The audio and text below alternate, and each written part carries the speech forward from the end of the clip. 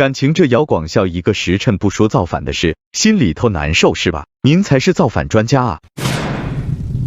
敢问好汉姓名？北子张二牛，此人名叫耿彪，与北子同样是指挥使的千户。他是土匪出身，生性恶劣，欺压百姓，如今已经被北子斩杀了。好，真不愧是一条好汉，这般干脆利落的手段，比本王的侍卫和太尉强多了。大王只要愿意打蒙古鞑子，北子手下的将士就是大王的人，从此跟随大王，奋勇杀敌。拜见肃王殿下。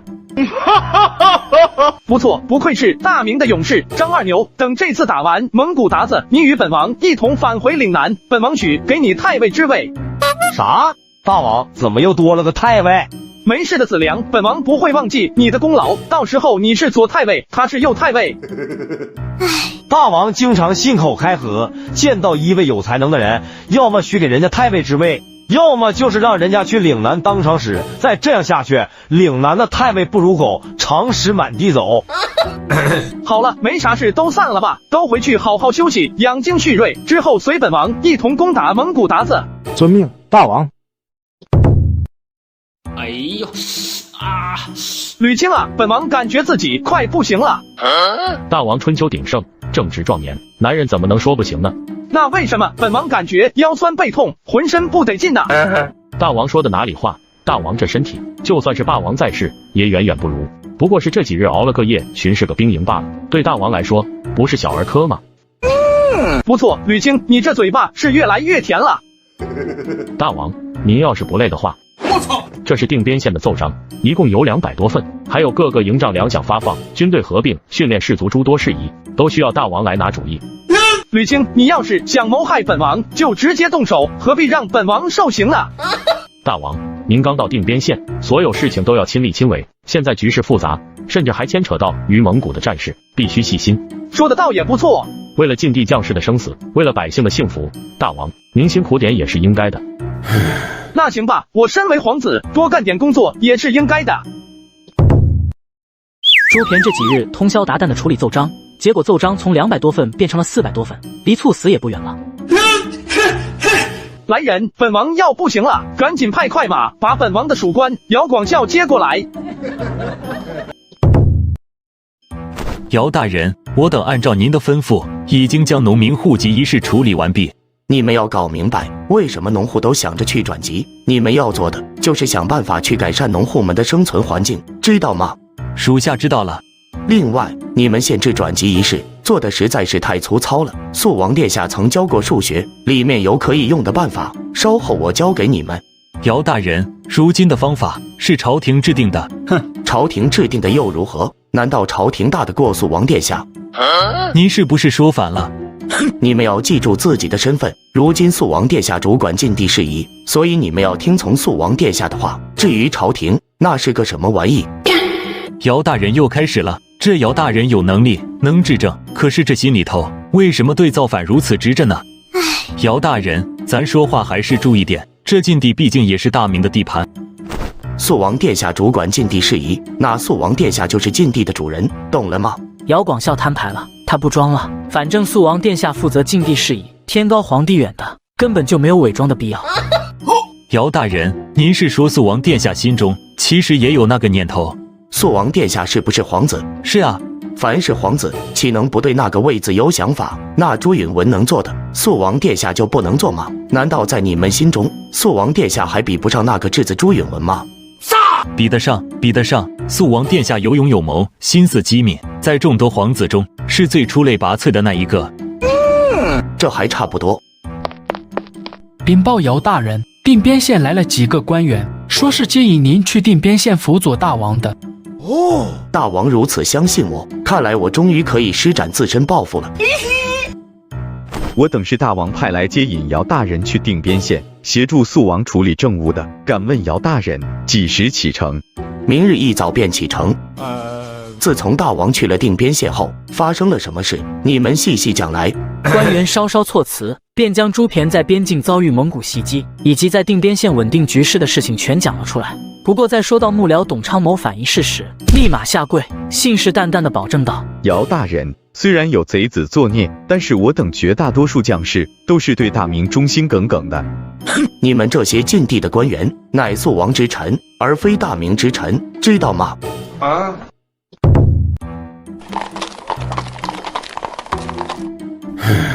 姚大人，您不用再试探我们了，我等对大明忠心耿耿，天地可见。您说这些谋逆的话，到底是有什么企图呢？你们还年轻，听恕一句劝，如今朝廷不公，晋地官员只有依附肃王殿下才有出路，跟着肃王殿下混，才有光明的未来。感情这姚广孝一个时辰不说造反的事，心里头难受是吧？我们晋地的这些官员谋逆，都是偷偷摸摸的，生怕被人发现。您倒好，上来就是扯虎皮，做大旗，顺便给官员武将们洗洗脑，就差来一手揭竿起义了。您才是造反专家啊！你们这些人与晋王的死脱不了干系，为今之计就是完全投靠肃王殿下，而且以后等肃王殿下成功了，你们就是从龙之功，这点道理都不懂吗？姚大人啊，您一直说造反的事，不就是想忽悠我们这些人，然后抓住我们这些人的把柄，好像朝廷邀功吗？别白费心思了，我们是不会上当的。不可理喻，贫僧会向朝廷邀功，你们太小看贫僧了，贫僧这是在为你们指一条明路，知道吗？拜见大王。广孝啊，你终于来了啊！本王想你想得好苦啊，你渴不渴？本王去给你倒杯茶。大王乃臣之主君，哪有让大王侍奉的道理？大王若是有事，尽管吩咐，卑职赴汤蹈火，在所不辞。姚广孝这人真能处啊，有事他是真上啊。定边县的政务太多，本王需要你的帮助。不过本王也处理了很多，现在就剩下500多份。广孝啊，你看你啥时候抽个时间把这些奏章处理一下？贫僧现在就处理。你从太原城刚回来，不先去休息休息？为王事业，鞠躬尽瘁，岂能在乎自己的身体？岭南长史张卫与之相比，简直就是个渣渣啊！张卫那老家伙，每次都得自己哄着才肯出力。瞧瞧姚广孝，人家这觉悟，甚至打算死而后已了。广孝啊，你还是别太拼命了。这样吧，一天最多工作8个时辰，如何？好家伙，一天总共12个时辰，大王您还真不客气，打算把姚广孝当驴使唤啊？贫僧自有分寸，大王请放心。那行，那这些事先交给你处理了，本王去歇息歇息了。是，大王。去军营中找3个最好的郎中。大王，这是要做什么？3个郎中轮流守着本王的属官，好好照顾他的身体，记住没？大王算你还有点良心。姚广孝的能力极强，在翻阅了众多奏章之后，以肃王的名义开始向晋地的将领下命令。第一，李肃等人有罪，但是现在晋地正是用人之际，所以准许李肃留在原职，戴罪立功。今后的功过如何，究竟是赏是罚，还要看李肃你们这些武官接下来的表现。第二，迅速查清董昌一伙谋逆的罪证，凡是与董昌有勾结的，一律抓捕。另外，董家的所有家产尽数充公，专用于将士的军饷与赏银。第三，就是定边县的军队事宜，为了迎接于蒙古鞑子的战事，所以军队全部由肃王殿下接管，统一训练，增强各部队之间的默契。吕青啊，看到没有，这才是人才啊！各项事宜都安排的妥妥当当啊！对，姚先生真是大才。肃王殿下这分明是要独揽大权啊！如果真这么做了，肃王殿下就完完全全掌握晋地了。难道说肃王殿下才是最大的反贼？哼，抱歉，本王有天子剑，真的可以为所欲为。本王打算亲自讨伐蒙古鞑子，今日召你们来，就是商讨出征之事。肃王殿下，关于出征一事，绝非小事，还得慎重啊。慎重？为何慎重？这肃王才来晋地没几个月，就想带着晋地的将士们出征，这是出征吗？分明是送死啊！肃王殿下，咱们可以构筑防线，若是蒙古鞑子来袭，咱们齐心协力，共同抵抗他们，今年晋地就绝对不会受到蒙古鞑子的侵袭。这是懦夫的表现，若是你们害怕，就躲在家里当缩头王八，自有吾等前去死战。我们也不是害怕，主要是晋地近来发生了诸多事情，土地贫瘠，民众凄苦，根本没有能力出征。肃王殿下，要不缓一段时间再说出征的事情。缓多长时间？要不缓个3、4年。3、4年？你咋不说30、40年呢？到时候你们抬着本王的尸体前去出征蒙古鞑子得了。这也是没办法的事啊！现在禁地没有粮饷，没有战马，大王征讨蒙古鞑子需要5、6万的士卒，还要有10几万的民众押送物资，需要的粮草更是不计其数。咱们禁地一求200，拿什么去征讨蒙古鞑子呢？其实本王也不是非要讨伐蒙古鞑子，主要是因为蒙古鞑子时常侵略我大明边境，若是我等一直柔善可欺，那蒙古鞑子就会愈发嚣张。只有把他们打疼了、打怕了，咱们才有发展前途。肃王殿下，您要是执意出兵，还请禀报朝廷，请朝廷发配粮饷战马支持，咱们才有一战的资格。要是禀报朝廷，朝廷定然不同意出兵，毕竟对于朝廷来说，只要能防住蒙古鞑子即可，非必要就不出兵。可是鬼力赤的出现，一直在统一收服蒙古各族。要是再这样发展下去，等鬼力赤掌握了全部蒙古部落，那实力暴涨后更加难办了。可是现在出兵，禁地确实很难支撑起一场战事。要是能把岭南和禁地换一换，那就爽了。等等，我不是还有万能的广孝叔吗？他肯定有法子。广孝啊，本王欲要讨伐蒙古鞑子，不知你可有什么办法？不妥，大王，如今禁地百废待兴，在这个时候去征讨蒙古鞑子，实为不智。其实你不知道，如今去讨伐蒙古鞑子是百年难遇的绝佳机会，本王实在是不想错过。只不过禁地太贫瘠了，支撑不起出征的消耗。如果大王非要征讨蒙古鞑子，贫僧倒有一策，能让大王如愿出兵。快请讲。其实抵抗蒙古鞑子绝不仅仅是禁地的事情，还有陕甘宁地区也要抵挡蒙古鞑子的。从大明北方开始，一直到燕王的北平的边境线上，有无数的军镇与卫所，共同构筑了大明的北方防线。对，然后呢？以禁地一番之地，确实很难出兵，但是我们可以联合所有军镇与卫所，让他们共同出兵。这样一来，禁地的压力就小了很多，大王也能如愿出兵征战了。广孝大才啊，请受我一拜。可是按照朝廷的命令，本王只能主管禁的事宜，其他的事情本王管不着啊。大王可以下令让其他军镇出兵出力。本王虽然是皇子，虽然颇有声望，但是那些军镇由朝廷统一管辖，根本不听本王的话啊。大王，您来禁地前，陛下交给了您什么东西？什么东西？天子剑啊！陛下把天子剑都交给您了。天子剑一出，谁敢不听从号令，您完全可以凭借天子剑号令陕甘宁3边的所有边镇，对他们发号施令。这有点不合朝廷的规矩吧？算不算滥用天子剑？大王，朝廷的规矩对您来说重要吗？反正谁也不知道这天子剑干嘛用的，您何不用这把剑狐假虎威？只要从其他军镇调来了兵，何必在意朝廷的看法呢？说的倒是不错。可是本王从其他军镇调来兵，其他军镇兵力空虚，蒙古鞑子趁机攻占怎么办？大王，贫僧都想好了，咱这一共有20个军镇，倘若每个军镇出2000兵力，那就是4万兵力，再加上太原城的5万兵力，那就接近于10万大军。10万部队可能拿不下应天城，但是和蒙古鞑子一战，应该是毫无问题的。看来和蒙古鞑子作战一事大有可为。本王这辈子的志向就是有机会要去和蒙古鞑子干一架，没想到这么快就如愿了。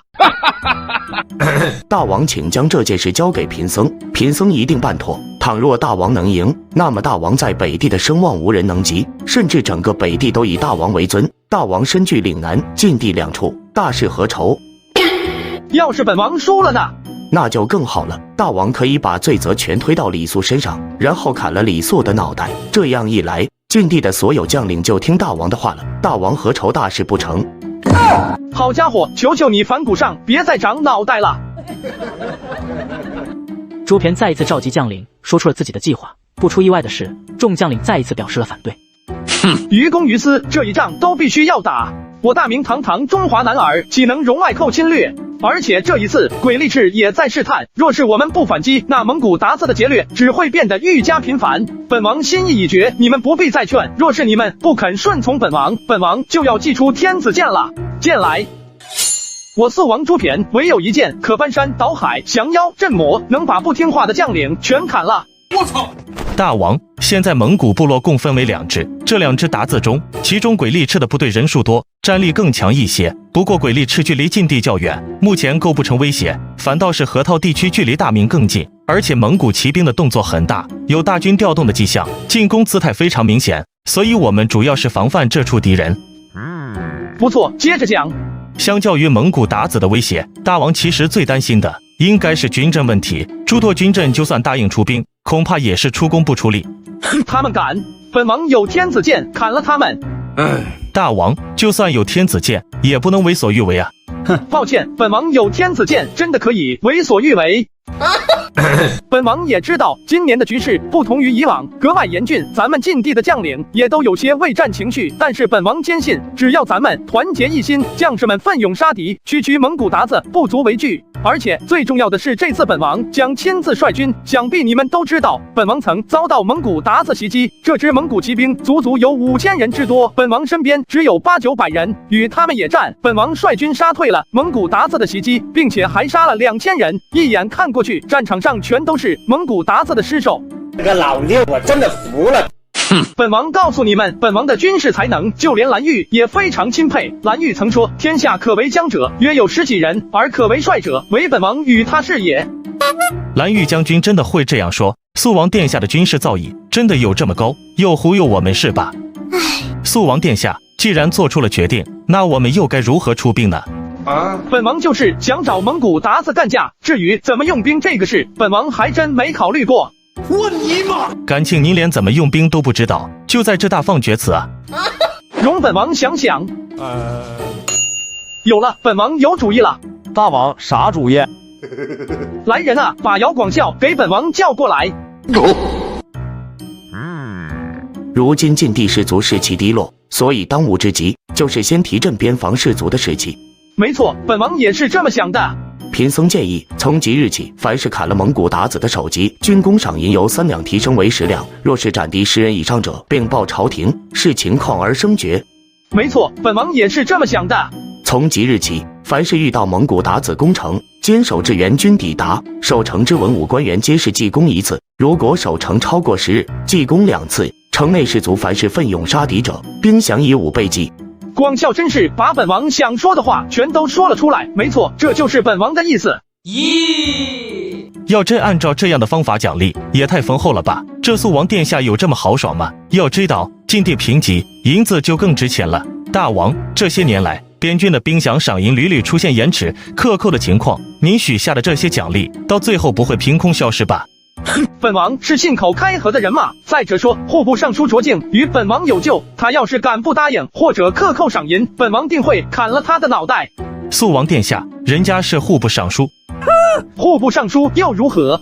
本王有天子剑，下斩佞臣，上斩昏。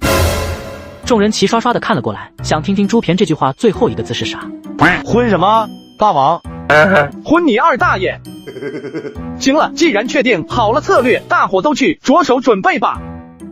日月山河永在，大明江山永在。程守德，等到各个军阵的士卒到来后，就由你来负责统帅训练。是，殿下。子良啊，你知道的，本王是最信任你的，所以呢，本王打算交给你5000勇猛的士卒，你作为先锋，干翻蒙古鞑子，斩将夺旗这种事，非你莫属。遵命，保证给大王安排的妥妥的。广孝，你身上的担子很重，但是禁地的后勤、钱粮、账目、军政这种事，其他人本王信不过，就全部交给你负责。不过你要是太累，这军中的人员你随意抽调，本王满足你的所有要求。为王事谋，臣一人即可。这不是胡闹吗？哪有这样干的？这位肃王殿下的胆子倒是真大，竟然敢用天子剑来号令各个军阵，逼迫各军阵抽调兵力。这可给了我一个好大的难题呀！指挥使大人，对于这份公文，您怎么看？你们怎么看？但凭周将军做决定。其实我最担心的还是肃王殿下此举到底是什么意思？蒙古鞑子势大，作战勇猛，肃王殿下从各个军阵抽调兵力，组成一支乱七八糟的军队，能打得赢蒙古鞑子吗？可肃王殿下是皇嗣，拥有陛下的天子剑，如果咱们拒不奉诏，就会得罪了肃王殿下。听说肃王殿下嚣张跋扈，在禁地经常砍人，十分凶残啊。所以我觉得很难办啊。难办？那咱们就不要办了。要是让肃王殿下的新军与蒙古人硬碰硬，恐怕占不到任何便宜。要我说啊，干脆咱们表面上遵从，背地里拖延敷衍，保存实力。本将军只是担心肃王殿下会战败，故而不愿冒险。如果按照你这么做，要置肃王殿下于死地，那本将军和卖国贼有什么区别？周指挥使，李将军也是为求自保。哼，自保！覆巢之下无完卵。我等军阵士卒的剑，永远是向外的。大敌当前，收起你们那些小心思。若是肃王战败，你以为咱们陕甘宁地区就会有好日子过？本将军告诉你们，咱们与肃王殿下一荣俱荣，一损俱损。指挥使的意思是咱们出兵？对。那咱们每个军阵出3000兵卒。先不着急，看看燕王那边如何。燕王距离陕甘宁地区较远，故而不会出兵，但是燕王或许会为了这边的军事行动，从燕地出兵，逼压河套地区，迫使蒙古鞑子回援。若燕王愿意配合，那咱们也全力配合肃王殿下，好好打赢这一仗。若燕王不配合，那本将军亲自去定边县一趟，向肃王殿下说明缘由，请肃王殿下放弃这次战事。好啊，18帝要打蒙古鞑子，我燕帝一定帮帮场子。邱福，你跟随本王多年，现在又是中军都督，本王打算让你去禁地一趟，协助18帝作战，如何？朱棣殿下，咱们真要去帮助禁地？自然，18帝打定主意要出征，我这个做哥哥的岂有不帮他的道理？再者说，蒙古鞑子不过是一群废物，18帝扫灭他们，不是很简单吗？您对肃王这么有自信？因为父皇也对18帝有信心，要不然能将天子剑赐给他，任由他在禁地做事。既然大王有此命令，卑职愿意前往禁地辅佐肃王殿下。好，本王瞧18帝这阵势，怕是和蒙古鞑子干大仗了，所以你也要好好抓住这次机会，拨立些战功。卑职明白。尽快赶到禁地，18帝在禁地人生地不熟的，又要统帅全军，恐怕现在忙不过来。你早些赶过去，也能早早为他多分担一些事情。是，卑职明天一早就出发。卑职奉燕王之命，特来辅佐肃王殿下，与殿下一同作战，攻打蒙古鞑子。我的朱棣哥哥果然仗义，连跟他作战多年的都督都给我送过来了，正好本王是缺将领的时候。征讨蒙古也是我等将士职责。不错，那个邱福啊，等歼灭蒙古鞑子后，你要不要考虑来我岭南？本王给你个上太尉当当。啥？上太尉？好家伙，大王您要不干脆组建一个太尉军好了，直接去攻打蒙古鞑子得了。大王，马上就要出征了，您得去军营阅兵，提升士气了。不准备下如何演讲吗？本王出口成章，口吐芬芳，还需要准备稿子？你以为本王和父皇一样是泥腿子出身，也太瞧不起本王了。大王，这毕竟是数万士卒面前，您可千万别出丑了，要不然丢的是皇家颜面。哼，你放心好了，本王无碍。各位将士们，本王乃洪武皇帝第18位皇子，号肃王。或许你们之前见过本王，或许也有人没见过本王。今日我们在大明的军旗下，在日月山河的照耀下，将出征蒙古，决意与敌军的主力决一死战。我们脚下的这片土地，有自父皇起，五次北征，无数将士泼洒的英雄血。此刻，他们就在天上看着我们呢。对面的敌军握着弯刀，他们做梦都想把我们的尸骨埋进他们的牧场，肥沃他们的土地，摧毁我们的房屋，践踏我们的土地。我们为了保卫自己的家园，别无选择。一旦退后，我们的祖宗会在地下抱头痛哭，因为他们的不孝儿孙，因为胆怯沦丧了他们用鲜血换来的土地。一旦后退，你们的妻儿老小将沦为奴隶，终身饱尝欺凌之苦。今日出征，有很多人会死去，或许本王也不例外。可本王的最后一道军令，如若你们看到本王落下马来，不要哀悼，不要停止冲锋，紧紧跟随军旗，握紧长矛，挥舞刀剑，至死方休。日月山河永在，大明江山永在。原来带着将士们打仗，居然是这么爽的一件事。这军队规模，这气势如虹，比自己窝在京城强多了。大王，行掌天下权，醉卧美人席。您现在距离那个位子只有一步之遥，只要您稍稍一哆嗦，那个位子就是您的。大王，您还在等什么？广孝啊，此事咱们先打完蒙古鞑子再说。将士们随我出征。当朱偏率军踏入到蒙古边境的时候，便感觉到与中原截然不同的环境。我去，这都是一望无际的高原，也没啥标志性建筑，也难怪匈奴不好打。在这样的环境里，将士们很容易迷路，甚至都找不到敌人，这还怎么打？大王为何烦恼？这荒无人烟的破地方，上哪去找蒙古鞑子呢？大王放心好了，向导不是说咱们只要沿着水流去找，就一定能找到蒙古鞑子吗？再说那蓝玉将军在如此恶劣环境下也能干翻蒙古大军，何况大王呢？那不一样，蓝玉这家伙是自带 GPS 定位系统，一下子就摸到了蒙古鞑子的老巢，歼灭了7万北元余孽，顺便凌辱了一下当时的北元王妃。要是本王这样的进度，不知道猴年马月才能找到蒙古老巢。大王要是觉得无聊，末将现在就率轻骑去为大王抓几个蒙古美女，陪大王解解闷，如何？世子良，如今是战时，别这么不着调。吕青，你怎么婆婆妈妈的？你记住你的身份，你是大王的护卫，不是大王的老妈子。你俩别吵了，子良啊，你也别为本王找蒙古女子了。为啥？那蓝玉好歹混了一个北元王妃，本王身为堂堂皇子，怎么着也得是个皇妃。大王有志气。犯我大明者，虽远必诛！杀啊！杀光蒙古鞑子！冲啊！可有蒙古鞑子的消息？这些天来，咱们大军一直沿着水流赶路，别说是蒙古鞑子了，就连个鬼影子都没瞧见。再这样下去，士卒们就要活活饿死了。禀报苏王殿下，从探子带回来的情报称是蒙古鞑子入侵少了许多，陆续离开了大明疆域，返回了草原。然而就在刚才，咱们又收到消息，驻扎在鄂托克旗的鬼力赤主力以及杭锦旗与清水河的基础分兵纷纷向西移动，似乎是打算前往阿拉善左旗的方向。在此之前，鬼力赤部落的主力大致在鄂托克地区，那里向东可以威胁陕西，向南可以威胁宁夏，向西可以威胁甘肃，牵制了我方军阵的绝大部分兵力。但现在蒙古鞑子的主力竟然开始向西移动，这又是为何呢？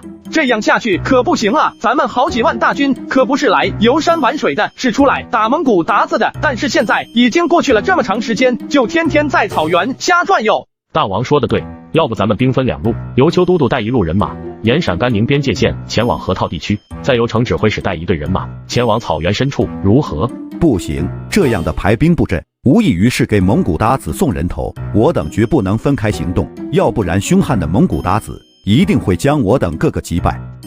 话虽如此，但眼下还能有其他办法吗？肃王殿下，要不我们找一些小的部落，随便放把火，也算是打了胜仗，然后就鸣金收兵吧，对朝廷也有个交代。这怎么能行？本王是要直捣黄龙的，找几个小蒙古部落算怎么回事？本王是要抓住鬼力赤那家伙，把他头给拧下来当夜壶。有了，本王有一个主意，本王率2000士卒前往漠北深处，亲自去打探蒙古鞑子的去向。不可啊！大王千金之躯，何必去冒险？这种打探情报的事，自然有其他人去做。程指挥使和邱都督都要统帅大军，其他人要么有要务在身，要么能力不够，只有本王每日跟着大军行走，无所事事。这种事情正应该本王去做。太危险了！要是大王您出了什么意外，我们该怎么向朝廷交代呢？蒙古鞑子向来以部落分居，其实我率2000士卒不引人注意，就算干不赢这蒙古鞑子，也很容易脱身，来去如风，根本不用担心。既然殿下非要这样做，那出兵后每3日必须派斥候回一次信息，也好让我等知道大王在什么地方。放心吧，本王做事一向稳妥。根据前世的历史记载，在鬼力赤部落称雄前期，大本营并不在归化城，而是在包头与呼和浩特之间的地方，也就是莫特右旗一带。此地距离我等约有700里，连夜急行军只需4-5日便能抵达此地。大王，你说的此地是什么地方？这里应该就是鬼力赤的老巢。鬼力赤的大军在前方游荡，咱们既然找不到他们的大军，倒不如去抄他们的后路，直接端了他的老巢。大王您在这地图上胡乱一点，就能点到鬼力赤的老巢。再说了，蒙古鞑子后方补给位置向来比大军的位置更隐蔽，大王连蒙古鞑子大军位置都找不到，就能深入漠北找到老巢位置，你逗我呢？其实本王是600年后穿越过来的，吕青你信吗？我信你个鬼！好吧，其实本王上知天文，下知地理，又擅长谋划推断。本王从蒙古鞑子的移动迹象中已经勘破了老巢位置，就是在这个地方。大王，你离开前曾答应了邱都督，每3天汇报大军的动态。如今执意要攻占蒙古老巢，岂不是出尔反尔？大王，您可是禁地大军的主心骨，倘若您要是消失不见，那大军就成了一盘散沙。接下来又该如何应对战事呢？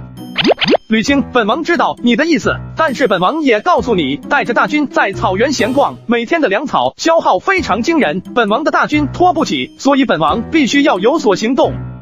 大王，您心中到底是怎么想的？本王的目的很简单，就是以牙还牙，以眼还眼。蒙古鞑子胆敢欺负我汉族百姓，那本王就要率领将士们去攻占蒙古鞑子的老巢。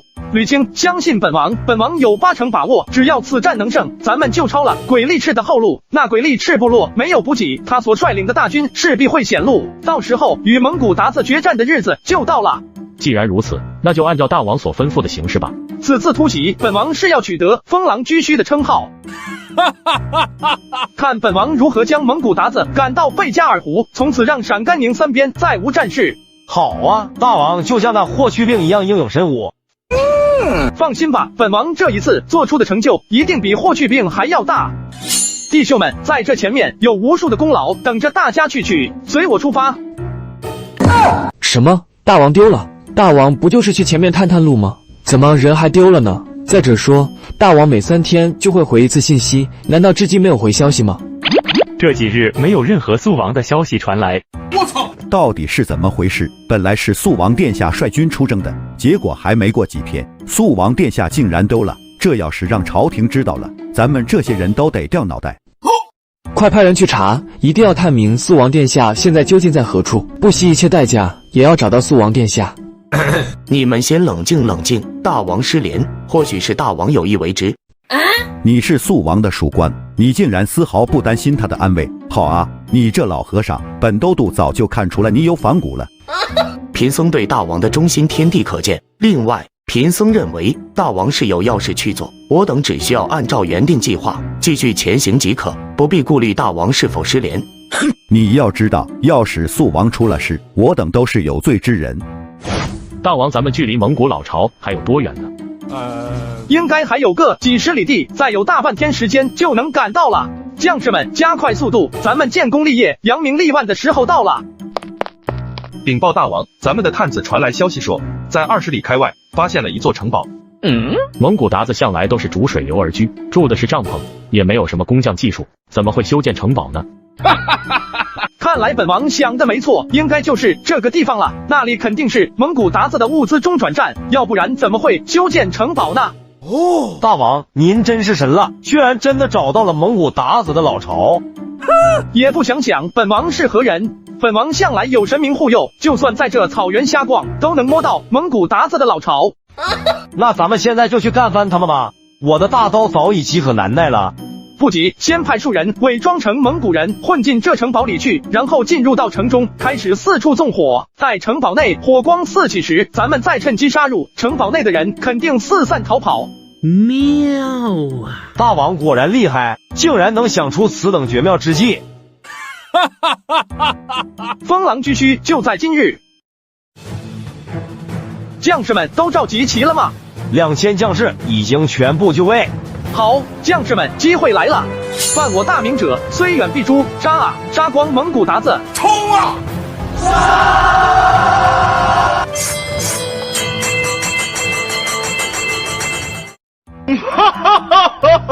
吕青，此战过后，咱们就一战封神了，大明战神非我莫属。大王之勇无人能及，抛弃大军来到漠北作战，想必此刻的城指挥使和邱都督都急疯了，正四处找大王呢。王在外，将令有所不受嘛。不过本王好歹断了蒙古鞑子的后路。大王，你又去干什么？本王蘸点血，打算在这城墙上写个速王朱骈，到此一游。大王，你可是皇子啊，就不能成熟点吗？徐达，命你点10万大军，朕要亲自征讨蒙古。拉布里，听说愚蠢的大明人出征了。没错，大首领，这一次明军出征人数大约为7万人，此刻他们正在准噶尔旗一带游荡。哼，愚蠢的大明人，准噶尔其一带连个鬼影子都没有，真不知道他们在那里干什么。难不成他们觉得本首领会在那里等着他们？那大明的元帅是谁？据手下打探的消息，好像是大明的皇子，名叫朱骈。不过他是岭南的皇子，此次却主管晋的事宜，甚至还要出征咱们蒙古，真够奇怪的。哼，大明是不是没人了？竟然把一个皇子派到晋地，甚至还妄想出征咱们蒙古，他是不是觉得咱们蒙古都是软柿子？或许他是想拿咱们蒙古刷战功。想得到美，也不怕磕掉他的牙。这些大明人没了蓝玉，本首领在这天底下还能怕谁？大首领，要不我等派出小股部队骚扰他们？不必，就让他们在草原上瞎逛吧。反正他们无论如何也找不到咱们中军的位置，等他们逛累了，自然就回去了。大首领聪慧，任谁也不会想到咱们中军会如此隐蔽。等大明军队撤军的时候，咱们可以派出一支军队偷袭他们的粮道，只要他们的粮道一断，那大明军队就犹如无根之水。大首领高见。本首领的智慧岂是那朱骈能比的？这种办法也只有本首领才能想得出来。禀大首领，大事不好了，咱们位于土默特右旗的营地被偷袭了。什么？谁他娘干的？是大明人干的，他们找到了咱们的营地，并且击败了咱们的将士。什么？大明军队是如何神不知鬼不觉摸到了那个地方？咱们的将士死亡无数，还有那些粮草、马匹、军需物资，全被大明人烧得一干二净。什么？咱们家还被偷了？这可是军需物资啊！要是没了这些物资，我们在草原上可就成了孤魂野鬼了。来人啊！大明人不当人死，竟然偷袭了土默特右旗的营地，咱们现在就杀回去。大首领，不可。你在教我做事？大首领，或许大明人阴差阳错找到了咱们的营地，然后偷袭得手。现在咱们赶回去，大明人早就跑了，咱们不是白跑一趟。再者说，咱们现在赶回去，大军的行踪很容易暴露，万一再遇到了大明军队，那咱们能打得过吗？大首领，咱们现在的军队只有3-4万人马。你的意思是？大首领，您现在回是回不去了。如今之计，只有向南攻占大明人的土地，抢夺大明人的物资，咱们这支军队才有可能存活下来。既然大明人敢偷袭我们的营地，那么要战，那便战。大首领，还请节哀，不要让愤怒蒙蔽你的双眼。讲屁话没有用，让大明人也节哀。眼下只能进攻大明的接州城，这无疑是一次极大的冒险。因为这一次战斗，不仅要打得赢，还得打得快，打完就跑，不能让游荡在草原的大明军队反应过来。是，大首领。速度再快一点。大王，咱们已经连续赶了4天路了，将士们已经累得不行了。咱们刚打了胜仗，我理解您想炫耀的心情，可是您能不能缓一缓，好歹让将士们歇息片刻？本王觉得那鬼力赤那家伙会主动暴露行踪，咱们要是回去晚了，就赶不上战事了。不会吧？蒙古鞑子会主动暴露行踪？这可不好说，咱们灭了他们的后方大本营，这下他们没了后勤保障，要么逃窜回漠北深处，要么就狗急跳墙。怎么跳墙呢？我要是鬼力赤那家伙没了后勤保障，肯定就去抢大明百姓的。不好！大王，怎么了？蒙古鞑子极有可能进攻接州城。接州城位于甘肃境内，城内十分繁华与富足，对于他们蒙古来说，就算是无法攻破城池，只要能在接州境内大肆抢劫一番，也不会空手而归。所以咱们必须得全速赶回去，晚了恐怕就来不及了。已经10几天了，还没有肃王殿下的消息。完了，全完了！肃王殿下，您要是再不出现，我们都要坐着囚车回应天城了。不必担心，大王或许有什么事耽搁了，用不了多久，大王就会赶回来的。哼，你这个妖僧，竟在这妖言惑众！要是一开始散出大量探子，恐怕现在已经找到大王的位置了，何至于在这里担惊受怕？你们爱信不信。咱们如今只能将此地的情况如实禀报朝廷。可是我等犯下如此大错，朝廷只要知道肃王殿下人丢了，恐怕立刻就会派人缉拿我等。现在禀报朝廷，咱们还能留一条全尸。要是等朝廷知道了，那咱们全家都要一块上路。程守德，你也不想让全家陪你一块升天吧？说不定肃王殿下真的有事耽搁了，说不定肃王殿下偷袭了蒙古鞑子的部落，取得了大胜，现在正在往回赶呢。哼，你觉得可能吗？你怎么不说肃王殿下深入漠北，一举端了蒙古鞑子的老巢呢？也不是没这个可能。我不是贬低肃王殿下，只不过你觉得肃王殿下的军事才能与汉时的霍去病比之如何？肯定不如。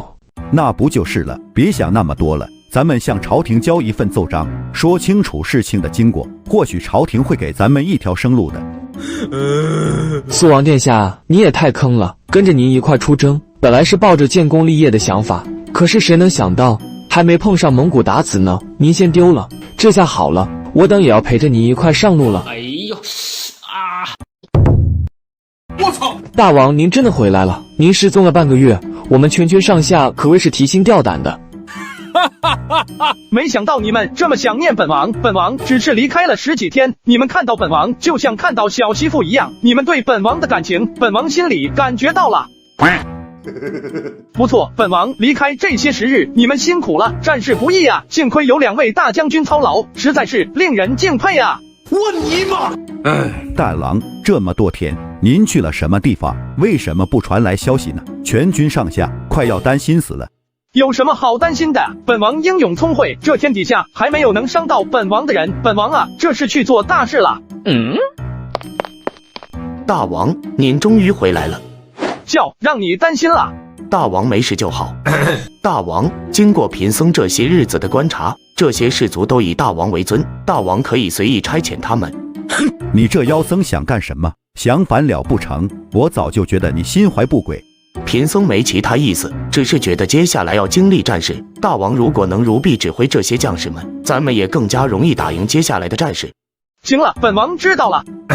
本王这次偷袭取得了空前的胜利，本王一举端掉了蒙古鞑子的老巢。咦，你们这什么眼神？不相信本王？本王什么时候说过谎？本王率2000将士长驱直入800里，一举成功偷袭蒙古鞑子的后勤营地，杀敌3000余人。大王说的是真的，我是当事人，可以作证。大王真的灭了蒙古老巢。我操！肃王殿下真的在这茫茫草原上端掉了蒙古鞑子的老巢。大王，你这是怎么做到的？竟然真的能立下堪比霍去病一样的功劳。就本王这才能，小小蒙古鞑子不足为惧，凭本王的聪明才智，我一人一马便可灭了他们这些小渣渣。本王认为鬼力赤失去了后勤保障，势必会陷入疯狂，甚至主动攻打咱们大明边界。鬼力赤有这个胆子吗？平常没有，可现在有。对于如今的鬼力赤来讲，十分渴望物资，所以他会先掠夺足够的物资，再向草原深处逃窜。本王认为有80%的可能他会攻打接州城。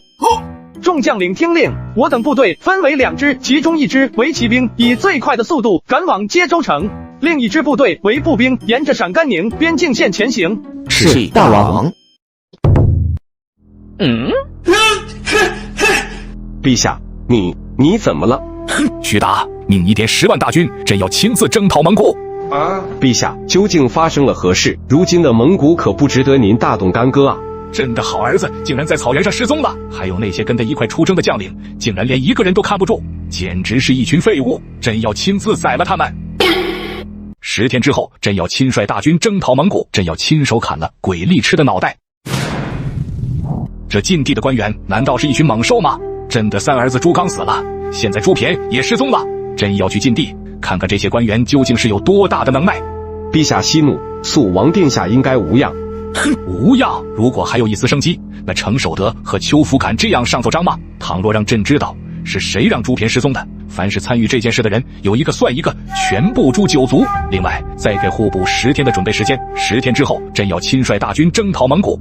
陛下，您的身体无碍，朕的身体足够能支撑到草原，朕要亲手砍了鬼力赤的脑袋。启奏陛下，800里加急边关发来了奏章。朕的伙儿不错不错，竟然能立下如此丰功伟绩，疾驰数百里，一举端掉了蒙古鞑子的老巢。徐达，你快看看！恭喜陛下，贺喜陛下！肃王殿下不仅转危为安，甚至还断了蒙古鞑子的后路。肃王殿下一个人杀了3000多蒙古鞑子，我是不是年纪大了，眼前出现幻觉了，一人杀了3000个。真不愧是朕的虎儿啊！率领2000轻骑就敢深入漠北，端掉了蒙古鞑子的老巢。不对，好他个猪骈！他这个逆子刚愎自用，本来可以派人前去后方，可他非要亲自带队，朕怎么会有如此愚蠢的逆子？陛下，或许只有肃王殿下才能找到那里。那他就不知道事先说一声，害得别人担惊受怕。他要是一出事，不知道会有多少人因为他死去。陛下，肃王殿下此举应该是为了隐藏行踪。隐藏个屁！朕看他是无法无天，嚣张跋扈。等他回京后，朕非要扒了他的裤子，好好揍他一顿，以消我心头之恨。本王抬棺灭蒙是要与全体将士共存亡，不成功便成仁。前有左宗棠抬棺进江，不对，应该是前有我朱骈抬棺灭蒙，后有左宗棠抬棺进江。吕青啊，你说父皇看了本王的奏章，会不会高兴的从地上蹦起来？大王，咱们虽然打了胜仗，可是您的奏章写得太离谱了，一个人杀了3000蒙古鞑子，这话说出去谁信呢？吕青，你敢质疑大王？大王，陛下看到您的喜报，别说是从地上蹦起来了，恐怕还是一蹦3尺高的那种。还是你小子行。本王听说啊，从前得胜之军归来的时候，皇帝为了表示重视，不光出城迎接，甚至还会亲自脱下主将的鞋子，表示自己的爱才之意。本王立下汗马功劳，不知道能不能享受这个待遇。大王，别说是脱鞋子了，陛下说不定能把你裤子都给扒了啊！卧槽，起风了，本王的棺材板快压不住了。这一次行动必须要快，而且还要劫掠粮草。咱们总计出动了4万兵马，基本上是全部兵力了。咱们与汉人不同，绵长的边境线上到处都是军阵，只要陷入拉锯战，汉人就能很快赶来支援。要不是狗日的大明人截断了我们的后路，怎么会落到这样的下场？杀不进去，退不出来，在这里吊着，难受的一批。拜见大首领，我等探马已探回消息，附近的明军军阵可有什么异动？禀报大首领，以西300里并未发现大明军队的踪迹。接州城的守军有3000将士，其中弓箭手1000名。离接州城最近的固原军阵，前些日子被抽调了3000余人，如今只剩下万余人。指挥使名字叫做宣斌，此人经历大小战事20余场，经验丰富。既然如此，全军休整1个时辰之后，目标接州城。鬼力赤的目标是我们固原军阵的接州城，我等士卒只有1万余人，蒙古部队有3万余，看似打不过。不过再有7天时间，肃王殿下就会率大军赶来，到时候前后夹击蒙古鞑子，蒙古军队避免，我等便是大明的功臣。全军即刻赶去接州城，坚守7天。这7天内，我不要伤亡数字，只要接州城。遵命，宣指挥使。本首领想不明白，为什么你们都在说项羽被困垓下，仿佛这接州城对于我们注定是凶多吉少。但是遥想先祖当年那种勃勃生机、万物竞发的场面，时常出现在脑海中。短短上百年，蒙古部落竟沦落至此，这里竟然要变成本首领的葬身之地了吗？无论怎么讲，3万对8000，优势在我。全军听令，给我拿下此城！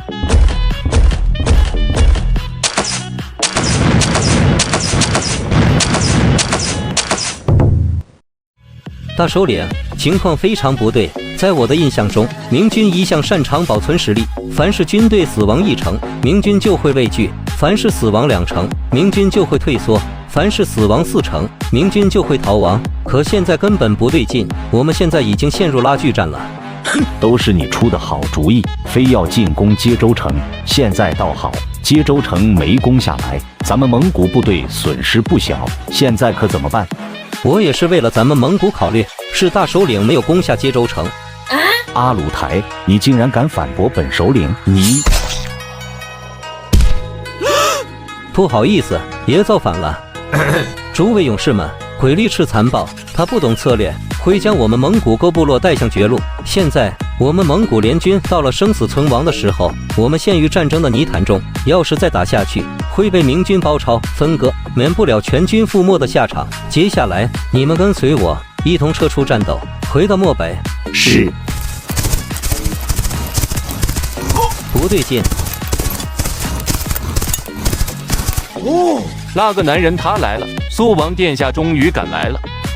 我操！明军怎么来得如此快？明军部队又是怎么知道我们在攻打接州城？又是如何快速赶过来的？还来得这么巧？我才刚刚造反成功啊，屁股还没在大首领的位子上暖热呢，现在就被明军包抄了后路。要是被杀了，我不就成了史上最短命的蒙古大首领？快逃啊！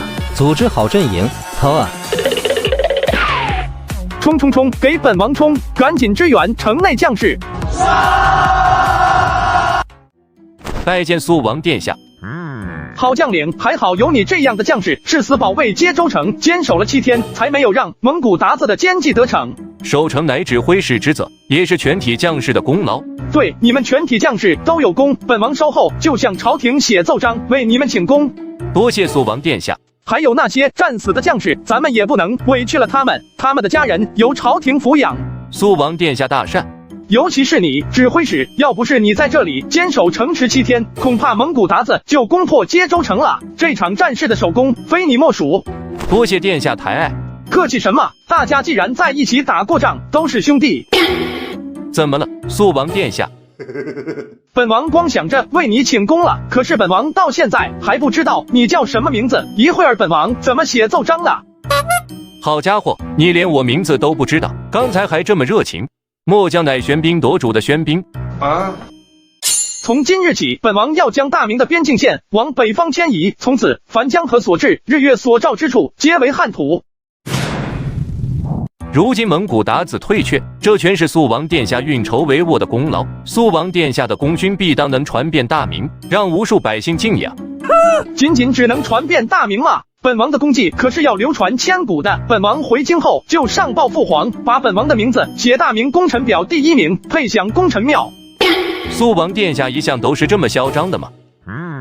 不过眼下最要紧的还是追击蒙古军队一事，你们说说咱们该怎么追？肃王殿下，如今蒙古鞑子已经溃败，咱们也算是立下了不是奇功，也都成了朝廷的功臣。现在去花大力气追赶蒙古鞑子，有点得不偿失。正因为蒙古军队溃败，所以咱们才要抓住这个机会，穷追猛打，势必要一举消灭蒙古军队，消除我大明数十年的边关隐患。那如何追赶溃败的蒙古部队呢？很简单，本王率军追赶。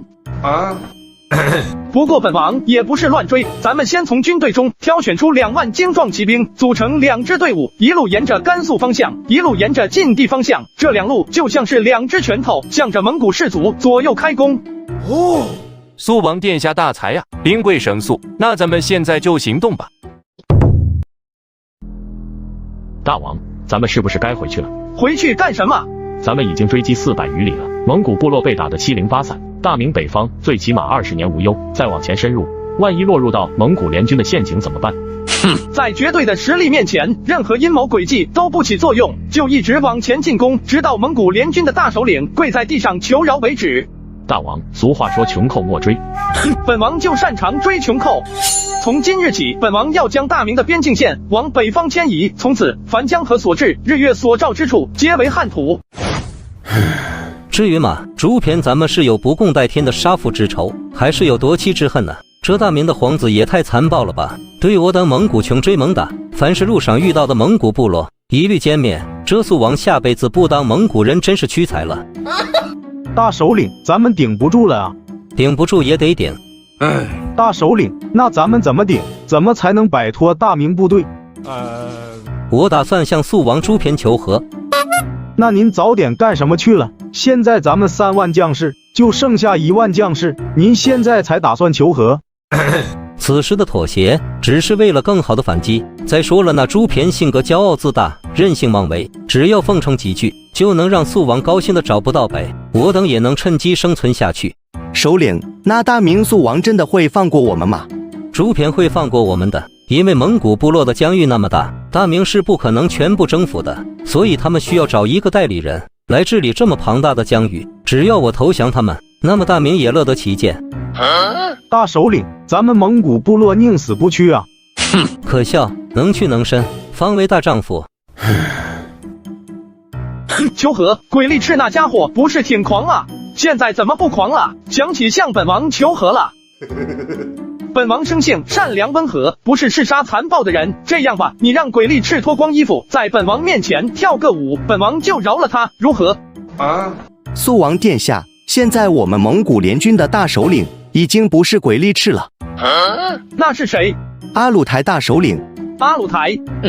这个阿鲁台应该就是历史上记载的那个和明成祖朱棣纠缠半生的蒙古首领，只不过他杀鬼力赤的时候提前了。因为历史记载，在永乐初期时，阿鲁台袭杀鬼力赤，随后拥立元义本雅失礼为可汗，自称太师。次年，他杀了明史郭季，全歼名将邱福，所率10万明军，逼得朱棣亲率50万大军北征。这个阿鲁台阴得很，可比鲁莽的鬼力赤威胁大多了。你说吧，阿鲁台想怎么投降？肃王殿下，我家大首领敬佩您的武力，甘愿奉大明为主，永世侍奉，每年向大明缴纳丰厚的牛羊，以换取大明的恩赐。好，我代表大明同意了。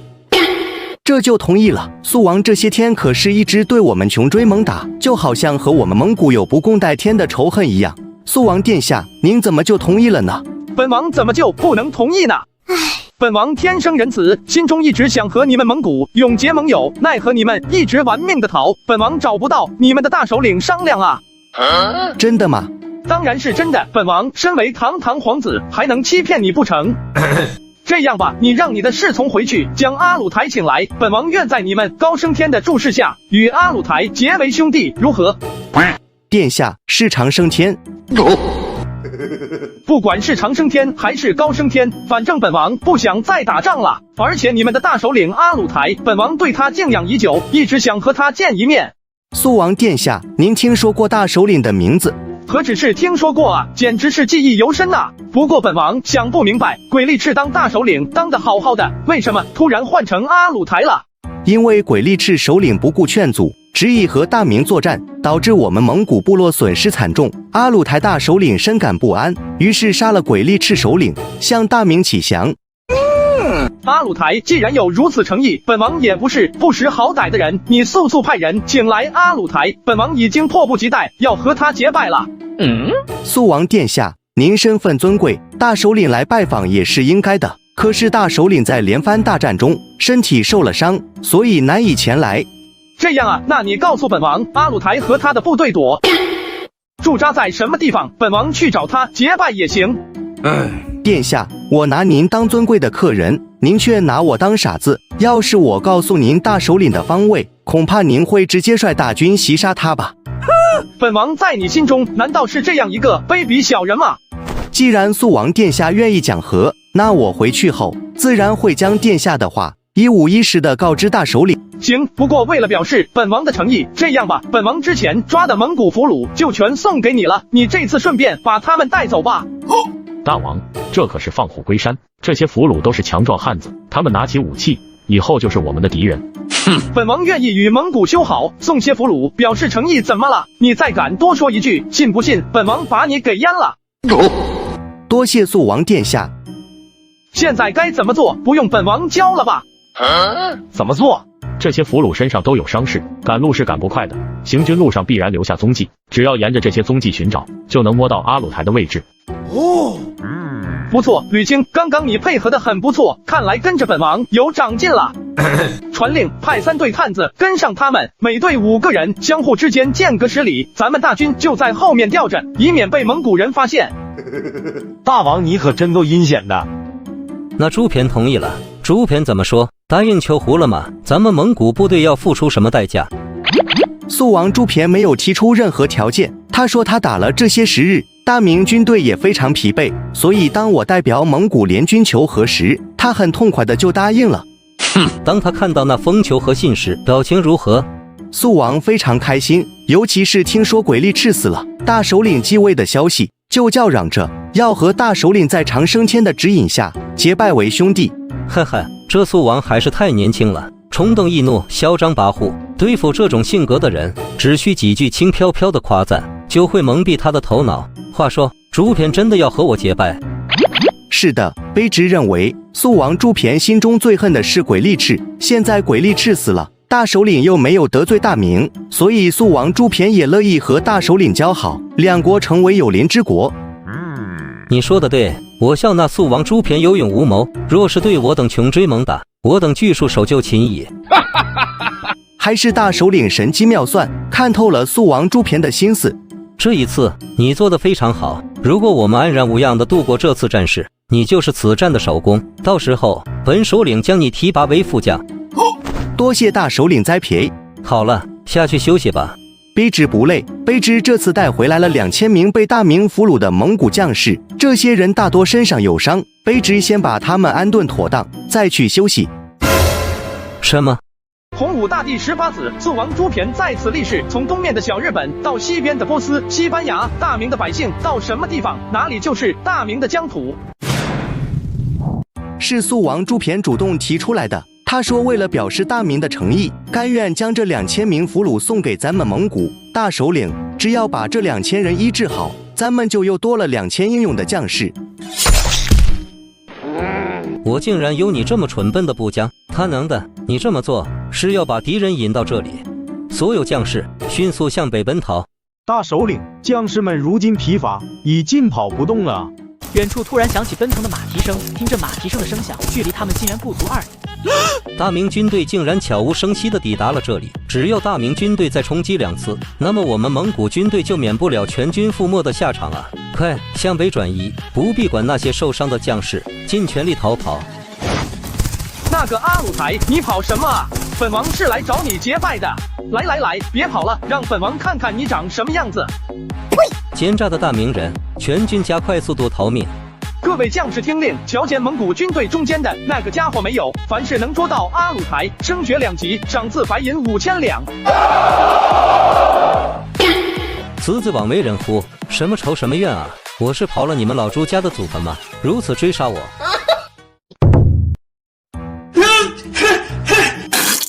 我阿鲁台什么时候受过如此屈辱？大首领，没事死不了，也不知道我还能坚持多久，还能不能活着回到我的部落。大首领，要不让将士们歇息吧？现在已经天黑了，而且咱们应该甩明军有50多里了，估计他们追不上了。看起来50里虽然挺远了，但是对于骑兵来说，也就1个时辰的事。就算天黑，明军不好追击，可是等到天亮，他们就会发现咱们走过的踪迹。如今正是咱们生死存亡之际，倘若我们放松警惕，那么就一定会命丧于此。大首领，您是不是和那素王朱骈有仇啊？今日打仗时，素王一直盯着您猛攻，看那架势，似乎和您不死不休。我也不知道啊，按理说明军收获了如此大胜，不应该鸣金收兵吗？我们现在只是一队溃军，至于这样穷追猛打吗？把马匹杀了吧，给将士们吃了补充一下体力，休整片刻，我们继续赶路。阿鲁台军队逃上一处山崖，再也没有前进的道路。如今如果我等回头，就变成了砧板上的鱼肉，被大明人欺辱，从陡坡下去，说不定还能博得一条生路。大首领同去。没想到阿鲁台这家伙倒是挺有骨气的，宁愿把马杀了，也不愿意投降。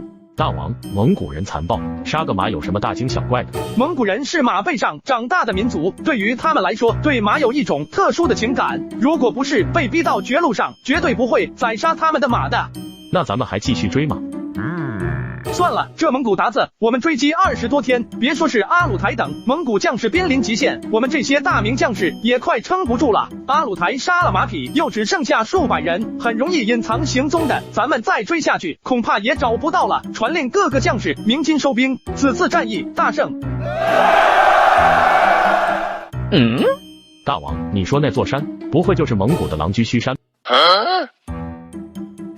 还真是，狼居胥山是蒙古人祭祀神灵的地方，称得上是蒙古圣地。在汉朝时，霍去病渡河追击匈奴2000多里，杀了匈奴左贤王7万多人，大获全胜，最后乘胜追杀至狼居胥山，在狼居胥山举行了祭天封礼，又在孤眼山举行祭地禅礼。经此一战，匈奴远遁，漠南无王庭。所以对于中国武将来说，最高成就是封狼居胥。泱泱华夏1000多年，能达到封狼居胥成就的才不过4人：霍去病、窦宪、李靖、蓝玉，而我朱骈就是第5个人。大王，您要不也像前人一样，在这狼居胥山祭祀上天，然后乐时留名？这狼居胥山对于蒙古部落来说是个圣山。可是对于本王来说，和普通的山没什么两样，不会因为祭祀上天咱们就能取得胜利，也不会因为没有祭祀上天咱们就会失败。大王说的倒也没错。不过咱们既然来到狼居胥山，不祭祀一番又说不过去。这样吧，咱们不祭祀上天，而是祭奠大明死去的将士，让他们的英灵在天上安息。好，都听大王的。今日本王率领大明的将士击败蒙古，一路追击至狼居胥山，杀鬼力赤，拜阿鲁台，诛灭蒙古部落20余个，我们获得了胜利。我汉人与北方民族交战上千年，死亡的将士不计其数，凡是死在北方民族的将士们，你们在天有灵，佑我大明无恙，复我汉族千年荣光。洪武大帝18子肃王朱骈在此立誓，从遥远的西伯利亚一直蔓延到南方的好望角，从东面的小日本到西边的波斯、西班牙，大明的百姓到什么地方，哪里就是大明的疆土。这一次，大明人要屹立在世界之巅，让世界以大明人为尊。等回到晋地后，本王便向朝廷为你们请功，你们每个人升爵，不升2爵。大王，这可有数千人，要是都升爵的话，大明可负担不起，陛下不会同意的。本王立下了这么大的功劳，那老头子会这么小气，连点爵位都不给？要是他敢不同意，信不信本王掀翻了他的皇宫？将士们，战事已经结束了，我们要回家了。大王，您没受伤吧？本王英勇神武，还能有啥事？吕青，快将本王的功绩告诉他们。吕青一五一十的将朱骈追击路上发生的事情全讲了一遍。当听到朱骈在狼居胥山上祭天时，两人都激动了起来。封狼居胥，这等荣誉，为什么我们就没赶上呢？没事，以后机会多的是。等春暖花开的时候，咱们组织一次游玩，顺便带上父皇还有朝中的文武大臣，都去狼居胥山看看，刷刷战功。肃王殿下，封狼居胥这般荣耀，岂是这么容易获得的？只有像肃王殿下这般长驱直入上千里，打得蒙古鞑子抱头鼠窜，才能拥有这无上荣光。说的也是，你们说本王的功劳比之当年的冠军侯霍去病如何？肃王殿下击破蒙古联军是前所未有的大功劳，可是霍去病毕竟是古人，又是大功，无法比较啊。那本王与今朝的蓝玉相比呢？当初蓝将军攻打蒙古时，士卒比大王所率领的士卒装备精良。这么说，本王比蓝玉还要厉害了。那本王和父皇比起来呢？父皇当年和陈友谅决战前，可是向蒙古人求和过。嘿嘿，你说本王是不是比父皇厉害多了？这话您说不碍事，毕竟陛下不能拿你怎么样。可是我要是说了，那可就是诛九族的大罪。走走走，咱们回晋地。阿鲁台，你在草原上竟然像条狗一样被大明人驱逐，真是把蒙古的脸丢尽了。还好你命大，遇到了我的族民，把你抬了回来。哼，感谢您，马哈木大人。要不是您出手搭救，此时的我已经去见长生天了。哼，你阿鲁台还会服软？自捕鱼洱海一战后，蒙古分裂为东蒙古和西蒙古，也就是鞑靼和瓦剌的前身。阿鲁台所属的阿苏特部是东蒙古，也就是后来的鞑靼。鞑靼和瓦剌私底下关系很不好，时常发生战争。尊贵的大首领，您既然救了我的性命，我愿意率领阿苏特部的所有子民投效您，甘愿受您驱使。好，朕这就把大明皇位送给朱骈。朕得18子朱骈如此勇猛，竟把3万蒙古鞑子尽数歼灭。肃王殿下，卑职恭喜大王。此战过后，大王必定名垂青史。何止啊，本王是要流芳千古的。从接州城一路打到漠北，实在是大长我汉人之志气。从此往后，蒙古人再也不敢木马南下了。我邱福从军20余年，征战沙场30余次，从未打过如此痛快的胜仗，这多亏了大王的英明指挥呀！肃王殿下，等您回到京城后，威望必将如日中天。那本王问你，本王的威望能超过父皇吗？你想让我掉脑袋就直说。本次大胜也离不开各位将士的支持，这段时日里，众位将军辛苦了。不辛苦，卑职只觉得浑身都是力气，还能与蒙古鞑子再战一场。哈哈，以后还有机会的。本王已经处理好了战事，但是晋地的百姓们困苦不堪，生活条件极差。接下来，本王会想办法让百姓们吃饱肚子，这件事离不开大家的鼎力相助。大王尽管吩咐，卑职等人赴汤蹈火，在所不辞。当然了，本王也不会亏待大家，稍后本王便会写一篇奏章，将各位的功劳禀报给朝廷，让朝廷为各位论功行赏。哦。虽然战事已经打完了，但是战后还有不少事务。既然大家都在这里，那今日便把战后事务确定下来，避免以后手忙脚乱。宣旨挥使，这次有大功，固原军阵损失惨重，稍后本王会为军阵调拨兵力，还有这次战事斩获的物资也会分给固原军阵一成。谢大王。传令各军这段时间内损耗的兵器、军马、箭矢、粮草都要及时补充，各军还是继续保持日常操练，绝不可放松。是大王。接下来的几天时间，朱骈和吕钦等人正在打量这次斩获蒙古鞑子的物资。没想到蒙古女子还挺漂亮的，你们可有什么才艺，例如跳舞、歌唱之类的？大王，我们会跳舞。不错，稍后你们去本王房间，本王教你们个舞蹈，就叫极乐净土。等本王回到京城后，你们便给父皇跳一段极乐净土，为父皇庆贺。这世上哪有像本王这么孝顺的儿子，在外打仗也不忘为父皇着想，就是不知道父皇年龄这么大了，能不能顶住？大捷，前方传来大捷，皇帝的第18个儿子肃王殿下朱骈率领各个军阵的将士，驱赶蒙古联军1000多里，全歼了蒙古鞑子，斩首3万余，俘虏5000余，缴获战马5万匹，牛羊无数。经此一战，蒙古各部落元气大伤，再也不可能侵袭我大明边境了。肃王殿下也太厉害了吧！不但爱护咱们百姓，不让咱们百姓受饿受冷，又怕咱们受欺负，带着部队去草原干蒙古鞑子。肃王殿下竟然为了我们做了这么多的事情。是啊，老朽空活几十年，从未见过这么好的官。若是肃王殿下在咱们禁地当藩王，咱们禁地何愁不富不强？肃王殿下虽然不是咱们禁地的藩王，但胜似藩王。在听说了朱骈率军歼灭了蒙古鞑子的消息后，百姓们可谓是群情鼎沸，欢声笑语，这般景象可谓是普天同庆也不为过。你们说皇帝的18子都如此厉害，那前面的17个儿子岂不是更猛？想什么呢？这可是肃王殿下啊！我听别人说，肃王殿下13岁就离开了京城，只身1人前去岭南就藩。肃王殿下只用了3年时间，就搞定了南方的土司，而且岭南的百姓吃得饱，穿得暖，小日子过得非常不错。这也太牛掰了吧！前些日子，咱们境地不是来了一批岭南的客商吗？他们竟然无偿给咱们送了番薯物资，听说就是肃王殿下的主意。这些人在谈起肃王殿下的时候，无一不竖起大拇指。是啊，看来肃王殿下文能安国，武能守疆，真希望他能在晋的多待一段时间。李铁柱，你干什么？这大喜的日子，怎么还像个娘们一样哭哭啼啼的？我老母死在蒙古人的手上，肃王殿下为我报了血海深仇，我李铁柱要回家为肃王殿下立一块长生牌位。何大，你说肃王朱骈前些日子一举端掉了蒙古鞑子的老巢，这件事是不是真的？谁知道呢？不过肃王的话嘛，信一半就不错了。我估计啊，肃王殿下率领大军在草原深处转悠了一圈，顺手灭了几个小部落，然后便大肆吹捧。说的有些道理，不过之前的那封奏章说的有板有眼，难道还能有假？你呀，就是太年轻了。正所谓捷报，捷报不夸大其词，还能称之为捷报吗？咱们大明的老传统了，有什么好奇怪的？但我看不像是假的。哼，你说说，肃王殿下他有这个本事吗？何大人啊，慎言啊，那肃王可是皇子，不是咱们能讨论的。你怕他？我可不怕他。他玷污我儒学经典，我骂他几句怎么了？别说我现在骂他，就算我到了陛下那里，也照骂不误。这叫做什么？文人风骨，懂吗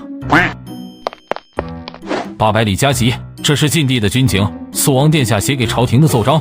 军情如何？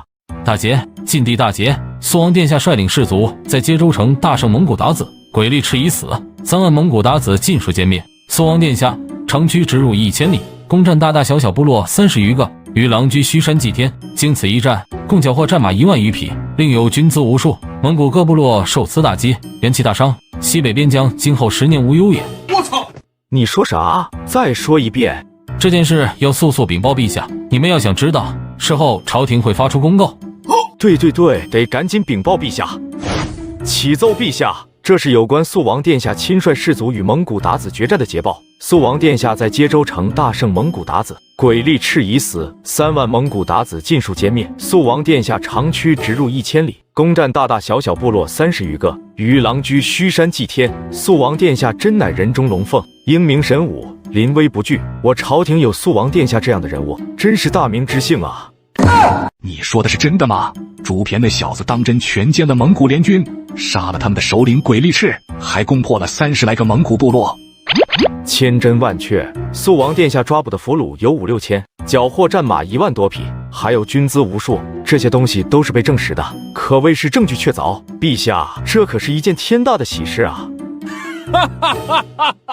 好，朕这就把大明皇位送给朱骈。朕得18子朱骈如此勇猛，竟把3万蒙古鞑子尽数歼灭，这真是一件天大的喜事。朕的儿子不错不错，这小子从小就像朕，有勇有谋，能做下如此赫赫战功。姚广孝，肃王殿下，卑职看姚广孝此人后脑长有反骨，不得不防啊。这外面发生了什么事？是晋帝的军情，听说肃王殿下大胜，一举歼灭了3万蒙古联军，甚至还追击到狼居虚山。你仔细说说。我了解的也不多，不过外面都传遍了，说是肃王殿下先是奇袭了蒙古部落的大后方，最后一举歼灭3万蒙古鞑子，还砍了他们的大首领。不错，朱骈这小子真不错，竟然能打这种胜仗。您不生气？我为何生气？肃王殿下经此一战，风头可是和您并驾齐驱了。哼，你不懂，肃王越是勇猛，越是打胜仗，我就越安全。咱们那位陛下越不会对我动手，生命与区区虚名相比，孰轻孰重呢？咱们晋帝啊，要想致富，得先挖煤。肃王殿下，咱们晋帝有煤吗？我在晋帝生活这么多年，从来没听说过有煤啊！您这样徒劳无功的挖煤，有什么意义吗？小小长史竟敢在这妖言惑众！要是本王挖不出来煤炭，第一个就先砍了你的脑袋！你这家伙当初私通蒙古的旧账，本王还没跟你算呢。肃王殿下，您既然要挖煤，可知道哪里有煤炭吗？我穿越之前，晋地的煤矿确实很多，尤其是大同，当时的产量占到了全国的1半还多，但是具体位置就不清楚了。不管了，挖就完了。本王不知道，但是本王觉得，只要多挖一挖，总会挖出来煤炭的。肃王殿下，这样漫无目的的挖煤，什么时候才能挖到呢？咱们晋地百姓贫瘠，几乎没有存粮，您现在又要动用民力去挖这煤炭，根本没必要啊。本王没打算动用民力啊。那怎么挖？你不是晋地的太尉吗？本王命令你把士卒们都组织起来去挖煤，正好战事不是结束了吗？将士们现在也没什么事做，顺便去挖煤。什么啊？找煤矿这件事就包在你身上了。要是挖不出来煤炭，本王唯你是问。肃王殿下，这都挖了好几天了，还是一无所获。卑职年龄这么大了，手脚不灵便，您让我歇一歇，一会儿再干。你放心好了，本王为你准备了5个郎中，你只要累倒了，本王绝对出手医治你。就算治不好也没关系，本王会照顾好你的家人的。去吧，你就放心大胆的挖吧。人言否？这位贵人，您的马车能不能挪个地方？为什么？您的马车压到了田里的麦子，这麦子是我们全家的口粮。贵人，您行好，挪个位置吧。怪我，本王御下不严，竟然让下属的马车压住了麦子。李肃，还不赶紧挪你的马车！本王出门前是怎么交代你的？一定要友善的对待百姓。这才几个时辰，你全抛到脑后了。我尼玛！肃王殿下，您还能再狗一点吗？李肃，本王。肃王朱骈，难道您就是肃王殿下？小人拜见肃王殿下。没想到在这乡野之间，居然还有人能认出我来。看来如今本王在晋地的声名远扬啊！看到没有，吕青，本王气质非凡，就算是穿着朴素，其他人也能一眼在茫茫人海中认出来本王的身份。就您穿的这一身，还叫做衣着简单，身上一套衣服顶上其他人1整年的俸禄。肃王殿下，听说您亲手砍了50多个蒙古鞑子，是真的吗？当然是假的，本王一个人砍了他们3000多个。肃王殿下威武，肃王殿下减了我们的税赋，还分给我们田地，给我们吃食，解决了我们的温饱，这都是肃王殿下的功劳啊！肃王殿下，您就是我们再生父母。那是你们之所以能岁月静好，是因为有本王在负重前行。多谢肃王殿下。对了，肃王殿下，您们这是挖什么呢？本王得到详细情报，说咱们禁地有煤炭，于是便带着士卒进行挖掘，看能不能找出来。不过这禁地太尉实在蠢笨，找了这么多天也没找到煤炭在哪。煤炭？肃王殿下，老朽年轻时在这附近一座山上见过一些零星的煤炭，当时还开采了一些。真的吗？当然是真的，在这附近啊，时常有一些零星的煤炭出现，村民们就把这些煤炭拾回家。那怎么才能找到煤矿呢？老朽小时候听村里的人讲过，这勘察煤炭啊，漫无目的的瞎找是不行的，得通过观察石层、土色以及草木的生长情况来勘找煤炭。对啊，竟然还有这种办法！这禁地太尉挖了这么多天，怎么就想不出来这种好主意呢？肃王殿下不带这么欺负人的，功劳你领，黑锅我背。老人家快带我们去吧，找到之后本王重重有赏。肃王殿下，老朽只是多说了几句话，没帮上什么忙，用不着赏赐。这怎么能行？要是让别人知道了，还以为本王给不起赏赐呢。你们几个统统都有1人30两银子。肃王殿下，咱们禁地本就贫瘠，这些天来咱们又是打仗又是发粮食，如今咱们禁地也没有余粮了，还是能省就省吧。说得对啊，李太尉真是想得周到。用禁地的金银确实不好，这样吧，给你们的赏赐就从李太尉俸禄里扣。大王，这样是不是不太好？刚才不是你说的能省就省吗？肃王殿下，就是此地了。李肃愣着干嘛？赶紧挖啊！是殿下。李肃等人挖了没一会儿，就挖出丈余的坑洞，里面露出了黝黑的煤炭。真的是煤炭。老人家厉害啊，只需看一眼就辨明了煤矿的方位，这能力不去做个摸金校尉真是可惜了。肃王殿下过奖了。看赏100两银子。我操！还是从李太尉俸禄里扣，要是他的俸禄不够，就从长史注通俸禄里扣。别搞啦！肃王殿下，这煤如何？品质非常好。既然这煤不错，肃王殿下，那您准备什么时候回太原城呢？城里可还有很多政务等着您处理呢。您现在可是太原城的一把手，离了您可是转不动的。哼，有什么转不动的？本王已经把政务全交给姚广孝了。姚广孝，肃王殿下，卑职看姚广孝此人后脑掌有反骨，不得不防啊。哼，本王向来疑人不用，用人不疑。你说这种话是不是在离间我们俩王臣关系？卑职不是这个意思。那这些天你就给我好好挖煤，我可告诉你，这煤矿就是上天赐给晋帝的礼物，是让晋帝崛起的关键所在。没想到晋王朱刚死了，又来了一个同样暴躁的肃王朱骈，天天以看自己挖煤取乐，这是什么病态心理呢？早知道当初不当太尉了，当一个富家翁也比现在强多了吧。行了，咱们该回太原了。现在开采的方式还很原始，本王接下来会找人调配火药，有了火药就能大规模采煤了，还能制碎发枪，还有蒸汽机、铁路。大王，您说的都是些啥呀？是咱们大明今后要走的路啊，你还小不懂。你说现在本王的主官姚广孝把晋地的事情处理完毕没？大王，您不会是故意不想做事，所以才迟迟不回太原城吧？你怎能凭空污人清白？读书人不想做的事，那能叫偷懒吗？北有晋地，南有岭南，这可是有了和朝廷掀桌子的资本。世界上还有什么比造反更让人有成就感呢？这是做什么？本王只不过回个太原城，至于这么兴师动众吗？贫僧带人恭迎大王回城，大王在战事结束后又不辞辛苦的去寻找煤炭，大王如此勤勤恳恳，我等非常仰慕，自发出城迎接。对，朱骈殿下劳苦功高，鞠躬尽瘁，可谓是皇子的典范。广孝啊，本王向来低调，下次可不能这样干了，记住了没？属下明白。大王，贫僧已经把晋地的官员全部考察了一遍，这些人都是忠于您的，您让他们做什么，他们就做什么。这么听话，你是怎么干的？凡是不忠于大王的，贫僧交给他们一项不可能完成的任务，然后以渎职罪把他们罢免；凡是态度不行的，贫僧收集他们的罪证，逼迫他们效忠；那些愿意效忠的，贫僧就给他们赏赐。我操！姚广孝这厮的能力实在是太强悍了吧！一个人不仅挑起了禁地的全部事务，而且还顺便考察了官员。不过这考察的方向是不是偏了？难道不应该考察他们的能力和品性吗？广孝啊，这段时间你是不是太忙了？这一切都是为了大王的大业，做这些都很值得。别那么拼命，万一累出来病了怎么办？贫僧就算是累出了病，那也是为了大业。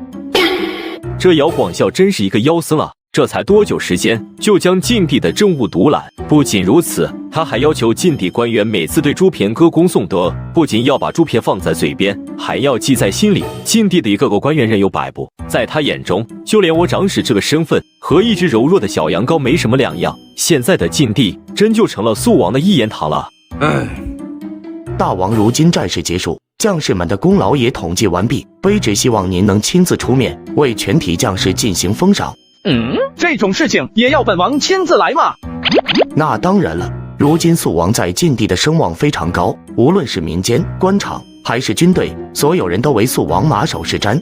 为了进一步扩大肃王的影响力，那么嘉奖的事情就必须要让肃王亲自来做。一旦肃王重赏了底层将士之后，这些底层将士就会怀念肃王的恩德，以后如果能成长为中下层武官，如此一来，就算肃王今后回京，那禁地的将士也是牢牢属于肃王的。节节，今后如果那啥，这就是一股不小的助力。嘉奖这种事情，按照朝廷规章制度来就行了。朝廷前些日子刚拨了一笔银子，正好发给将士们。广孝啊，这种事情让本王来做，你不会是有其他想法呢？大王怎能凭空污人清白？贫僧一心为公，因为知道大王爱惜将士们，所以这种事特意让大王来做。如果大王嫌累不肯做，贫僧明日便让其他人去做这种事。本王也不是这个意思，既然你有这份心，那本王明日便亲自嘉奖将士们吧。姚广孝真是个好人啊，这种出风头的事还专门留给我来干。各位将士们，想必你们已经知道了消息，今天本王在这里就是为了给你们发赏银的。当初本王承诺的赏银，今天会一分不少的交到你们手中。你们浴血奋战，不顾生死，如今也终于到了收获回报的时候。你们都是大明的英雄，既然大家跟随本王一起作战，那么本王也不吝啬。今日每人5两银子，凡斩首1名蒙古鞑子加银子5两。本王今日共带来10万两银子。我操，多少？10万两银子！天啊，我这辈子都没见过这么多银子，这不得是一座金山银山吗？这么多银子，不行了，我快喘不过气了。我这人有病，银子见多了就容易激动。本王现在就开始发银子，一会念到名字的将士就上前来领取赏银。很好，肃王朱骈不仅带领士卒打赢蒙古联军，又亲手为所有将士颁发赏银。如此一来，肃王对于边防将士来说，又威信又实惠。从此以后，禁地的将士们将毫无保留地信任肃王朱骈。北有禁地，南有岭南，这可是有了和朝廷掀桌子的资本。世界上还有什么比造反更让人有成就感呢？如今大家都领了赏银，这是大家应得的。这些银子或许可以让你们置办几亩田地，或许可以娶个漂亮的媳妇。在这里，我提前恭贺大家。但是本王更希望的是，你们能记住自己在这一刻的荣耀与自豪。这些天来，本王时常做梦都会想起我们在一起并肩作战的日子。我们在漠北，在接州城，在草原，一同追击蒙古鞑子。你们奋不顾身，悍不畏死，正是有你们，才有了边境地区的安稳。你们是大明的英雄，大明会永远记住你们的。我们永远铭记在心。大王，马哈木部落来了一位使者，说是要拜见您。马哈木部这个部落好熟悉，怎么感觉在哪里听说过？听那使者说，马哈木听闻大王勇猛，特意来派使者，愿意同大明交好，甚至愿奉大明为主，每年向大明朝贡。哼，天底下竟然有这种好事！马哈木部，马哈木部，我操！这个所谓的马哈木部，就是以后的瓦剌的雏形啊，也就是让那个大明留学生一战封神的部落。走去会会那马哈木部落的使者。是马哈木那小子派你来的。肃王殿下，我是来上谈求和一事，并无其他恶意，还请殿下饶我一命啊！马哈木那小子既然想求和，他愿意付出什么条件？马哈木首领保证，今后马哈木部落向大明称臣，10年内绝对不会进犯大明边关一步，而且也会勒令其他部落停兵休割。同时，我部落愿意每年献上牛羊500匹，美女50名，刀马300匹，以示两国修好之意。你哥这逗本王玩的吧？10年内停兵休割，搞得像本王求你们一样。你们先搞明白是谁打的你们蒙古联军在草原乱窜，还有你们给的朝贡，难不成是打发叫花子吗？殿下，我蒙古部落众多，土地广阔，也是一个很大的国家，还希望能和肃王做一个平等的交流。现在的你们没资格和本王平等对话，如果这就是你们的诚意，咱们就不用谈了，大家各自回去磨刀备战吧。正好本王有些怀念狼居区上面的空气了，打算再去一趟，顺便在上面撒泡尿。肃王殿下，如果肃王殿下不满意我们的条件，大可以提出自己的想法，马哈木首领会认真考虑的。这还差不多。本王共有4点要求。第1点，称臣。蒙古诸族不得进犯大明，但凡侵略大明百姓或者冒犯大明，对大明出言不逊者，大明皆可出兵。那第2点呢？第2点，纳贡。刚才你所说的贡物全部乘上5倍，每年送上1回，只要有1年不送，大明便视其为敌，可出兵讨伐之。殿下，您的胃口太大了吧？呵呵，刚才你不是说你们蒙古地大物博吗？难道连点小小的贡物都拿不出来吗？你回去后尽管向马哈木这么提要求。是，大王。第3点，割地，从西边的阿拉善到巴彦淖尔到乌兰察布，全都要由我大明接管。什么？殿下，难道您要强占这几百里广袤丰盛的草原？我如果这样禀报马哈木首领，他肯定不会同意的。哼，谈判嘛，本来就是你情我愿的事情，你把这件事告诉马哈木。那还有最后一点呢？这最后一个条件啊，其实对你们蒙古诸族很有利。本王打算在4王子旗那里划拨成一块自由贸易区，在这自由贸易区内，双方都不能驻兵，允许大明商人在这里进行商贸活动，允许两国文化自由交流。你看本王这个建议多好，我大明的货物到了你们蒙古，岂不是能改善你们蒙古人的生活？肃王殿下这提议似乎对两国来说是共赢。这世界上最厉害的不是刀枪，而是文化入侵。如果他们说起了汉语，穿起了汉服，学习汉族的文化，那么他就变成了纯粹的大明人。操！朱偏小儿，我不杀他，难解我心头之恨。此人如此贪得无厌，上来就是让我称臣、赔款、割地、通商，几乎是把能想到的全来了一遍。首领息怒啊！都是你的好提议，让本首领向大明称臣。现在好了，那朱偏小儿提了这么多过分的要求，本首领答应还是不答应？大首领，这只不过是权宜之计，是为了能够稳住朱偏。等到大首领收服了蒙古诸族，那就有了重新和大明谈判的资本。如今的条件也不过变成了废纸一张。可是数百里的广袤草原，难道都割舍给大明吗？特么的，本来北元覆灭，导致河套地区被大明占领，现在如果再答应大明的条件，等于说漠南有一半地区划给了大明，短短几十年，蒙古丧失了一半土地，我不就成了卖国求荣的大罪人了吗？岂不是要和宋朝那个艺术家皇帝并列了？大首领，我仔细研究过朱偏这个人，他有勇力，又好大喜功。如果您不求和，以他的想法，肯定每年进行1次北伐。您的实力与鬼力士相比如何？他把这草原当成什么了？难道是他家的后花园吗？想来就来，想走就走吗？或许比自家后花园还随便。上次朱偏率军击败鬼力士，一路打到狼居胥山，在那里举办了祭天大典，这已经够丢脸了。大首领，如今大明国力强盛，远胜于我等蒙古。我等蒙古要想长远发展，那就必须养大明人之鼻息。草原的土地广袤，不过是方圆几百里的土地罢了，又能如何呢？就算割舍给大明，难道大明能管得过来吗？大明派的官吏能管得住蒙古部落吗？大首领，汉人历史曾记载，战国时越国为了击败强大的吴国，国君勾践甘愿睡在草堆上，品尝蛇的苦胆。您现在遭受的委屈，与勾践相比又算得了什么呢？俗话说，能屈能伸，方为丈夫。说的也是，那大明人最后一个条件，要求两国通商，这是什么意思呢？或许大明想从草原获取牛羊、马匹，不过这件事对咱们也有好处，咱们可以获取大明的丝绸、茶叶、盐巴等，改善咱们部落的生存条件。我感觉事情没那么简单，要不大首领再派人去约朱偏那小子会谈具体细节。他能同意吗？会不会畏惧咱们蒙古，故而不敢前来？不会，朱偏这个小儿狂妄无人，定然会前来会谈。本王生平不好斗，唯好解斗。倘若大明能和蒙古诸族握手言和，那就是皆大欢喜的事。倘若那马哈木同意了大王的要求，两国罢兵言和，难道今后咱们大明真的不再出兵蒙古了吗？肯定啊，本王又不是背信弃义的人。大王，您有没有觉察到，这是马哈木的权宜之计？他付出一些代价，换取两国的和平。倘若他势力越来越大，咱们大明是不是也不能约束他了？哼，那马哈木一肚子坏水，本王如此聪慧，岂能不知道他的想法？本王从小就读36计，便给他来一个将计就计。什么意思？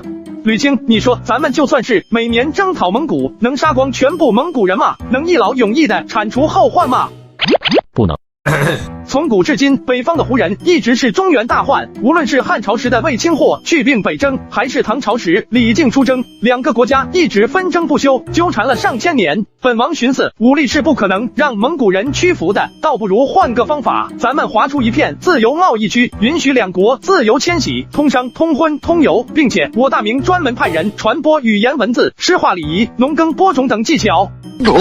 大王，不可！倘若真是如此，那蒙古人的实力会大大增强。你错了，吕青，这世界上最厉害的不是刀枪，而是文化入侵。如果他们说起了汉语，穿起了汉服，学习汉族的文化，那么他就变成了纯粹的大明人。从此以后，北方的隐患尽除。大王高明，倘若大明由大王带领，那咱们大明必然会屹立世界之巅，那个位子非您莫属。尊贵的肃王殿下，我已经将您的条件告诉了马哈木首领，他表示同意，不过有些细节还想和您具体商量一下。怎么具体商量？马哈木首领打算同您会谈，商议具体细节。大王，此事不可鲁莽，此首领向来狡诈，反复无常，大王还是别去了。肃王殿下，我家马哈木首领一片真心，绝对没有其他想法。那马哈木敢见本王，难道本王没有胆子见他吗？要知道，本王身具王霸之气，凡是宵小见到本王后，无不掩面而逃，区区一个蒙古首领罢了，看你们怕成什么样子！咦，对，马哈木首领对肃王殿下非常仰慕，想要与殿下相见。哼，你说说，马哈木那家伙想和谈，是不是一边糊弄本王，一边想要统一蒙古诸族呢？不办，我家首领从未有过这样的心思。你回去告诉马哈木，就在边境线上，本王和他见上一面。是，殿下。按照双方约定，参与和谈者各自不超过10人，并且都不准携带兵刃。大首领，那个应该就是肃王朱偏。倘若我们能迅速击败他们，抓住朱偏，他们大明投鼠忌器，说不定会许诺给咱们很多好处。大首领，不可冒进，那肃王朱偏不可能没有防备。若是抓不到他，那咱们蒙古就要遭到大明的怒火了。哼，阿武台，我看你已经失去了蒙古人的勇气。我比你更恨朱偏，可是我明白，如今的局势下，再跟大明人交战，没有任何好处。吕青，本王看马哈木都地中海了，你说他是不是有60多岁了？蒙古人整日风吹日晒，看起来年龄大一些。大王，他现在也就40来岁，正值壮年。那可就太可惜了，要是他60多岁，腿脚不便，一会儿本王和他和谈时，就能趁机把他给制服了。大王专打老幼。本王看那个家伙怎么长得和阿鲁台差不多，那家伙还没伽马，真是个打不死的小强啊！尊贵的肃王殿下，我这次前来是想向大明求和的。等一下，文例先记下来。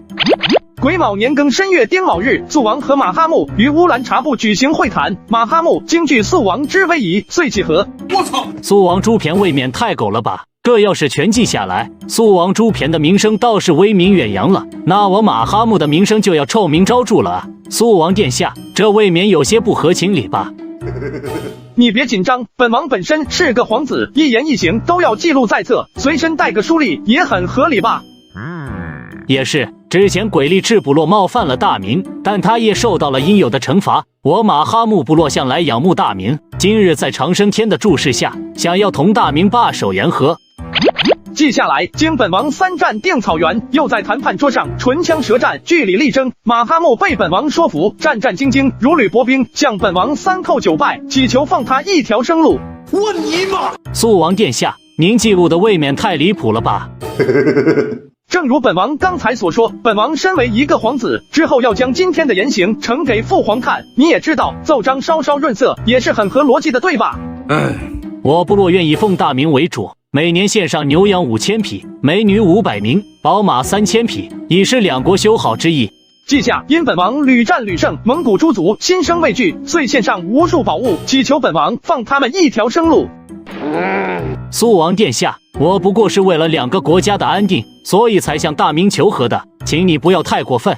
呵呵，是吗？如果你很气，既然谈不了，那都别谈了，各自回去磨刀备战，大不了再打一场。而要试试我宝剑是否锋利嘛。我们蒙古地大物博，将士们个个英勇善战，他们手中的剑也未尝不利。你这是在威胁本王？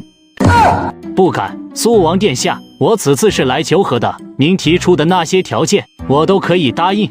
哟呵，这老家伙怎么和阿鲁台那家伙一样那么能忍？本来本王打算故意激怒这马哈木，让他失去理智，到时就能一举拿下他们。现在的蒙古人城府都这么深了吗？你都答应了？是的，不过还有些细节想和肃王殿下敲定。谈判嘛，听你谈的，听我判的。具体有哪些细节要谈，本王今天就和你好好谈谈。称臣、赔款、割地，我们都同意了，就是最后一条通商。我想和肃王殿下提个建议，也就是今后大明只和我们部落通商，与其他部落断绝联系。这不可能！开什么玩笑？通商就是为了将草原诸族牢牢控制着大明手中。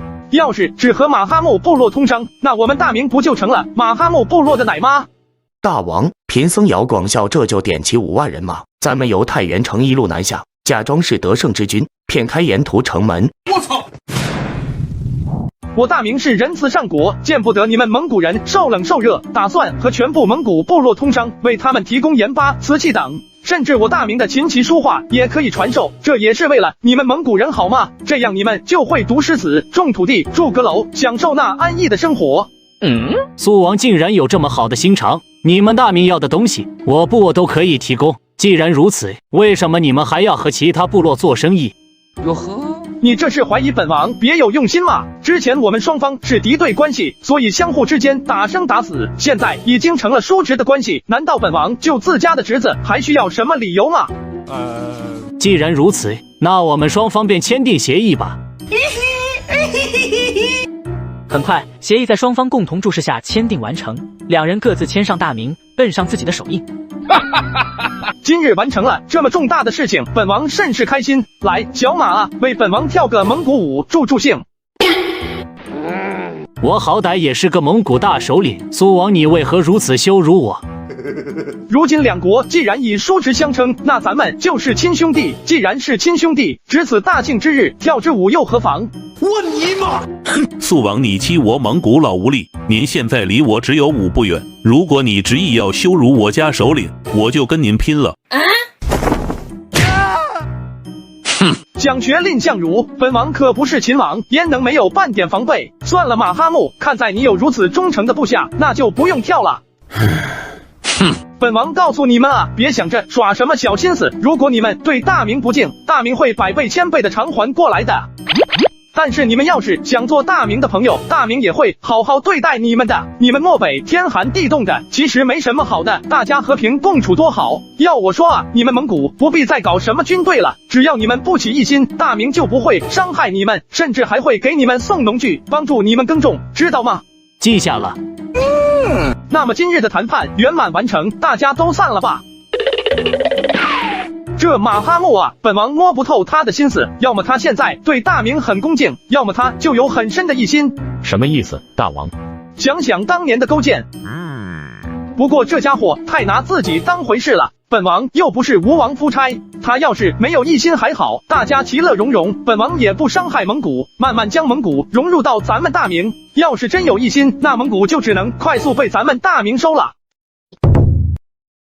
广孝啊，这禁地的事务，如今你也处理得井井有条了，也该歇息了，不然容易猝死啊！你要是猝死了，本王会很伤心的。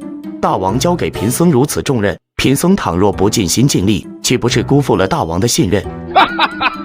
好，吕青、世子梁纳两个卧龙凤雏，与你一比，宛如萤火之光，与皓月争辉。本王得广孝一人，胜得千军。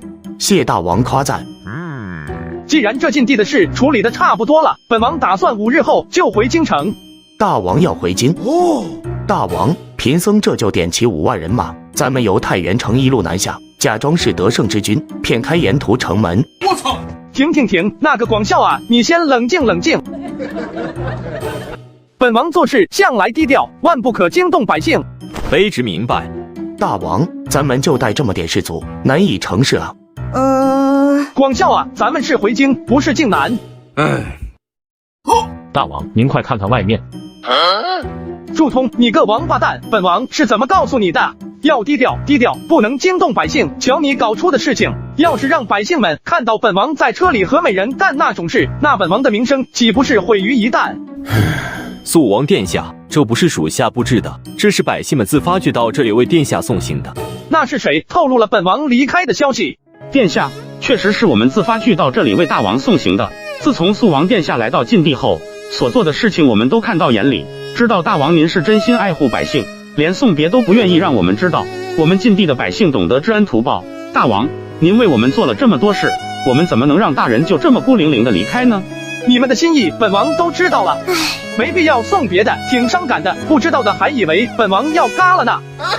大王，您要不别走了吧，我们禁地缺不了您，也只有您对我们真心好，帮我们减免税赋，为我们申冤做主，帮我们打败蒙古，我们的意志才刚刚好转，可是您就要走了。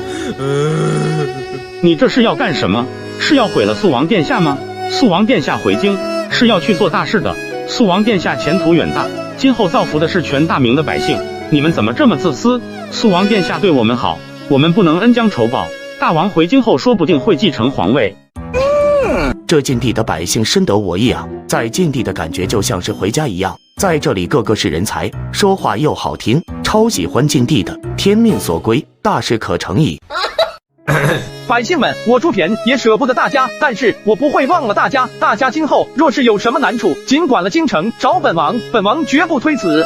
告辞了各位。肃王殿下，今后别忘了回晋的看看。肃王殿下，一路走好啊，我们会永远怀念您的，您一直在我们心中。我怎么感觉这气氛有点不对劲啊？大王，您要是实在舍不得，今后还是可以经常回禁地看看的。有什么舍不得的？那您怎么愁眉苦脸的呢？本王在想，立下了如此大功，要是父皇率领文武百官出城迎接本王，本王该说什么话呢？吕青，到时候本王把那些蒙古美女送给父皇，让父皇体验一下蒙古妞，你觉得怎么样？大王您可真是个大孝子。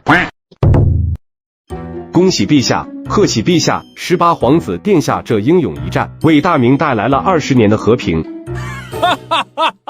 朱偏这小子打小就勇猛像朕，看来如今让朱偏来继承大位是最好的选择。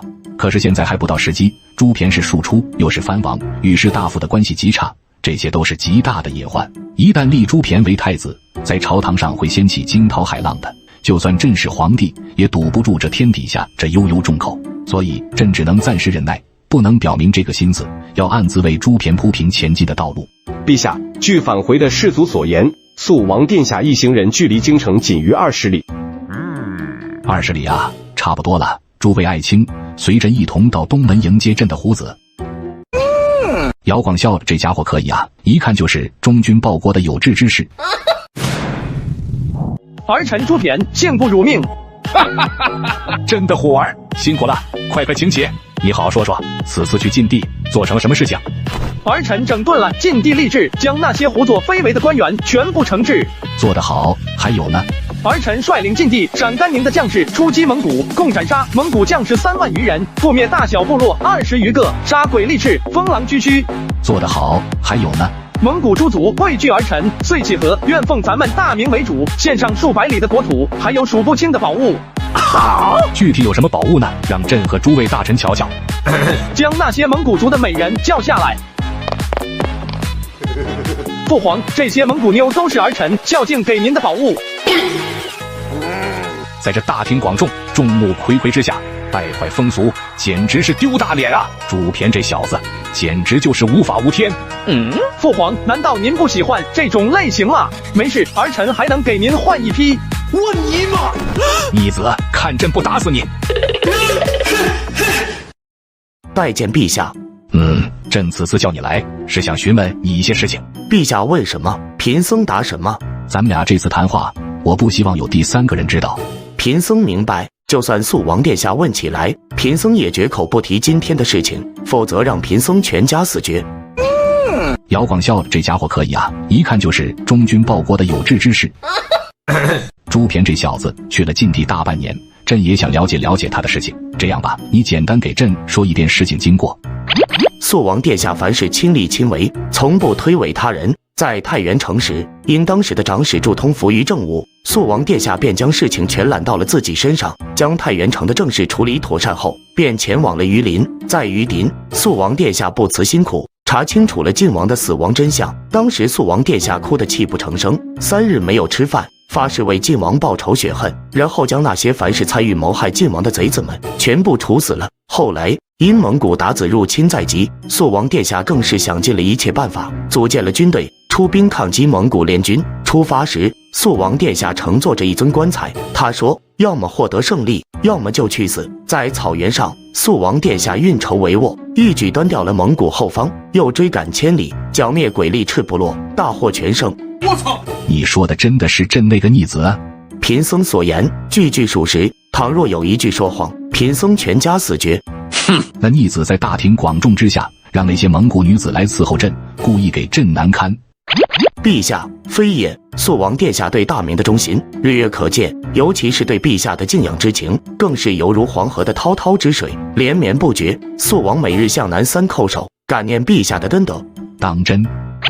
肃王殿下每次出战，总是在强调，身为皇子，一定要像陛下当年一样勇猛，不能丢了皇家的颜面。甚至一有空闲时间，就向部下讲述陛下当年的赫赫战功，以此来激励将士们奋勇争先。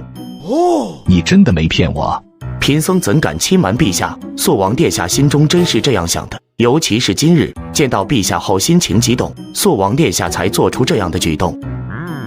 行吧，朕知道了。你现在回去给朱偏那小子说一声，就说朕找他有事商量。是，陛下。到了肃王府上，姚广孝立刻将与皇帝的对话全盘托出。大王，您如今在京城，这里不是禁地，做什么事都得小心为上，谨言慎行。放心，本王做事一向稳妥。不过广孝啊，你向我父皇发全家死绝这样的毒誓，不太好吧？有什么不好的？贫僧全家早就死绝了。刚才陛下说让您进皇宫一趟，他有些事要和您商量。这父皇又找我干啥？不会又要揍我吧？大王放心，陛下绝对不是要找您麻烦。贫僧观察陛下的脸色，应该是找您有大事。那就好，本王这就去一趟。父皇，您找儿臣前来是有什么事情吗？和蒙古和议后，不是获得了数百里广袤的土地吗？关于这些土地，你有什么想法？朕打算采取军户制度，逐步向边境地区迁徙人口。父皇不可。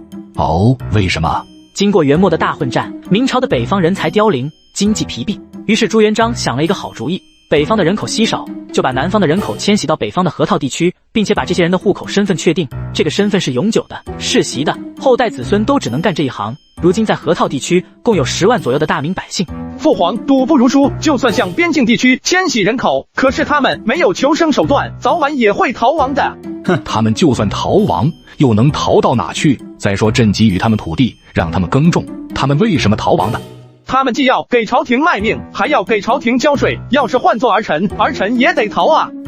军户制度这想法理念陈旧，缺乏创新，手段老套粗暴，真不知道是谁想出来的主意，简直烂的不能再烂了。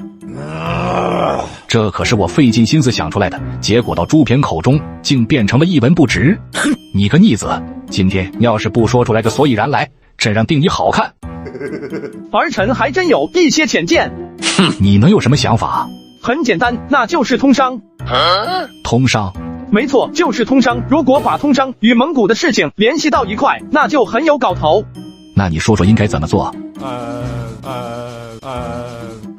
你到底有没有主意？要是没主意，还是按朕的想法去做，从南方逐步向北方移民，增加边境的人口数量。父皇，儿臣只是在发愁，如何让您听懂儿臣要讲的东西。你小子又想挨揍了是吧？父皇，这个商业啊，大有可为。商业的本质就是经济流通，咱们只要向蒙古倾销商品，那蒙古被咱们控制住了经济命脉，就只能听咱们大明的话了。这朱骈说的是什么玩意？为毛朕没有听懂？通商不光扼住了蒙古人的咽喉，同样也会带来2个好处，其一就是会加速晋地的商业发展，带动晋地的经济；第二就是咱们可以通过商业向蒙古进行文化传播。对了，尤其是程朱理学那一套，最好赶紧传给蒙古。儿臣看方孝孺那老家伙就不错，要不让他去蒙古去授业解惑，为蒙古人带去知识的力量。你该不是在公报私仇吧？哼，父皇，您太小瞧儿臣了，在这种国家大事面前，儿臣还是拎得轻轻重的。我是看方孝孺是个大儒，通晓经义，熟读4书5经，最适合去茫茫大草原教导善良的蒙古鞑子了。不妥，这种事应该派一个年轻力壮的人去。那就让齐泰去，齐泰身子骨那么好，顶得住草原的风吹日晒，传道授业解惑这种事，非他莫属。不妥，齐泰过于迂腐，这种事情应该找一个灵活多变的人去。父皇，那您说该让谁去？晋地现在刚打完仗，咱们大明又接收了这么多土地，没个主事人也不行啊。朕倒是觉得可以让你的属官姚广孝前去负责事宜。这蓝玉身上我怎么看到姚广孝那个反骨家伙的影子？本王身边为什么都是造反达人啊？姚广孝。不妥不妥，父皇您开什么玩笑？谁去都可以，就姚广孝不能去。为何你舍不得他？姚广孝在晋地待了大半年，熟悉晋地情况，又一直处理晋地事务，上下官员也很了解，在晋地做起事情来如鱼得水，有什么不行的？姚广孝确实很有能力，主要是他这个人吧，骨头有点多，不太好。另外，他也有手段和谋略，朕看他做事风格向来是谋定而后动，最适合去晋地主抓事务了。确实，儿臣也不否认，主要是这个人吧，做事有点小瑕疵，儿臣也不好意思说。瑕不掩瑜，只要他对大明忠诚，对朱家忠诚，就可以委以重任。朕看他言语之间极力的维护你，想必对你也十分忠诚，又有什么可担心的？对儿臣确实很忠诚，不过儿臣还是觉得姚广孝不能去晋地，不然会坏事。行了，既然你这么反对，那就依你。不过现在晋地要出番了，设立州府，在边境县设立都督府，你觉得谁能当大都督？晋地太尉李肃如何？李肃肯定不行，他没这个能力。父皇，这个大都督的位子只有蓝玉才能担任。他绝对不行，你别想了，他谋反失败，朕饶他一命就已经是法外开恩了。至于让他统兵作战，这辈子就别想了，除非朕不在人世了。父皇，除了蓝玉，边境的军事还能有谁能接手呢？现在已经和蒙古议和了，还能有什么事？不，父皇，您想的太简单了。儿臣看那马哈木有狼子野心，他求和只不过是委曲求全。如果大明强盛，那他就夹着尾巴做人；如果大明衰落，他一定会趁机闹事的。父皇，都督府不光是要镇住边境的骄兵悍将，还要让蒙古鞑子心生畏惧。不仅如此，在四王子旗那里又设置了自由贸易区，边军还要负责治安问题，管理商贾的一切事宜。反正现在晋地的事务一团糟，必须要有一个强有力的都督才能镇得住。哟呵，你从晋地回来时是故意不去处理这些事情，留下一堆烂摊子，好让朕重新任用蓝玉吗？父皇，咱们可是父子了，血浓于水了，您怎么能怀疑儿臣呢？儿臣怎么会有这样的心思呢？难道不是吗？当然不是。一开始朕觉得，要是你非要让蓝玉统帅边军，那朕就遂了你的心愿。不过看你既然没这个意思，那还是免了吧。父皇，您其实错怪儿臣了，儿臣就是想让蓝玉做都督。您想啊，蓝玉的打仗本事在大明国内无人能及，您现在把他监禁，无异于咱们大明自断双臂，何必如此呢？他是一头凶猛的猛虎，只有顶尖的猎手才能把他驯服。在没有遇到这样的猎手时，就只能把他关在笼子里，明白吗？毫无疑问，儿臣就是这样万中无一的顶尖猎手。儿臣在草原长驱直入千里，蒙古人但凡听到儿臣的名号，无不望风而逃。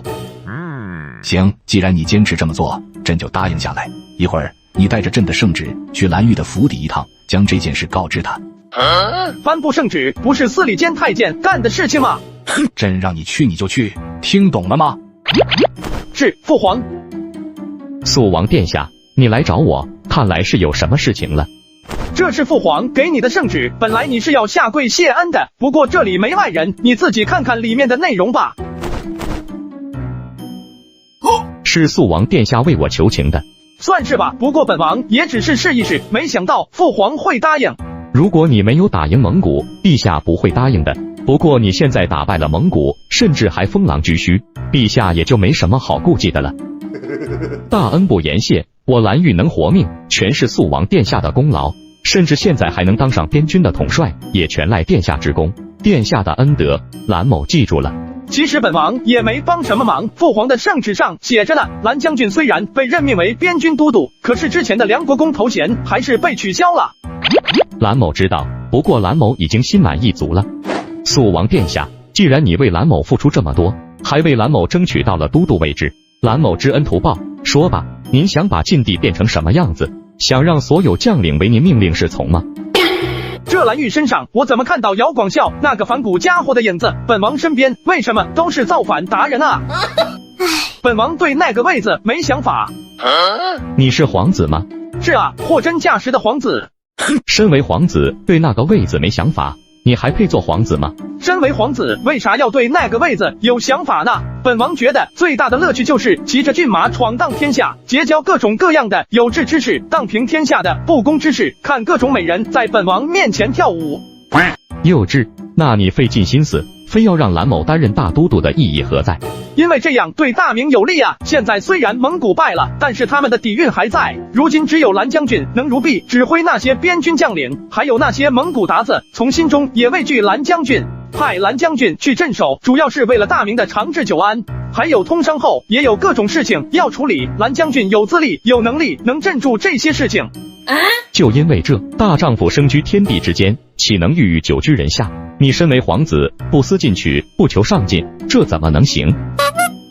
算了，先不说这个了，等你到了禁地后，主要负责军事方面，对于蒙古要安危并施，对那些大的部落要分化，对于小部落要拉拢。以后本王看哪个儒生不顺眼，就把他流放到草原，负责教化事宜，这个你也得注意点。是，殿下，这些是蓝某会认真考虑的。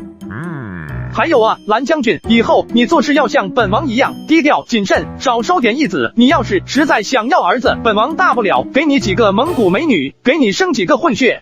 滚！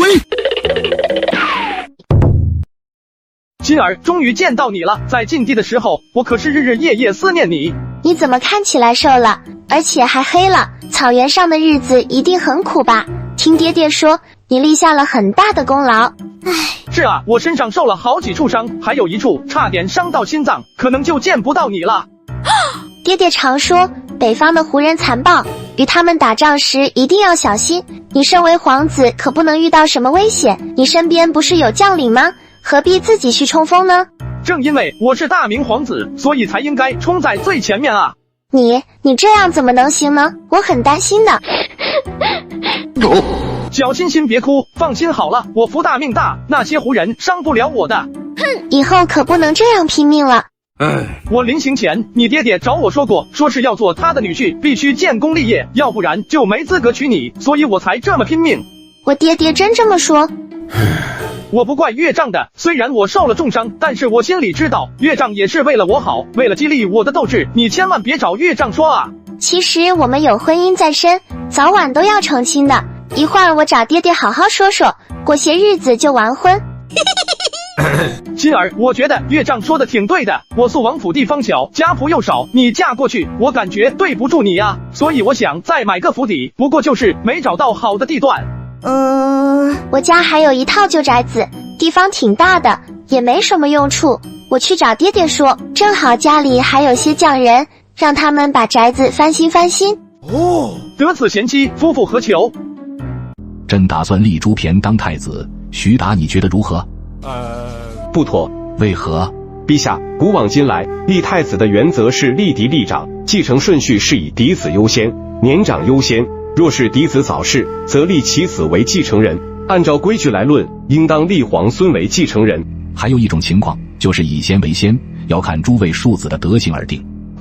肃王的德行很好，他的德行在朕的诸位皇子中算不上最差，可是也称得上垫底。不过如今的大明天下初定，下一位继承人即使施行仁政，又要强势，能够镇住国内各股势力。允文那孩子手段不够。是的，让朱偏继承大统，他可安国内百姓，抵御外之强敌。他虽然比允文大不了几岁，可是已经做出了赫赫功绩，甚至解决百年之外患。由不得那些儒生抹黑。这话倒不错，可若是立肃王殿下为太子，那咱们大明就起了一个不好的开头，就像是大唐发生的玄武门之变，今后皇帝们会忌惮自己的兄弟侄子，费尽心思想要杀掉他们，如此大明定然大乱。按道理来讲，朱允文是正统，可是朱允文上位，管理不好这偌大的国家。如果朱偏上位，那么如何安置朱允文呢？难道让朱偏来一次玄武门之变吗？手足相残，不行，这是朕绝对不允许的。有没有两全其美的办法？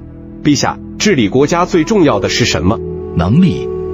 非也，在老臣看来，治理国家最重要的就是稳定，不必有太高的才能，只要能让国家安稳。您现在让肃王殿下当太子，还为时尚早。那些文官集团将皇太孙视为大明的未来，他们若是知道您心中的想法，会在朝堂上掀起轩然大波的。礼法不可违，这是古往今来的制度啊！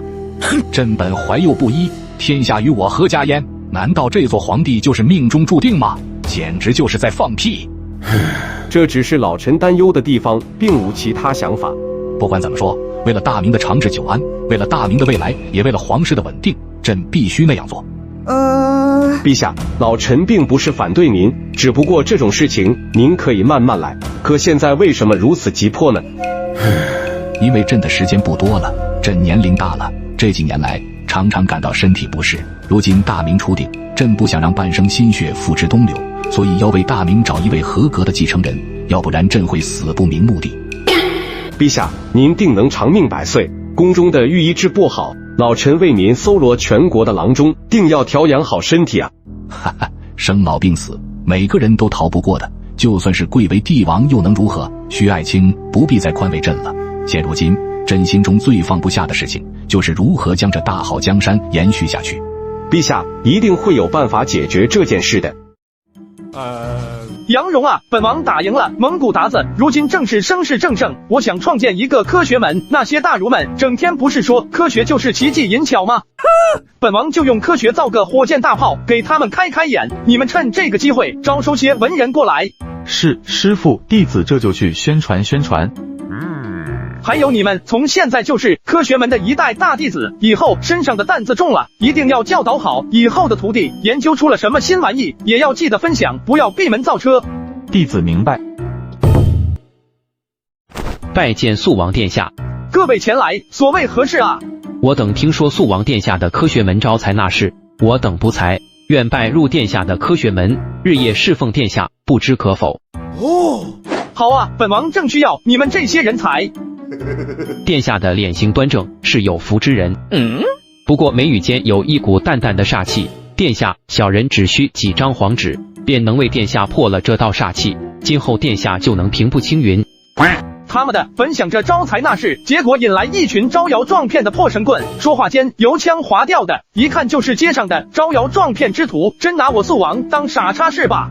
给你们10个呼吸的时间，赶紧离开本王的视线，要不然你们就得躺着滚出去了。殿下，我等修道之人与神仙有若无的联系，能够窥探生死，知晓未来过去。哟呵，与哪位神仙有联系？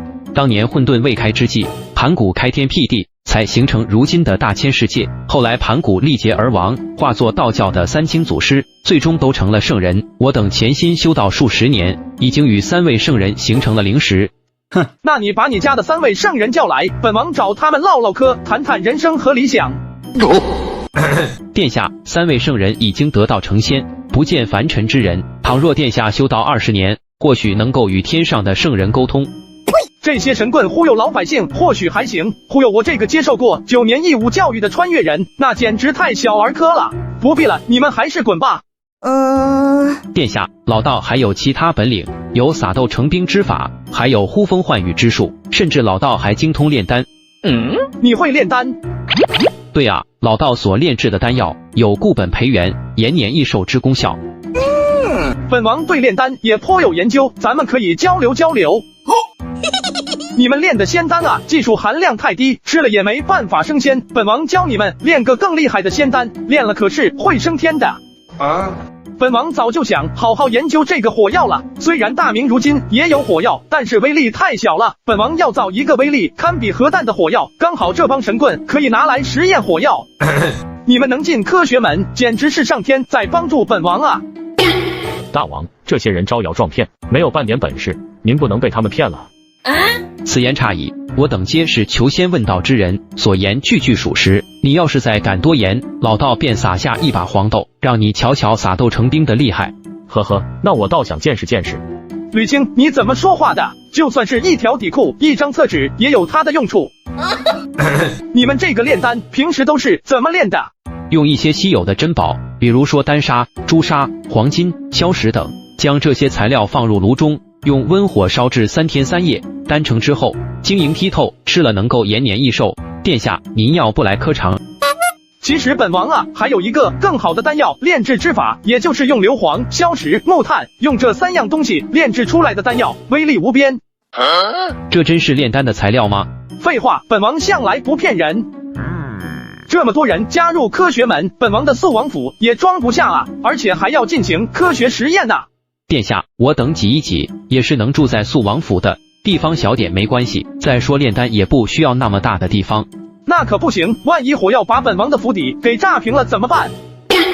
殿下说什么？本王觉得你们这么多人来投效本王，本王也不能委屈你们。这样吧，咱们现在一块出城，本王给你们找一块风水宝地，专门为你们修建府邸。肃王殿下竟然如此重视我们，只要抱紧肃王殿下的大腿，今后飞黄腾达指日可待。吕青，这片田地是谁的？禀报大王，方圆500亩田地都是翰林院修撰陶宁的。陶宁是谁？你直接报本王的大名，就说本王打算每亩花10两银子把这片田地全买下来。大王，这陶宁是黄子成的徒弟，上次你大闹国子监，现在他们对您向来敌视，您想买他的田地，他恐怕会坐地起价，每亩10两银子恐怕不够。黄子成的徒弟？既然是黄子成的田地，本王正好钱都不用给了。这样吧，改明儿给黄子成说一声，这片田地本王占了。大王，这样不太好吧？本王为大明流过血，流过汗，占用区500亩田地，又能如何？既然如此，那明日我就找人盖围墙。殿下，这么多的田地，盖起来的府邸，难道都是给我们用的吗？那是自然，你们可是咱们科学门的希望，到时候炼出丹药后，一定能震动整个应天城。我等定不负殿下所托。不错，本王得你们这些人才，犹如周武王得姜子牙，刘邦得韩信，父皇得刘伯温，本王得姚广孝。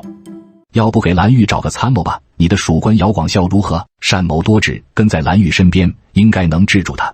我操，万万不可！殿下，这丹该怎么炼啊？很简单，点着那根引线就行了。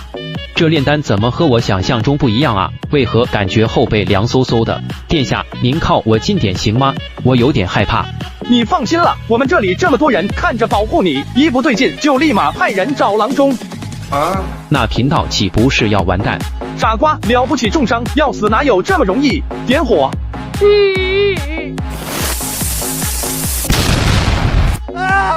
大王，您管这玩意叫做炼丹？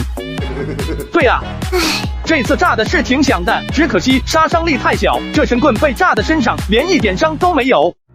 这哪里是炼丹了？这怎么就不是炼丹了？只不过遇上了炸炉事件。我等炼的丹药是能吃的，吃了能延年益寿，甚至还能升仙。对啊，本王炼的名叫火药，火药也是属于药啊。再者说，本王炼的火药升仙速度比你们快多了，全程无痛苦。殿下，其实贫道不擅长炼丹，还请殿下让我回去吧。你们乃是修道之人，以救济天下苍生为己任，遇到一丁点困难就要退缩，你们对得起你们身上的道袍吗？你们要是再敢提回去这个字，信不信本王活剐了你们？在下不才，今年在此地买了500亩的田地，打算来年盖个府邸，到时候邀请大家入府做客。陶兄家境殷实啊，做陶兄的朋友，我们真是荣幸。我操！我这是走错地方了，这些人是在炼丹吗？没错啊，少爷啊，咱们买的地就是这里啊，老奴记得清清楚楚。光天化日，朗朗乾坤，竟然有人敢侵占我的田地，甚至连个招呼都不打一声，还有王法吗？还有法律吗？应天城衙门的官吏是吃干饭的吗？去将他们领头的叫来。这大人，你们这是怎么回事？谁让你们在这里胡作非为的？不知道这片田的是谁的吗？简直就是胡闹！公子啊，我等也不愿意在此地炼丹，可那位大人逼迫我们的，他扬言我们要是私自离开，就要把我们这些道士全砍了。什么？在天子脚下砍人？竟然还有这样无法无天的人？是谁逼迫你的？报上他的名字。那位大人物就在那里，您不妨亲自去找他。不过他脾气可不太好，你要是惹到了他，小心他往你脖子里塞炸药。他敢？这位兄台，我乃是苏州陶氏之后，曾是洪武18年的进士，如今是翰林院的修撰。关我屁事！这片田的是我花了大价钱买来的，现在被你搞成这个样子，今日你若是不掏出500两银子，这件事情就不能算完。我就不掏又能如何？识相的就赶紧赔钱滚蛋，要不然有你好瞧的。你能奈我何？家师乃当朝大儒黄子成，他个老垃圾，家父乃洪武大帝。我操！他是肃王。也对啊，在京城能横着走的人物，除了肃王，还能有谁呢？就算您贵为皇子，可是也不能强卖别人的田地啊！别想着和本王讨价还价，本王在草原上手起刀落，一刀一个胡人，连眼睛都没眨一下，就连那首领鬼力士被本王亲自砍了脑袋，然后当了本王的夜壶。那我不要了，这片田的免费送给殿下了。那赶紧给我滚蛋！大王，这些都是翰林学士，万一向陛下告状怎么办？哼，本王对大明是有大功绩的，父皇怎么可能责骂本王？再说，这只不过是一群儒生，父皇生平最讨厌儒生，定然不会听他们一派胡言。真的吗？本王已经摸透了父皇的脾气，高兴的时候喊你虎子，不高兴的时候骂你逆子。以本王最近的表现，父皇定然天天喊本王虎子啊！逆子，你瞧你做的好事，朕怎么会有你这样的不孝子孙？简直是要气死朕！父皇冤枉啊！儿臣不知道犯下了什么罪，您为何如此生气啊？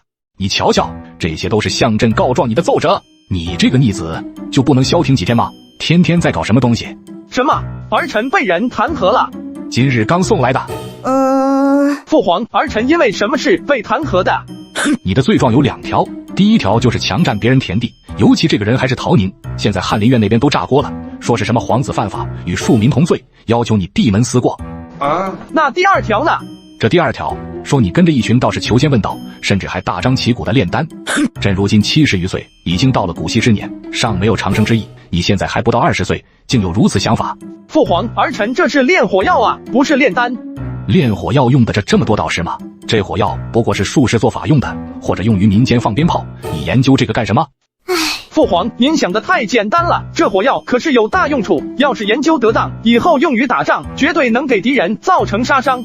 哼，你以为朕不知道火药吗？在大明与北元的战争中，这火药已经被应用了，制出来了火冲核炮，不过打出来的是铁球，根本没什么威力。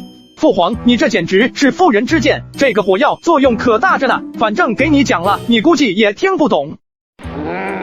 当真不是炼丹？当然不是。偏啊，千万不能听信那些方士所言，他们善于蛊惑人心。你在做任何事情前，一定要有自己的判断，不能让周围人左右你的想法，知道吗？父皇放心，儿臣心里有数。行了，朕已经决定了，让蓝玉前往边关，过几日你去送送他。父皇放心吧。蓝玉是一把锋利的剑，但是不得不防，朕虽然下令让他担任元帅，可是他只有决策权，没有统兵权。即便是这样，朕还是不放心。有什么好担心的？蓝玉要是率军谋反，那谁能拦得住？放心吧，父皇，真要有了这一日，儿臣有信心拿下蓝玉。要不给蓝玉找个参谋吧？你的属官姚广孝如何？善谋多智，跟在蓝玉身边，应该能制住他。我操！万万不可！咱们大明要集中一切力量干大事，开疆扩土，让太阳在大明境内永不落下。蓝将军啊，蒙古草原乃是宝地啊，你必须要好好经营，绝对不能荒芜。今天是蓝玉离开去禁地的日子，朱骈特意为他送行。草原一望无际，本就是蛮夷之地，语言风俗与大明有异。咱们大明刚立国时，曾想着经营河套地区，可是经营起来很麻烦，官吏也管不住那些胡人。这朱骈对疆域有一种偏执，似乎一直想要扩大大明的版图，在晋地还与燕王朱棣有信件往来，商谈攻打朝鲜一事。本王知道你什么意思，但是如今不开疆扩土，以后子孙会骂咱们的。咱们大明要集中一切力量干大事，开疆扩土，让太阳在大明境内永不落下。穷兵黩武，好大喜功。哈哈，反正你在边境好好干吧。本王最近在捣鼓火药，等什么时候研究出了红衣大炮、碎发枪，首先交给你使用。那是什么东西？是一种威力特别巨大的武器，有了这武器，别说是奇袭蒙古了，你甚至能带着5000人奇袭佛朗机，打的佛朗机人抱头鼠窜。哼，佛朗机距离大明有数千里，真要带着士卒去那里，恐怕还没抵达，就已经死伤大半了。这就涉及到大航海了啊！算了，本王一时半会儿也说不明白。但是你记住，今后咱们大明会不断的开疆扩土，需要能征善战的武将。末将明白。还有你们这些儒生，本王知道你们各自的想法。你们在京城不受重视，便想要去塞外寻找晋升的机会。可是塞外条件艰苦，你们心中很担忧。不过本王想告诉你们，你们身上肩负的任务很重，不单单是管理治下的百姓，更重要的是教化。这个教化比抵御外敌更重要，是为了大明的长治久安，为了大明的繁荣昌盛。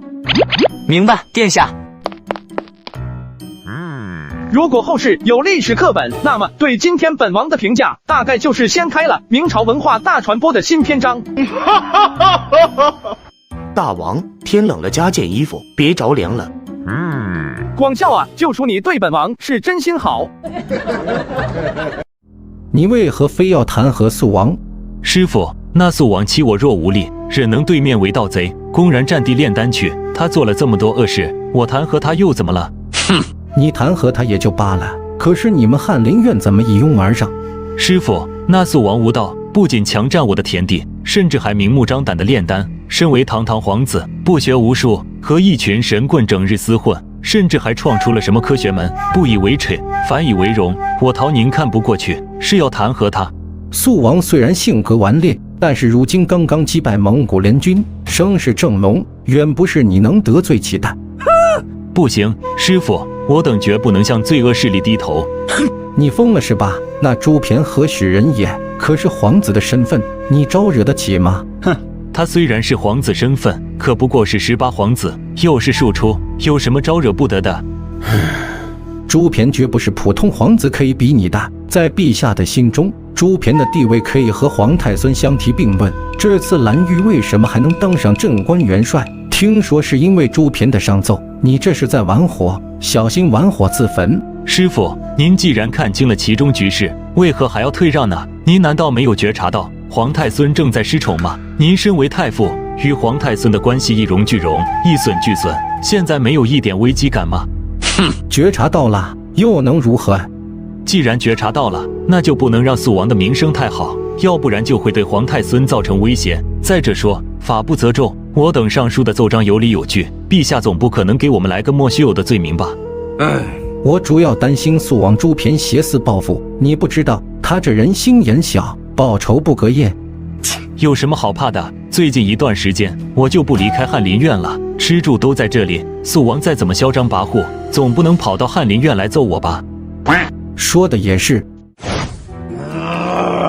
父皇，又哪个小子污蔑儿臣？您把他的名字报出来，儿臣现在就带着人手移平他的府邸。还是陶宁？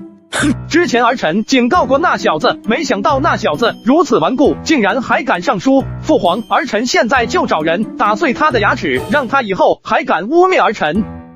难道你一点批评都接受不了吗？难道你就如此独断专行吗？父皇，您是知道的，儿臣一向对大明忠心耿耿，从没有过二心。而且这陶宁污蔑儿臣的话，也是无中生有。儿臣炼的是火药，是能够提升大明国力的火药啊！朕知道。儿臣被别人如此污蔑，简直心如刀绞。父皇，要不让儿臣回岭南吧？岭南那地方还需要人镇守，万一那些土司不老实，趁机攻打岭南怎么办？别在这装委屈。如果岭南有事，那就让你的那些太尉先回去，你留在京城。为何啊，父皇？你不是想要成婚吗？朕打算年后给你完婚。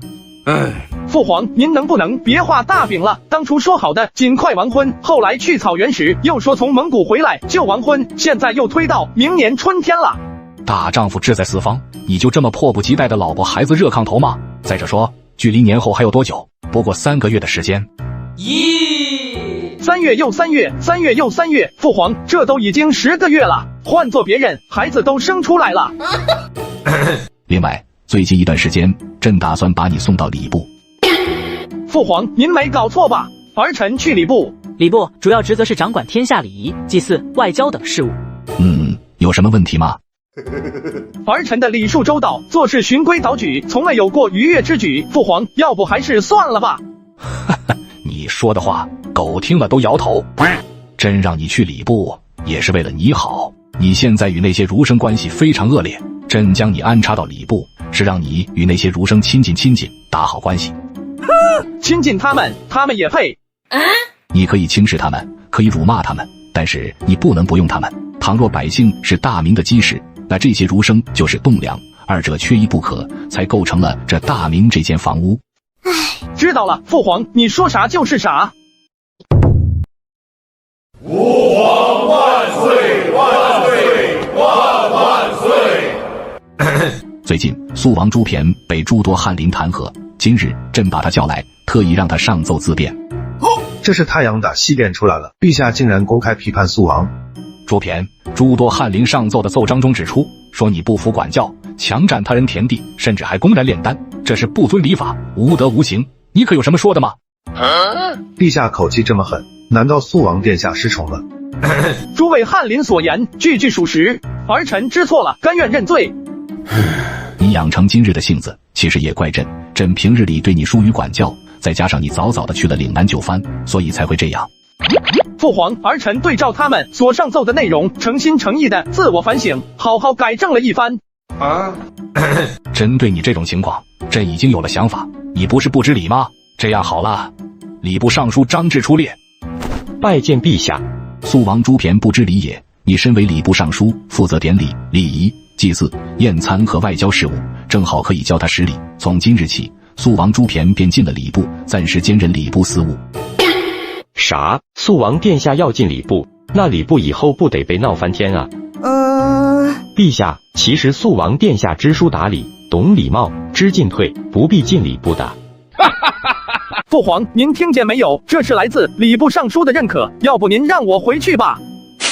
张爱卿，你不必多言。肃王什么品性，在座的诸位爱卿心中都清楚。进了礼部后，让他多熟悉礼部的礼法。放心好了，你随意管教，朕绝不多问，此事已定，不必在意。是陛下。我朝鲜对大明向来敬仰，世代甘愿朝贡大明，永远做大明的宗藩之国。你就是主事吗？本王以后要先在这礼部的四仪馆当值了。张大人，肃王殿下说的是真的吗？要是四仪馆成为了肃王殿下的下属，那可就完蛋了。全京城谁不知道肃王殿下是出了名的性格顽劣，砍人如麻？当然是真的，肃王殿下仁德友善，提辖四仪馆正是恰到好处。这种违心之言，张大人你也好意思说出口？张大人啊，下官只是觉得四仪馆庙小，容不下肃王殿下这尊大佛，要不您在礼部找个其他官职，让肃王殿下前去就任？正因为四仪馆庙小，才适合让肃王殿下尽情的发挥才能。你们搁这踢皮球呢？本王来礼部是帮你们处理事务的，又不是给你们找麻烦的。看你们一个个愁眉苦脸的，像是过丧了一样。殿下，慎言，慎言，咱们是礼部，要注重礼仪。慎言个鸡毛！本王想怎么说就怎么说。好好的礼部怎么混起来这么个玩意？王主事啊，你给我说说，这四仪馆平时主要负责什么工作？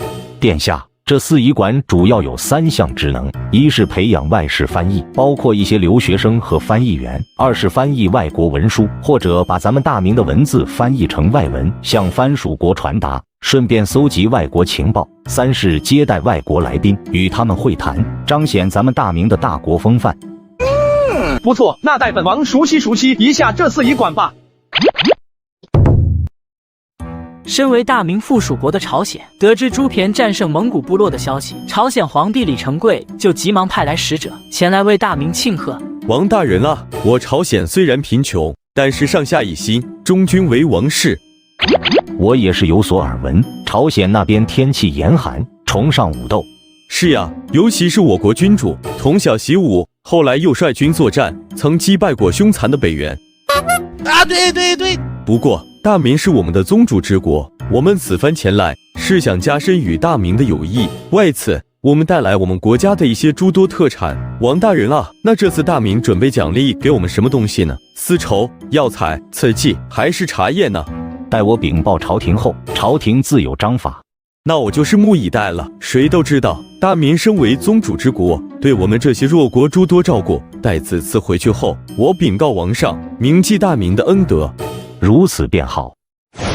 与此同时，朱骈在给四仪馆的官吏们布置任务。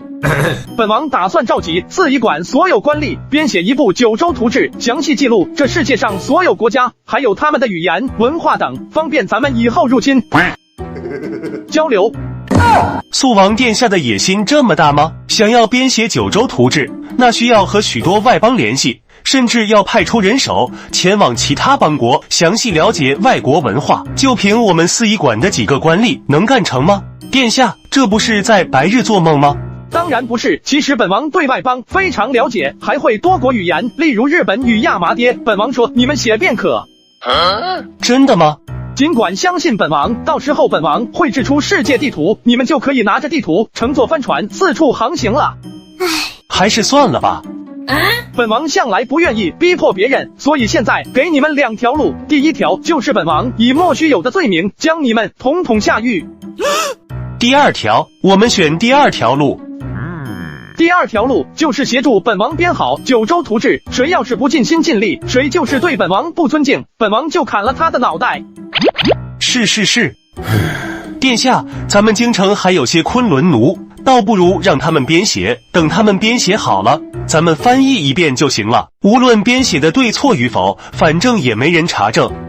此举关乎大明国运，岂能如此草率？万一那些昆仑奴瞎写一通，到时候拿着他们绘制的草图航行世界，岂不是有去无回？王普那家伙在什么地方？让他给你们说。王大人去找朝鲜使者了，此时正在商议事情。朝鲜使者？本王最会和谈了，使者在什么地方？本王去找他们。阿尼哈塞哟，扣你鸡啊！这说的什么玩意？才想起来，古代的朝鲜是说汉语的，不过后来在14世纪李氏王朝才创造了朝鲜文字。有朋自远方来，不亦乐乎？您是？本王不过是个皇子，奉朝廷之令，近日提督四仪馆，今日听到有贵客上访，特来走动走动，加深一下两国友谊嘛。此次来大明，竟然见到了皇子。倘若大明皇子亲自接待，那这一趟岂不是收获更加丰厚？朝鲜啊，本王只听说过，但是没去过。现在朝鲜怎么样了呢？郑道传脸色一正，便开始介绍起自己国家的情况，只不过吹得有点夸张了。毕竟他出使大明，代表的是朝鲜的颜面。我们国家的士卒有40多万，个个身经百战，虽然不如大明这么庞大，但是我们在10几年前和倭国作战，曾击败过他们。我们还有10几个州府，各地的城市非常繁华，虽然比不上应天府这么大，但也相差无几。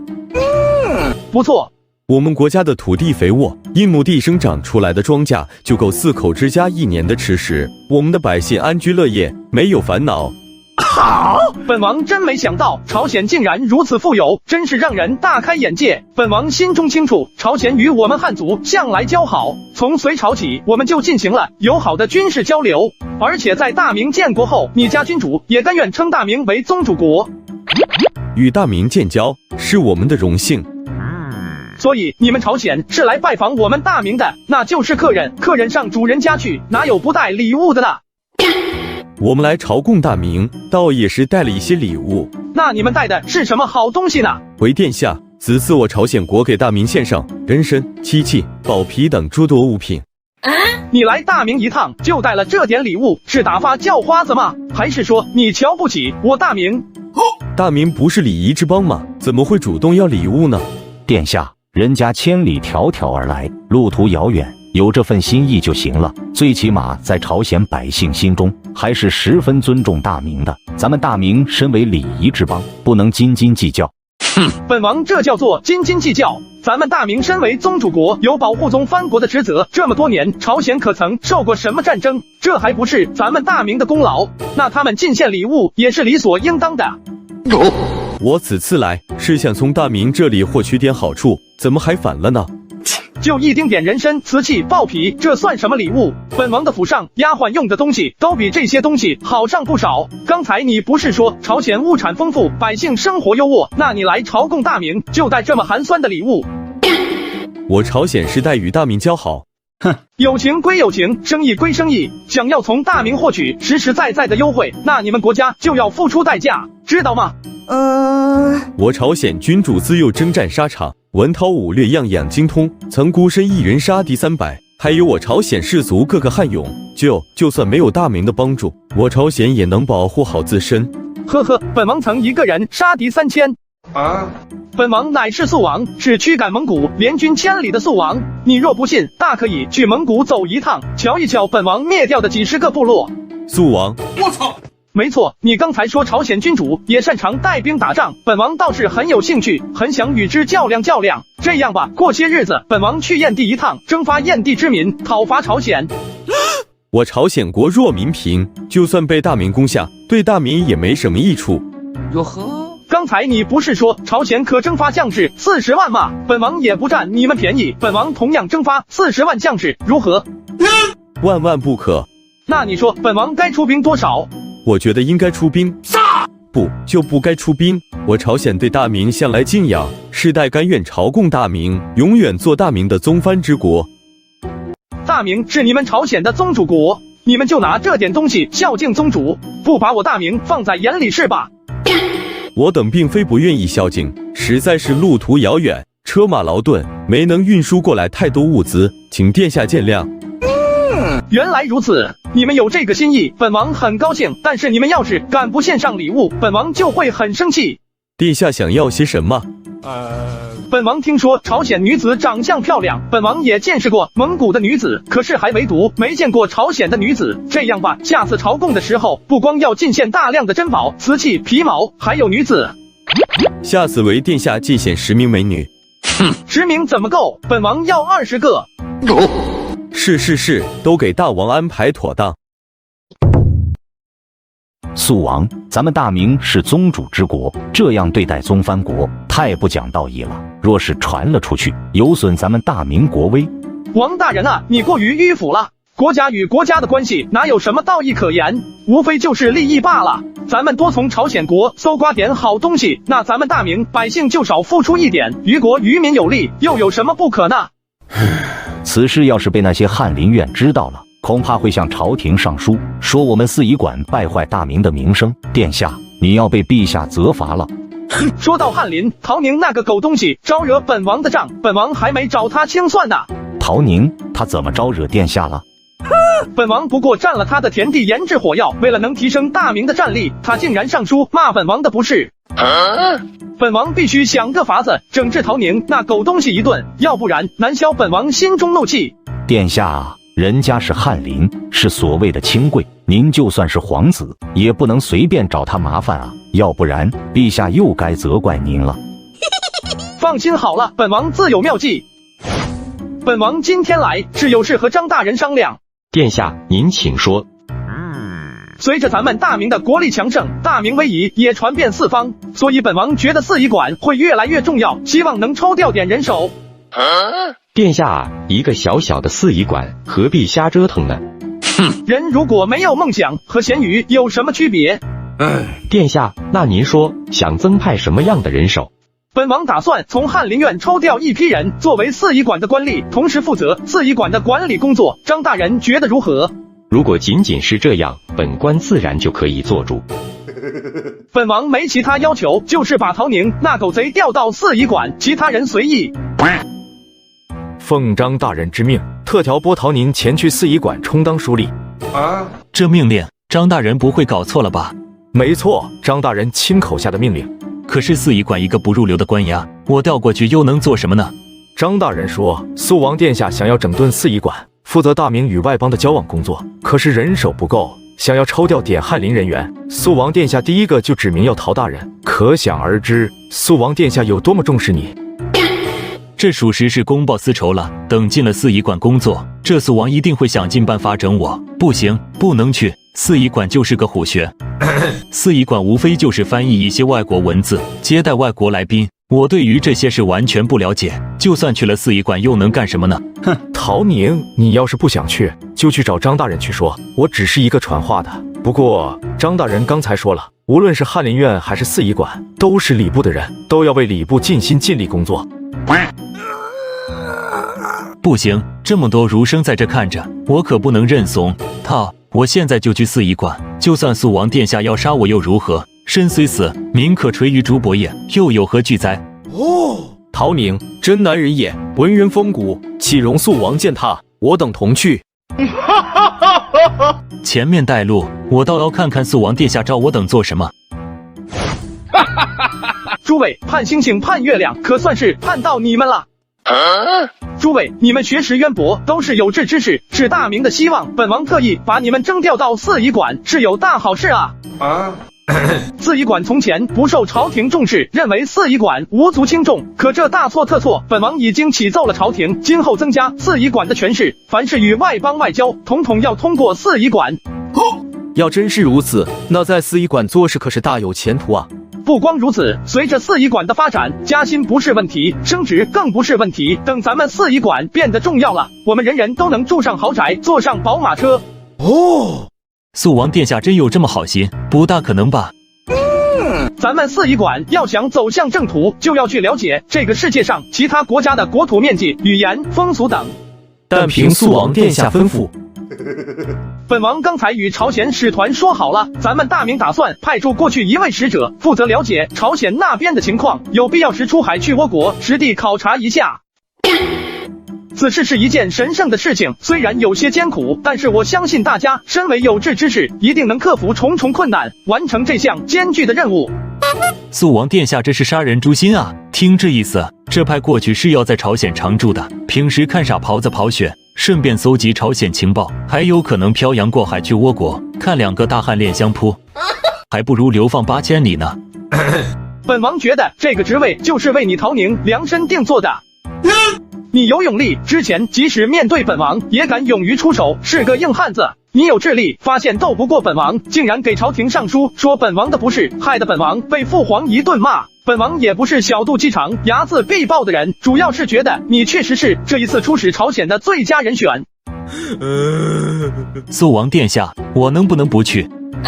此等利国利民之事，你竟然说不去？你还是个修身齐家治国平天下的儒生吗？你对得起你身份吗？殿下，这对陶兄是不是太不公平了？哟呵，那行，本王尊重你们的意愿。既然你有意顶替陶宁，那你就去朝鲜走一趟吧。殿下，我不是这个意思。其实陶兄前往朝鲜也是不错的。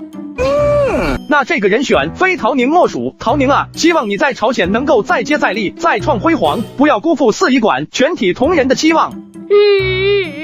我万万没想到，自己这辈子竟然还有机会出国。此次我一去万里，今生不知还能否归来。如今临别赠言，黄师傅千万不要再与肃王起冲突。早知如此，何必当初？但肃王也嚣张不了几年了。陛下年龄大了，皇位迟早落在皇孙手中。以皇孙宽厚仁爱的性子，定会宽待我等儒生。我身为皇孙太傅，说实在的，最近能感觉到陛下对皇孙没有那么上心了，隐隐有了疏离感。哼，立场立敌乃是亘古不变的道理，哪有更改的呢？再说陛下年龄大了，又还能找到什么合适的继承人呢？皇四子朱棣，皇十八子朱骈。师傅，您在开什么玩笑？皇四子朱棣久居燕的，不熟悉朝堂情况，在朝堂没有帮手，怎么可能继承大位呢？至于肃王，那更是完全没可能。要是他当了皇帝，那咱们这些儒生恐怕就要炸了。古今天下者，均是由君王与士大夫共治，肃王殿下与士大夫势不两立，又怎么可能坐上皇位呢？你还是赶紧收拾东西吧，过些日子就上路吧。那时候我四哥朱棣已经起兵造反了，两军兵戎相见，朱允文却下了死命令，勿使朕复杀叔父之名。拜见蓝帅。肃王临行前可曾交代过什么事情？肃王殿下回京前曾说，要是蓝帅前来，晋地的一切事务便由您负责，甚至还有九边的军事也统统交给蓝帅。这位蓝帅之前可是有过谋反的经历啊，还有他之前的那些部下黑子，可是统统被他砍了，是个狠辣之人啊。如今到了晋地，不知道要做出什么事情。政务上的事情，本帅了解不多，但是接下来的几年要全力做好3件事情：第一，改军户制为募兵制；第二，粮食统购统销；第三，严法恢复开中法。蓝玉不是主抓军事的吗？怎么说的这3条都是政务上面的事情呢？军户制弊端太多，征发的士卒太杂乱，作战能力也不同，会影响战事的进程，所以本帅认为要改军户制为募兵制。募兵制是国家用金钱和其他物质条件雇佣的军队。蓝帅，这是朝廷所规定的，我们贸然更改，恐怕会惹得朝廷震怒，到时候咱们承受不起后果啊！还请三思啊！这蓝玉刚到晋地就敢玩这么大的，不愧是造过反的男人，就是有种。此乃肃王之命也。这竟然是肃王的命令，那就不是相当于朝廷的命令吗？那应该就没事吧？至于粮食统销统购，按照肃王的想法，是给小麦这种大宗粮食设定一个价格，高于这个价格，由官府出面压低粮食价格，低于这个价格，由官府出面收购粮食。肃王不愧是大才啊！这样做既让百姓能从耕地中挣些银子，又不至于让百姓买不起粮食，这能够极大解决晋地物资短缺的问题。蓝帅，这么大的事情，要不还是先禀报下朝廷，待朝廷应允后再推动也不迟。不必，就按照肃王的命令推行这条政策。可要是朝廷，没有可是，推行政策时出了任何差错，本帅一并担之。如果做出了成效，那就是肃王的功劳。清楚了吗？清楚了，清楚了。怎么感觉蓝帅这做事风格似乎和一个人很像啊？是谁呢？是姚广孝那反贼啊！记得姚广孝在太原时，做什么事都是肆意妄为，根本不顾及朝廷的看法。要不是他口口声声称做的这些事都是肃王殿下吩咐的，他那反贼早就被砍800回脑袋了。吩咐完事情后，蓝玉又去了定边县，见到了李肃、程守德等武将。李肃，你在4王子期之外与敌人对峙；程守德则是率一路偏军插到朔方，还有给燕地的燕王写信，让他从右北平出兵，占据狼居胥山附近，盯着瀚海。我们形成3路大军，紧紧地盯着马哈木部落，要是他有任何异动，咱们便即刻出兵，攻下他们的部落。蓝帅，肃王殿下曾与马哈木签订了停战协议，不得随意开战。我知道，所以咱们进军这些地方，就是在马哈木的脖子上悬着一把剑，倘若他敢反抗，这把剑顷刻间就要了他的性命。倘若他不反抗，钝刀子割肉，一点一点的侵占蒙古，懂了吗？是，蓝将军。大明欺我太甚，竟然敢3路出兵，压制我等的活动范围。大首领还需忍耐。忍，除了忍，你难道就没有别的方法？现在朱骈那小子已经回京了，有什么好怕的？你说，如今的大明统帅是谁？本首领非要出兵一次，让他瞧瞧咱们蒙古军队的厉害。蓝玉，我操！本首领觉得，其实忍一忍也挺好的。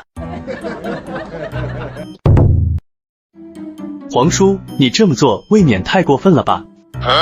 大侄子，你18叔，我还有正事，能不能等我办完正事后咱们再说？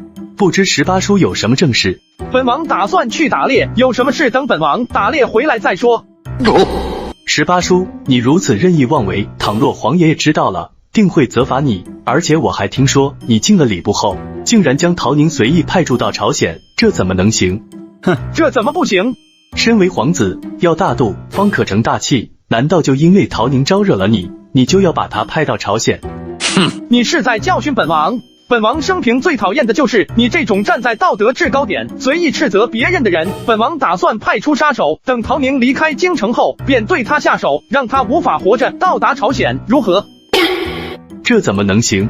陶宁去朝鲜，好歹还有一条命在，可是你怎么能如此心狠手辣，想要他的命呢？你这么做根本不是人王所为。如何？朱允文，你莫不是以为本王为了一己私利才把陶宁派到朝鲜的吧？本王告诉你，本王还没那么无聊。朝鲜虽然是外邦，但是我大明要派驻使者，借此逐步扩大大明的影响力，让周围的邻邦俯首称臣。朝鲜乃苦寒之地，征服这些地方有什么用呢？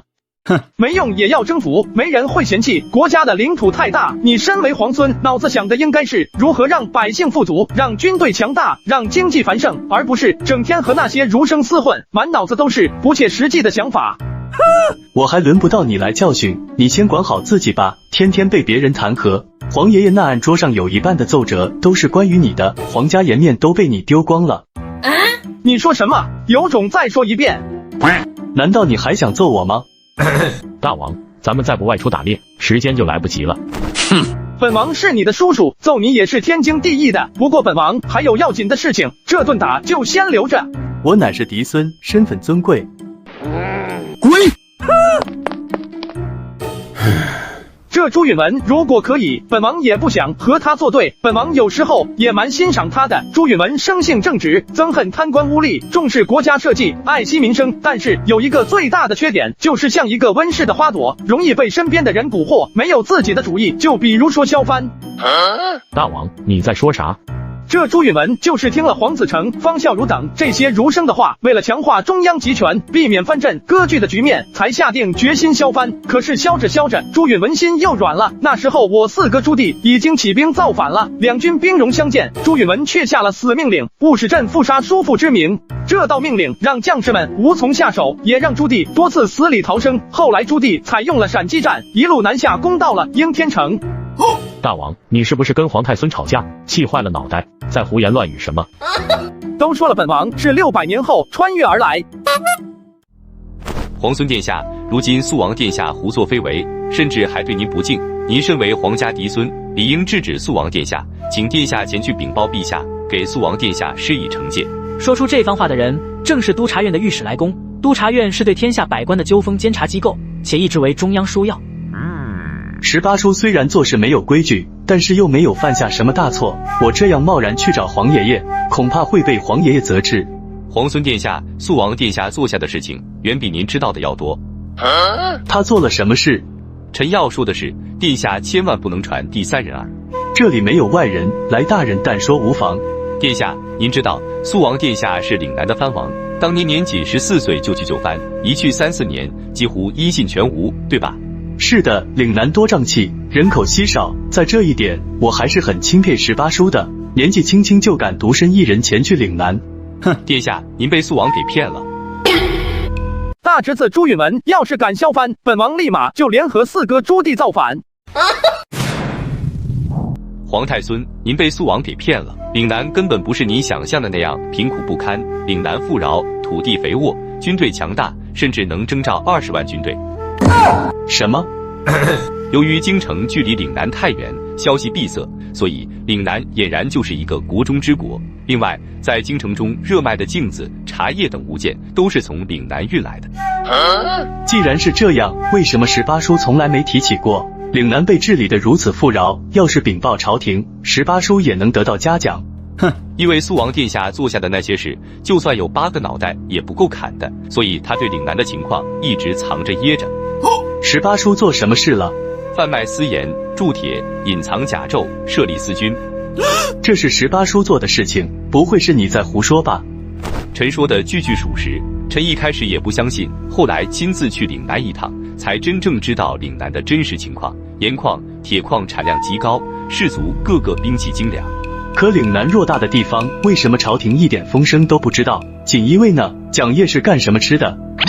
臣也不知道为什么，似乎有人在故意隐瞒这个消息。如果真是这样，殿下您可要小心了，肃王殿下所图甚大。他想干什么？皇爷爷现在还是皇帝，难不成他想造皇爷爷的反？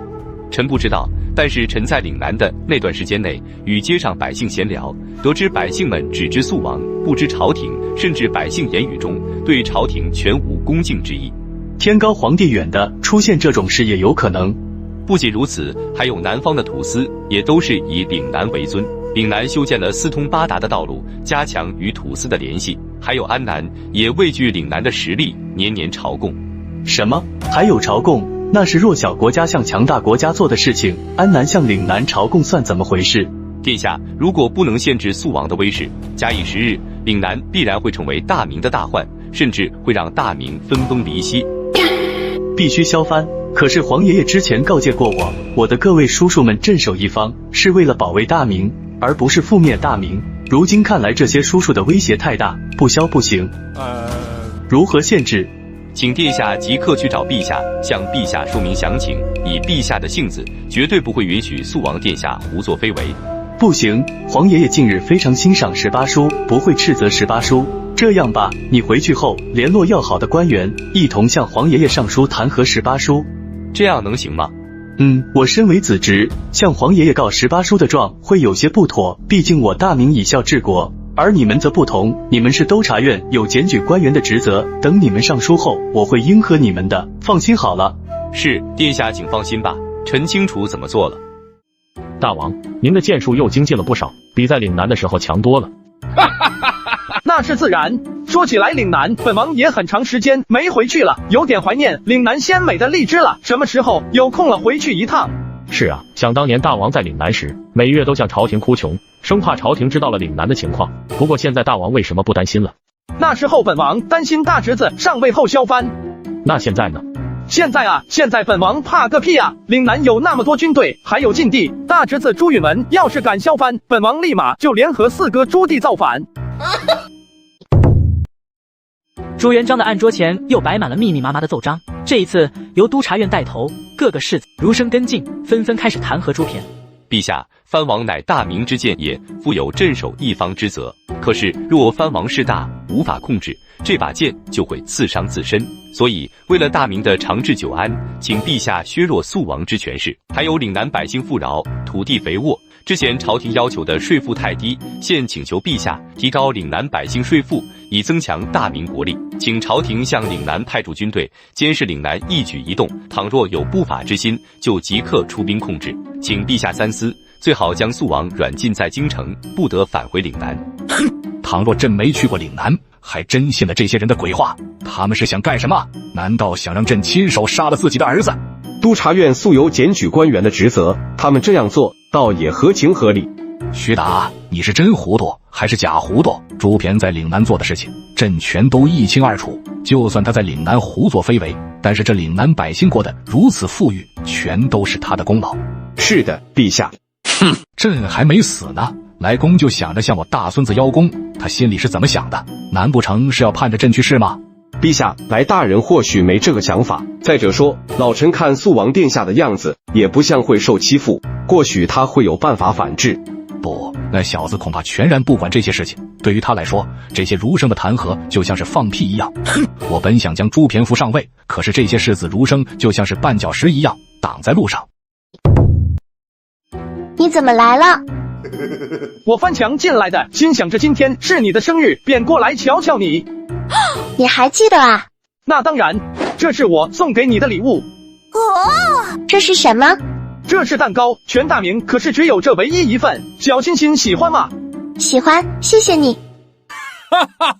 这可是我亲自为你做的，我是费了好大功夫才做出来的。这下面的面包是我跟西域人学的，还有这奶油是从蒙古人那学的。你对我真好。当然，我就你这一个未婚妻，不对你好对谁好？别人又不是我未婚妻。听你这意思，还想要再多几个未婚妻？哪有，来，快试试你夫君做的蛋糕味道如何？好。还有这个蛋糕上面的奶油啊，不能咬太多，最好舔一舔。怎么好像有男人的声音？难道家里进贼了？这个你不能咬，要舔一舔。我操！这是什么虎狼之词？猪骈这混账东西又偷溜进来，占我女儿便宜。对，就这样舔，你有没有觉得味道很好，吃起来很舒服？很好，软软糯糯的，但你这个有点硬，不太好吃。怪我，你吃其他地方的。猪骈，你这小子，我今天非得杀了你！岳父，你怎么来了？操！岳父，是我啊，是我。我知道是你小子，揍的就是你。为何啊？我不过是翻了墙，又没干什么坏事，你这是要打死我吗？这还不算干坏事。爹爹，你快住手啊！他只不过是来送个蛋糕，您为什么要打他啊？送蛋糕？你小子来就真的只是来送个蛋糕？岳父大人，我是你的女婿，又不是你的杀父仇人，见了我怎么激动成这样？你自己心里清楚，你这小子要不是心里憋着坏，老夫会如此对你。我心里憋着什么坏了？我千辛万苦过来，只是给心儿送个生日礼物，没有功劳也有苦劳吧？您至于这么对我吗？那你就不能走大门，非要翻墙进来。岳父，你这是以小人之心度君子之腹。你要是个君子，大明早就亡国了。猪骈啊，你脑子里能不能想点正事啊？整天来找我女儿算怎么回事？你们还没成亲啊？这要是传出去，有损女儿清誉啊！谁敢乱嚼舌根子，本王砍了他！得了吧，你还是先顾好自己吧。近日众多官员弹劾你的奏章几乎摆满了陛下的案桌，你知道吗？随他们瞎几把折腾，本王什么身份，不屑与他们计较。难道你就一点不担心吗？那些奏章我也知道一些，人家说的有理有据，可不像故意歪曲事实啊。到时候你如何自辩清白？为何要辩证清白？浊者自浊，清者自清。我猪骈对大明忠心耿耿，世人皆知，又岂是那些儒生可以抹黑的？大王只要和皇长孙站到同一阵营，大王就可以暗中积蓄力量，厉兵秣马，待天下有变。猪骈，你真没有造反的心思？目前没有。那你的岭南为何如此富有？因为本王治理的好啊！本王自从担任岭南藩王以来，兢兢业业，日夜操劳，费了好大的功夫才把岭南治理成这样。难道富裕也是一种罪过吗？那还有没有天理了？还有没有王法了？那你为什么不禀报朝廷？你要知道，藩王是大明的王，一举一动都要上报朝廷。倘若隐瞒不报，那就是有不轨的想法。哼，我为什么上报朝廷？难道让朝廷增加税赋？猪骈啊，在朝廷做事如履薄冰，事事都要小心谨慎。老夫知道这个道理，所以早早的卸任了元帅一职，明年便会奉养老家养老。我们这些老人在朝堂之上的人只剩下徐达了。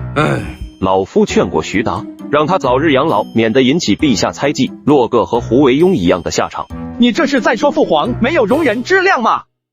咱俩既然是丈婿，老夫也不瞒你，当今圣上乃是一代雄主，做事向来杀伐果断，你切记一定不要引起陛下的反感，知道吗？本王知道这些事，岳父啊，其实那些官员们上蹿下跳的，像个猴子一样，其实父皇不会相信他们说的鬼话。真的？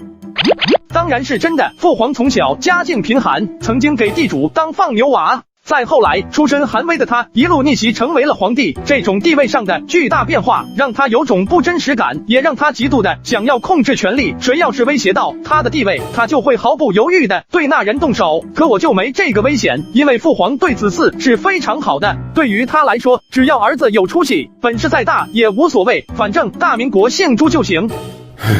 即便如此，那你也不能落个千夫所指的名声啊！以后心儿嫁给你，要是名声受损，那可怎么办？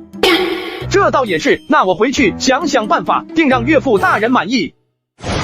广孝啊，如今那些该死的官员和儒生合起伙来弹劾本王，导致如今的本王名声受损，你可有什么法子对付他们？大王，这是您的机会啊！大王，您现在的困境不是与那些官员世子们的争执，而是与皇孙的权力争端。此话何意？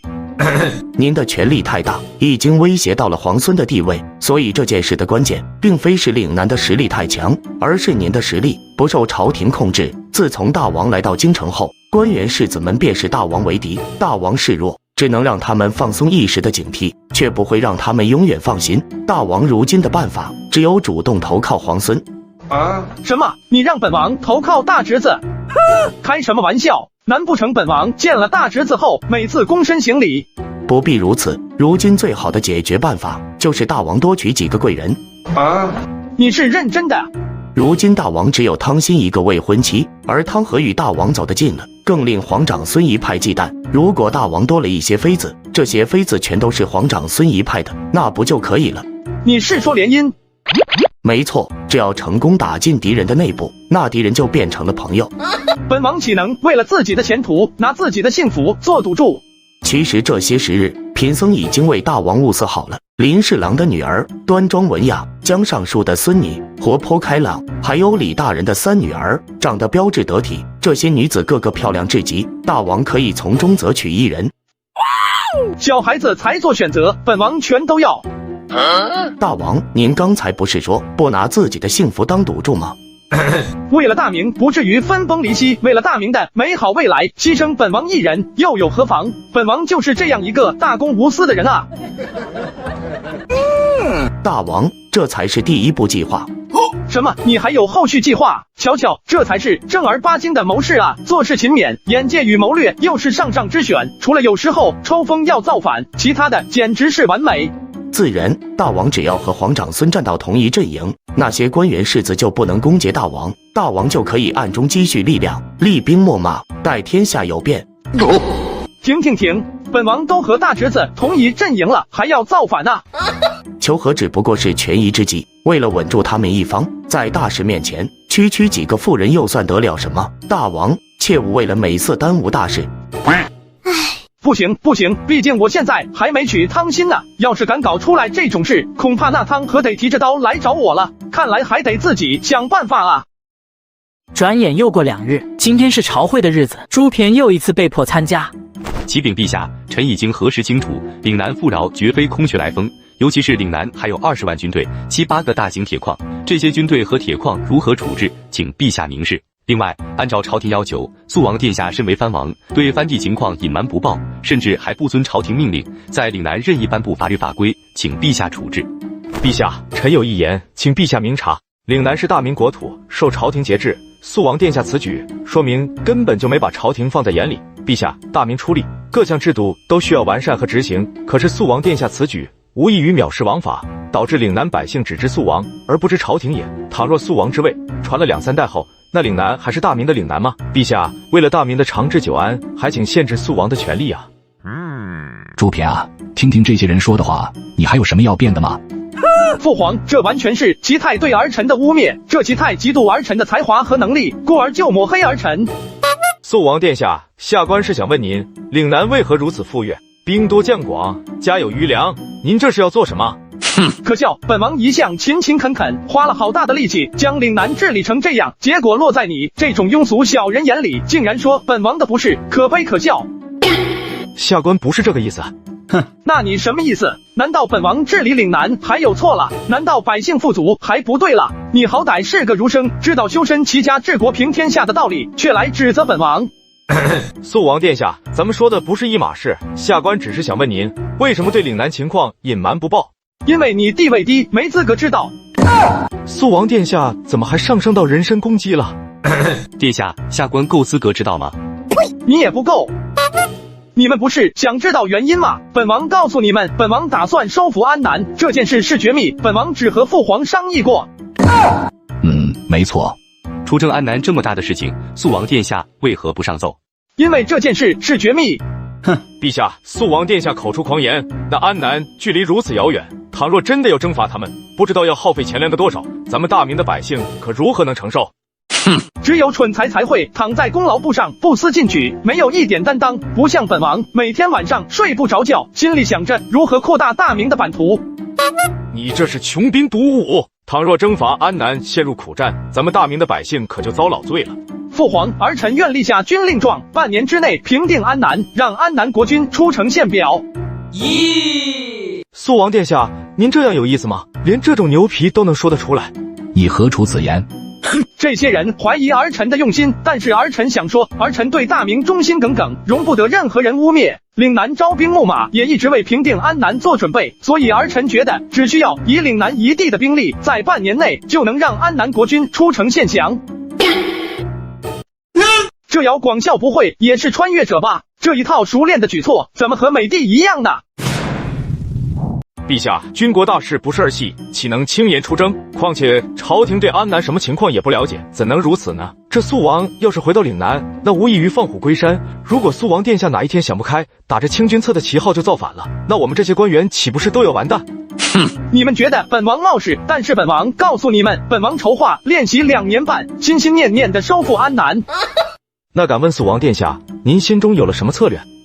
此乃军机大事，焉能在大庭广众之下公然陈述？你这家伙看起来贼眉鼠眼，不像个好人，莫非是想故意泄密给安南陈氏？哼，欲加之罪，何患无辞？要是肃王殿下执意出征，还请自述攻敌方略。若是连攻略都没有，岂不是证明肃王殿下在胡说八道？你敢质疑本王？本王的属官姚广孝知道。那就将姚广孝叫来，一问便知。那就把他叫来吧。广孝啊，咱们不是想收复安南吗？这样吧，你把咱们拟定的安南攻略讲出来。肃王殿下怎么就突然要攻占安南了？而且还拟定了安南攻略，这是什么时候的事情？为什么我不知道？你不会忘了吧？父皇，儿臣的属官忘了，儿臣这就带他回去，好好回忆几天。过几日儿臣再献上安南攻略。肃王殿下，您哥这忽悠谁呢？您莫不是临时起意才决定要攻打安南的吧？想借安南一事遮掩住你的过错。来公，你竟敢污蔑本王！等会下了早朝，咱们俩在午门外单独练练，本王让你一只手如何？等会咋了，广孝？肃王殿下确实制定了安南攻略。肃王殿下曾对贫僧说，安南国内陈氏和黎氏互相争斗，国内环境并不稳定，尤其是黎氏目前盘踞在安南南部，从不朝贡，对大明不敬，他们断绝了与大明的来往，看似是嚣张无礼，其实是畏惧害怕。所以肃王殿下称，无论是陈氏还是黎氏，都必定畏战，所以平定安南攻略以攻心为上。我操，惊呆了，老铁！如何攻心？第一步，大造声势，极限施压，让岭南太尉筹备粮草军备，准备好士卒，做出频繁调兵的举动，动静一定要大，在边境摆出厉兵秣马的气势，恐吓安南君王。其次就是传习安南国内，挑拨陈氏与黎氏的争斗，可以扶持一股反动派，咱们派出指导团，帮助他们互相厮杀，他们两方的势力只要消磨，就不可避免的争相投靠大明。第三，传播大明威仪。如今安南境内说汉语的人并不少，只要尽力攻心，必然能收复安南。在安南目前的形势下，只要把这3条策略做足了，就可不战而屈人之兵。这姚广孝不会也是穿越者吧？这一套熟练的举措，怎么和美帝一样呢？对，本王就是这样想的。这3条没有多余之举，花费也不多，非常可行。没想到这肃王朱偏竟然真的制定了安南攻略。敢问殿下，要是失败，后果如何？最坏的后果就是安南维持如今这种局面，最好的结果就是陈氏国君畏惧大明，主动向大明请降，这是几率最大的。按照朱偏这种办法出征，代价非常小，却能收复安南。朕同意了，朱偏，朕倒是觉得你这属官不错，有意让他前往岭南处理这件事，如何？陛下不可，此人没有品阶，贸然前往岭南，恐怕没有人服气，还请另择贤良前往。你觉得呢，朱偏？儿臣觉得吉大人说的在理，开什么玩笑？翡蓝玉、南广孝，我这一觉醒来，直接就黄袍加身了。这肃王殿下脑子抽了，怎么突然帮我说话了？父皇，收复安南乃是国事，儿臣岂能因为一己私欲而举荐身边的人？儿臣认为，为了避嫌，姚广孝确实不适合前往岭南。真没想到啊，一向胡作非为的朱偏，竟然能说出这样一番大义凛然的话，朕甚是欣慰啊。既然如此，你觉得谁去岭南督军最合适？齐泰。我操！肃王殿下还真是报仇不隔夜啊！为了报复我，竟然不让自己的属官去岭南，还特意把我踢到了贼窝。不行啊，绝不能去岭南，那可是肃王殿下的老巢啊！岭南那可是人间反贼啊！去了之后还能有命在吗？肃王殿下，下官从未打过仗，对军事一无所知。如果去了岭南，恐怕会坏了大事啊！这次攻略乃攻心为上，齐大人熟读经史子集，机智多变，肯定没问题。而且本王还制定了详细计划，齐大人只要按着的执行就行了。这个老六，我真的服了。殿下能换个人不？为国事当鞠躬尽瘁，死而后已。本王尽心谋划，岭南一地出人出力，都是为了能收复安南。现在只需要齐大人前去督战，齐大人竟然退缩不去。本王治理岭南距今已有5载，深知岭南凶险，外有强敌环伺，内有贼寇，百姓们食不果腹，过得极为艰难。世人污蔑本王，说本王有不轨之心。现在本王要征讨安南，齐大人竟然又不愿意前往。下官真不是这个意思。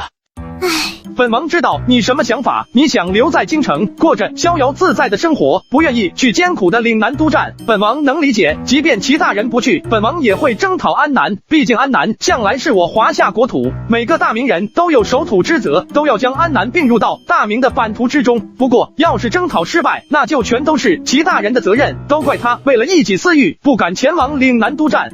父皇，儿臣没想到齐大人竟然是贪生怕死之徒，算了，再另择贤能吧。陛下，臣愿意前往岭南。好，齐大人又高又硬。还有其他事没有？父皇，齐大人一人处理安南的事务，恐怕力不从心，所以恳求父皇能不能让齐大人带几10名官员一同前往岭南啊？正好他们相互之间有个照应。我尼玛！让我一个人去送死还不行，还非要让我拉上一堆。之前蓝玉谋反那一波，为岭南送了一批武将，所以现在岭南能打仗的人不缺了。可是治理内政的人只有张卫那老家伙一个人硬撑，刚好如今这齐太能送点人才过来。就按照这个策略执行，齐太前往岭南处理安南一事。另外，你再选派一批官员跟你一同前往，之后上报吏部备案即可。退朝。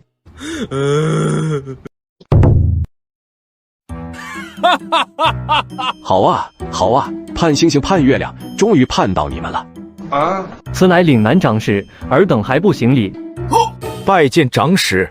好好好，快吩咐下去准备宴席，好好款待咱们的客人。是，大人。岭南长史竟然对我们这么好。你们都是朝廷的官员，有治理一方的才能，现在千里迢迢的赶来岭南，老朽心中高兴啊！你们先好好歇息几日，领略岭南的风土人情。这恐怕不行，我们此次前来是为了征服安南做谋划。什么征服安南？老夫怎么不知道？这是肃王殿下提出来的呀，难道他没和你说过吗？哼，这庶子简直是胡闹！他说的倒轻巧，征讨安南。他身为藩王，整日脑子里想的什么玩意？岭南长史似乎和肃王关系不是很好啊。这是肃王之命也，难道长史大人不愿意遵从？哼，这小子想一出是一出，老夫好几次想辞职，却被这小子拦住。他倒好去了京城逍遥快活，可苦了我了。长史大人受了委屈吗？岂止是委屈，那小子简直不是人啊！这小子非要让老夫当长史，还把岭南的政务一股脑的扔给老夫，甚至还给老夫配了5个郎中，这是为了防止老夫猝死啊！张卫原来是同道中人啊！肃王是最大的反贼，可是岭南长史竟然是反贼中的反贼哦！那敌人的敌人就是朋友啊！敢叫长史大人知道，肃王在京城胡作非为，肆意殴打儒生，甚至还把我等发配到这里，我等立誓与肃王殿下不共戴天。你们是肃王的敌人？是啊，我等在朝堂上弹劾肃王，却被他报复。肃王心眼实在太小，竟然让我们负责征讨安南一事，这是让我们送死。朝廷竟然还同意了下来。我们虽然不情愿，但是只能来到这偏僻的岭南。来人啊！既然这几位官员负责安南一事，明日便把他们送上路，让他们前往安南。安南的道路蜿蜒曲折，要是贸然走进郁郁葱葱的树林中，恐怕就会直接迷路。所以要想征服安南，齐泰负责的第一件事就是砍树修路。兄弟们啊，那安南可是个好地方啊，气候宜人，风景美，大海滔滔全是水，密林里面有黄金，土地财宝随便给。咱们修好了路，把几10万大军往边界一摆，安南国王保准被吓尿裤子，出城献将。到时候啊，咱们想要几个老婆就几个。这苏王真不知道抽哪门子风，没事非要征讨安南，管好自家的事情不就行了？劳师动众，吃力不讨好。那个我在这里也没什么事做，要不先带着一队士卒前往安南，正好去打探打探情报。就你这柔弱的身子骨能撑得住吗？你看不起谁呢？你不会是想逃离岭南，故意找个借口叛变到安南吧？你竟然敢侮辱我！我这就去安南见他们君主，扬我大明国威。你既然想去，那就去吧。不过我可告诉你，这去安南的道路非常难走，道路复杂不说，只要被蚊虫叮咬，都有丧命的风险。无妨，我撑得住。好，我派给你几名身强体壮的将士，还有药物和向导。要是撑不住，可以顺着原路返回。哼，多此一举。从岭南到安南是一片原始丛林无人区，丛林地形复杂，天气炎热，根本就无法骑马前行，还有各类蚊虫鼠蚁叮咬，所以在走了5、6天后，齐泰就觉得自己要被折磨死了。真没想到，我们同大明断交那么久，大明还会派来使臣，这让我们受宠若惊了。如今的安南国王名叫陈日坤，陈氏一派向来亲近大明，他的祖父陈日奎还接受过大明授印，成为了大明的宗藩国。可是陈氏日渐式微，到了陈日坤执政时期，国家大权逐渐由宰相黎继毛把持，这家伙比较仇恨大明，所以安南与大明断交了。我这次来就是想要和安南恢复友好关系。这个好啊，我安南国内百姓一向敬仰大明，记得我陈氏先祖曾说过，安南是汉人的旁支，能成为大明的宗藩国是我们的荣幸。既然如此，那前些年为何要杀了大明的使臣？这不是我的命令啊，甚至我连这件事都不知道。那是谁下的命令？是宰相的命令，如今国内大小事务全交给了他打理，我如今就是一个空架子罢了，还请使臣见谅。什么？你乃是安南国王，朝政之事岂能交给他人？晋升，此地隔墙有耳，请天国使臣随我去个地方，咱们再详细诉说。陈日坤带齐泰去了间四周隔音的房间里，并将陈氏目前的处境一字不落的全告诉了齐泰。如今我安南想交好大明，可是宰相不许啊，请天国使臣回去后向大明陛下说明原因，若是能给予我陈氏帮助，我等愿世代奉大明为主。我大明此刻已经出兵了，正在打通道路，要不了多久就会抵达安南。什么？这是要和我安南开战吗？自然不是，我大明乃是你们的宗主国，如今你陈氏有难，我大明焉有不救的道理？这是来支援你的，懂了吗？原来是这样。可是宰相黎继毛把持着国内的军政大权，若是来的大明士卒太少，恐怕打不赢啊。大明共计出军20余万，从岭南到安南一路绵延不绝，先头部队已经进入了安南，善后部队还没出岭南。我的天啊，如此庞大的部队，若是后勤跟不上，恐怕还没打赢黎继毛的军队就要断响了。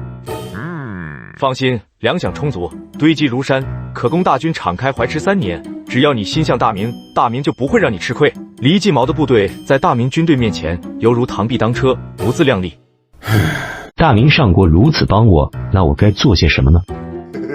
很简单，现在就向黎继毛开战。我操！什么？黎继毛做事蛮横，他如今在南部地区，只要我稍稍表达对他的不满，他就会来攻杀我，然后覆灭我的宗族。你是个君王，他只是个乱臣贼子，而且你陈氏经营安南已有数百年，势力在安南根深蒂固，怕他做什么？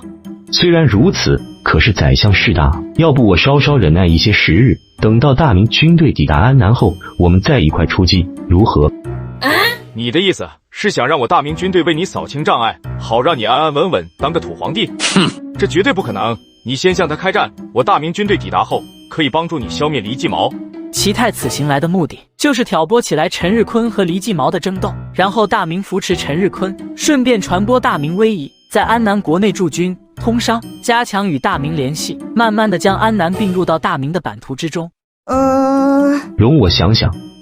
你是个王，是安南的王，如今有臣子挑战你的权威，夺取你的权利，限制你的自由，你难道不奋起反抗吗？你陈氏先祖历经千辛万苦才建立的王国，就要毁在你手上了。等你100年之后，还有何面目去见陈氏先祖？你如此怯弱，我大明就算帮了你，又有什么用？遇到困难了，就知道把头缩起来，等着别人来帮忙。这样的国君不做也罢。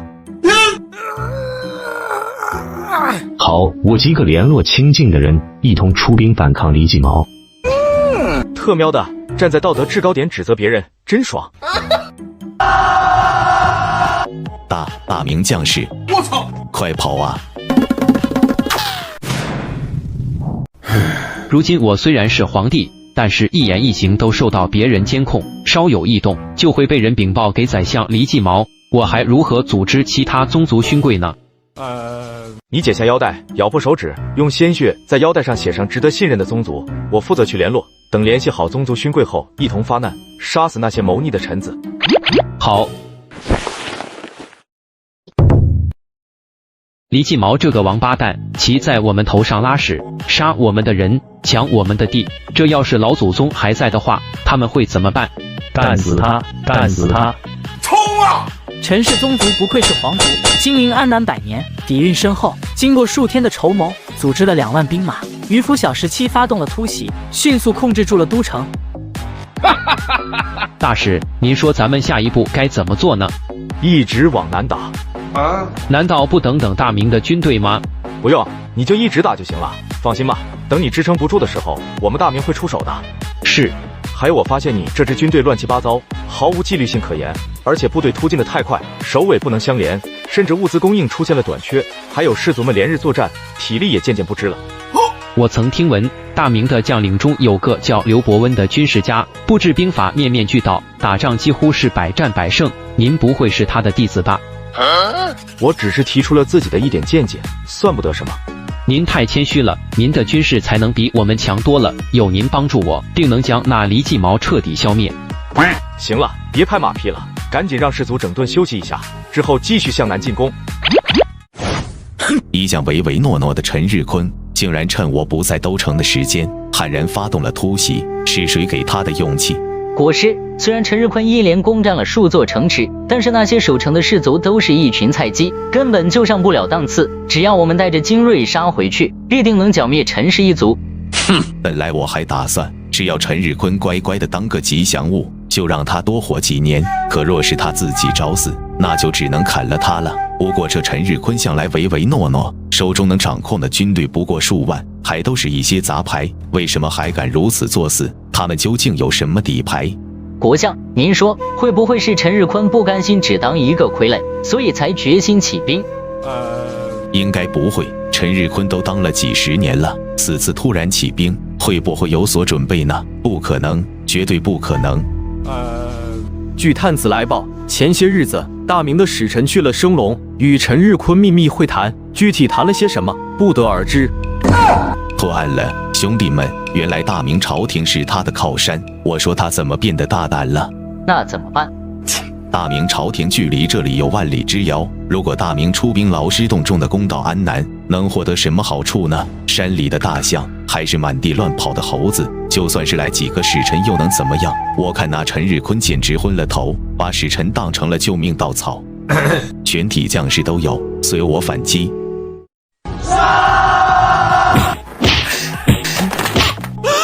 使者大人啊，你们大明什么时候派来军队啊？再不来的话，可就要给我收尸了。咱们士卒已经体力不支了，根本打不过李继毛精英部队。我大明部队很快就会抵达，在这期间还需要你尽力抵挡。想想你的陈氏先祖，想想安南的子民。可是李继毛来势汹汹，我们一败涂地，马上就要抵挡不住了啊！那就尽最大努力抵挡。如今你们已经是水火不容的局面，倘若李继毛获胜，他一定会抢了你的皇位，杀死你的族人，从此在安南再无陈氏一族。我知道了，为今之计只有梭哈，我会竭尽全力阻挡住叛军，直到大明军队到来。没事的，就算打不过，拖延一段时间也不成问题。是。使臣大人啊，要不咱们投降吧？想什么想？你的部下正要死战，你何故先降？有敌人，准备迎敌，准备迎敌。什么？敌人怎么会从后面悄摸摸地爬了上来？本太尉终于砍出了一条路。你们是大明士卒？没错。齐泰见状，赶紧走了过来，将情况如实告诉了世子良。既然你愿意同我们大明交好，那就是我们的朋友。接下来的事情交给我们。那山下的李继毛有将士5万，不可轻敌啊！竟然有5万！兄弟们，山下有5万人头，那可是明晃晃送上门的军功啊！现在咱们就去砍了他们！什么？你们是大明的宗藩国，我们帮你们岂不是理所应当？您哪是大明将军啊？您就是我未曾谋面的亲爸爸。大明将士，我操！快跑啊！特喵的，逃得真快！敌军不堪一击，如今已经溃逃。将军，接下来又该如何作战？你率领的士卒太弱，这样吧，干脆并入到我大明军队中，由我统一管辖，我负责接下来的战事。我就这样把军权交出去吗？哼，难道你以为我贪图这点部队？本太尉是想帮你磨练磨练士卒，既然你不愿意，那就算了，我大明军队明日便回岭南。不，我不是这个意思。那行，军队现在就交给将军统帅。这还差不多，还有为了便于我大明军队行动，你即刻颁布诏书，就说我大明军队是友军，是来帮助你们安南百姓的。好，此事简单。安排好这些事后，世子良带着部队攻入黎继毛老巢，一刀砍下了他的头颅，至此安南黎氏彻底覆灭。安南黎氏虽然已被消灭了，但是安南国内情况复杂，还有一些小的部落为了你国王的位子，所以本太尉打算在安南驻军。这个好。这也是为了扶持你嘛。另外，如今已经通了道路，我大明想要和安南进行贸易，你觉得如何？当然可以，我安南求之不得。还有，你安南可用的人才实在是太少了，我大明的官员先帮你治理，你没什么意见吧？军权、政权都落在大明的手中，这感觉有点不对劲啊。你要是不同意也没关系，我们即刻就把官员撤回去。不过如今安南并不太平，如果再发生反叛事件，我可不能保证大明军队会及时赶来。没有意见，大明官员帮我治理安南，真是辛苦他们了。不辛苦，希望今后大家合作愉快。本王要开辟海上的丝绸之路，从两广顺流而下，沿安南战城，途径马六甲海峡，一路到达西域各国。大王，岭南的军队开进了安南，世子良那家伙直接把黎继礼脑袋砍了，咱们大明士族也入驻安南了。如今安南已受大王掌控。不错，这齐泰看来挑拨离间是有一手的。徐大人，什么风把你吹来了？肃王殿下，老臣很不理解，您花费那么大力气派兵去岭南，到底图什么呢？自古打仗都是为了攻城略地，而你的做法更像是施恩，拉拢讨好安南的百姓。本王统领四夷馆，本就有结交友邦之责，现在友邦有难，本王派兵支持有问题吗？真是如此，肃王殿下，安南地处偏僻，没有半点战略价值，花费大量人力财力治理，恐怕会得不偿失。不对，安南的地理位置很重要，根本无法忽视。哪里重要？一望无际的大树林，还是会呲牙的猴子，亦或者比脸大的蚊子？因为贸易重要。贸易？是的，徐帅啊，您说丝绸之路为什么如此重要？君不见，边庭流血成海水；君不见，青海头，古来白骨无人收。新鬼烦冤救鬼哭，天阴雨师声啾啾。因为谁控制了丝绸之路，谁就可以和遥远的西方进行陆上贸易，从贸易中获得数不尽的财富，而有了财富，就不用从面朝黄土背朝天的百姓身上扣除税赋。没错，所以就算是强悍盛唐，不惜穷兵黩武，也要控制西域，就是为了那条通向西方的丝绸之路，就是为了和西方进行贸易。可是这和安南有什么关系？难不成进行贸易的时候，顺便也把安南带上？自然不是，本王要开辟海上的丝绸之路，从两广顺流而下，沿安南战城，途径马六甲海峡，一路到达西域各国。什么？肃王殿下，您说的是真的吗？本王何曾骗过人？随着航海技术的发展，从宋朝开始，咱们中国就有航海经验了。在明州、泉州、广州等地均制造过大型海船，水密隔舱、多层舷板、龙骨结构都成熟了。毫不夸张的讲，要是朝廷愿意，咱们大明的海船想去哪就去哪。海上丝绸之路，老臣从未想过。肃王殿下，此事重大，需要朝廷定夺啊。徐帅，你是明事理的人，这件事不必拿到朝堂上讨论，只禀报父皇就行了。要是让那些儒生知道了，他们一定会极力反对。他们只想着守城，毫无开拓进取之心。财富的积累无非就是开源和节流两种办法，一味的节流最终只会导致政息人亡。所以要想获得巨大的财富，要想提高大明百姓的生活水平，就必须开源。如何开源？航海贸易。航海加贸易有没有搞头？非常有搞头，咱们大明要做的事情太多了，征服蒙古，远赴西域，平定政局，提高百姓生活，甚至还要修书。肃王殿下，您知道上一个这么折腾的皇帝是谁吗？不知道。隋炀帝。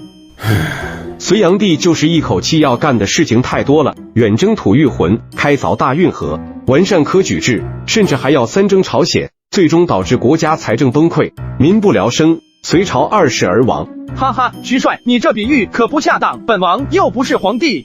可是肃王殿下要做的事情比他还要多，老夫从来不知道，肃王殿下心中竟然有如此雄心壮志。那本王厉害吧？是很厉害，但是也很危险。大明才刚刚建立几十年，财政收入薄弱，根本经不起这么折腾。所以要想大富大贵，唯有下海。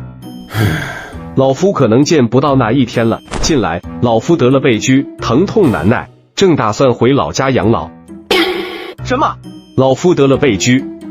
徐帅啊，您可千万别向父皇请辞回老家。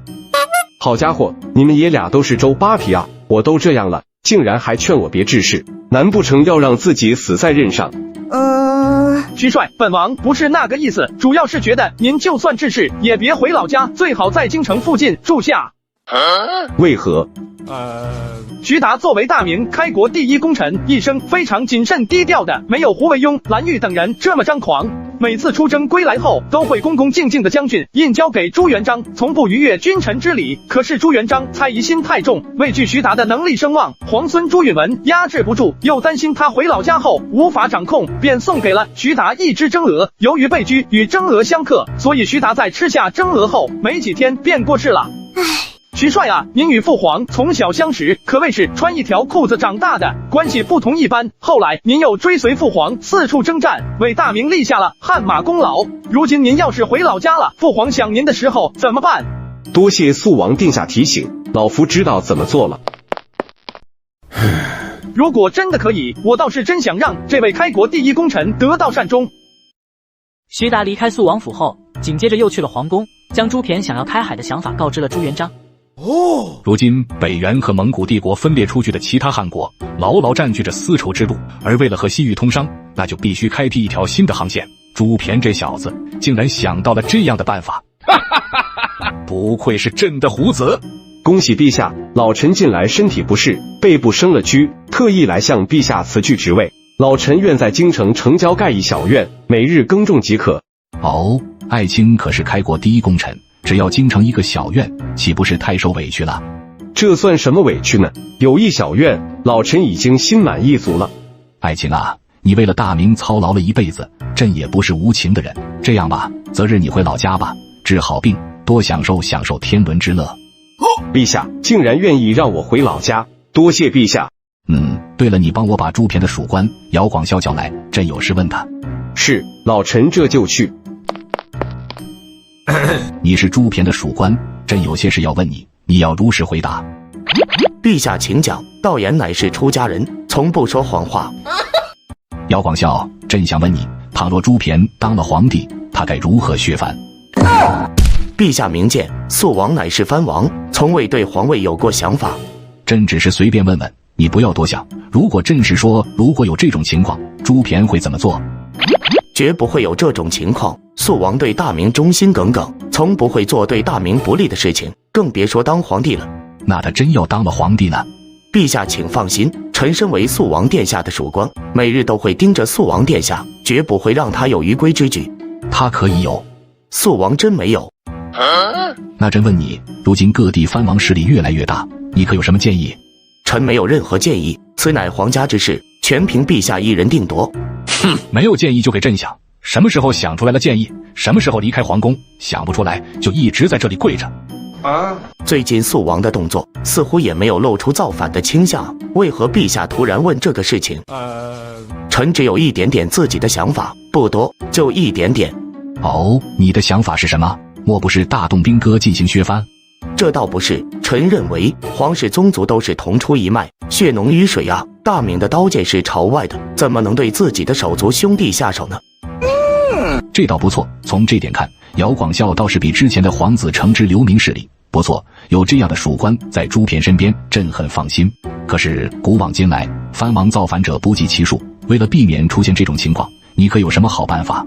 为了大明的长治久安，所以各个皇子之间的和睦是必须的。当皇帝者，要示好各个藩王，平日里多多赏赐财物，积极联络，增加感情。只有这些吗？藩王乃是大明的藩篱，负责牧守一方，藩王也是大明的防线，防的是北方的蒙古鞑子。如果大力削藩，那就无异于自得双臂。所以臣认为不能大力削藩。若是藩王势力做大呢，威胁到朝廷呢？今后待大明局势稳定，可以采取和平削藩的办法，就像那宋太祖赵匡胤杯酒释兵权。倘若藩王不肯呢？藩王所图的无非就是后代的荣华富贵，倘若朝廷能多多赏赐田宅金银，保障藩王和后代的富贵，藩王们会同意的。就算有极少数不同意，也掀不起什么风浪。和平削藩，供养宗室，姚广孝大才呀！给出的办法切实可行，堪比当年的谋士刘伯温了。你可曾和朱偏说过这件事？从未说过。肃王殿下每日每夜想的事情，就是如何辅佐陛下，让大明变得更强大，让百姓变得更富裕。哼，行了，朕知道朱偏的小子的想法。今日朕和你说的话，你不必告诉朱偏，知道了吗？臣明白，无论肃王殿下如何询问，臣也绝口不提今天发生的事情。这就好，退下吧。是，陛下。我操！地龙翻身了。这条地龙翻身是不是翻得有点快？或许还没翻过来。回殿。陛下，小心还有余震。无妨，不过是一个小小的地震罢了。去将6部尚书叫来，还有钦天监的官员也统统召来。是。陛下，臣夜观天象，近来可能有雨。没有其他异常的天象吗？臣只管观测晴雨，其余的事情还请陛下询问监正。启禀陛下，近日天象确实有些异常。什么异常？这一声巨响，乃是上天示警。示警是什么警？陛下可以细想一下，近来朝廷发生了什么大事？或许是某一件事逆了天意，上苍便传下闷雷，给大明示警。如今四海升平，百姓们安居乐业，又接连战胜了蒙古鞑子，收复了安南。按理说上苍不应该示警啊。诚如陛下所言，如今大明海晏和亲，万象升平。但是正所谓居安思危，或许如今的大明暗潮涌动，有大事就要发生了。原来如此。还以为陛下会打破砂锅问到底呢，还好，差点就露馅了。众位爱卿，你们说近来可能会发生什么大事？陛下，为了防止示警之中传出流言，不用发布邸报，向百姓们说明原因？父皇，有大喜事啊！天大的喜事！朱偏，朕正和大臣们商议的龙翻身一事，你有什么喜事稍后再报。父皇，儿臣说的喜事就是这个啊！刚才上天的一声闷雷，这是上天预警，预示着咱们的大明有大事将要发生，这算是什么喜事？放屁！这是哪门子预警？分明是本王放炮啊！刚才那声响是你搞出来的？除了儿臣，谁还有这样的本事？这大白天的，你搞出这声响是要做什么？你知不知道，整个京城的百姓都是人心惶惶，朕差点下罪己诏。父皇，您听我一言，刚才的声响是儿臣搞出的新型火药，威力巨大，若是运用到战场上，绝对有奇效。肃王殿下，刚才那道闷雷传遍了整个京城，火药哪有这么大的威力啊？这分明就是上苍打雷，您非要说是自己捣鼓出来的。你们敢质疑本王？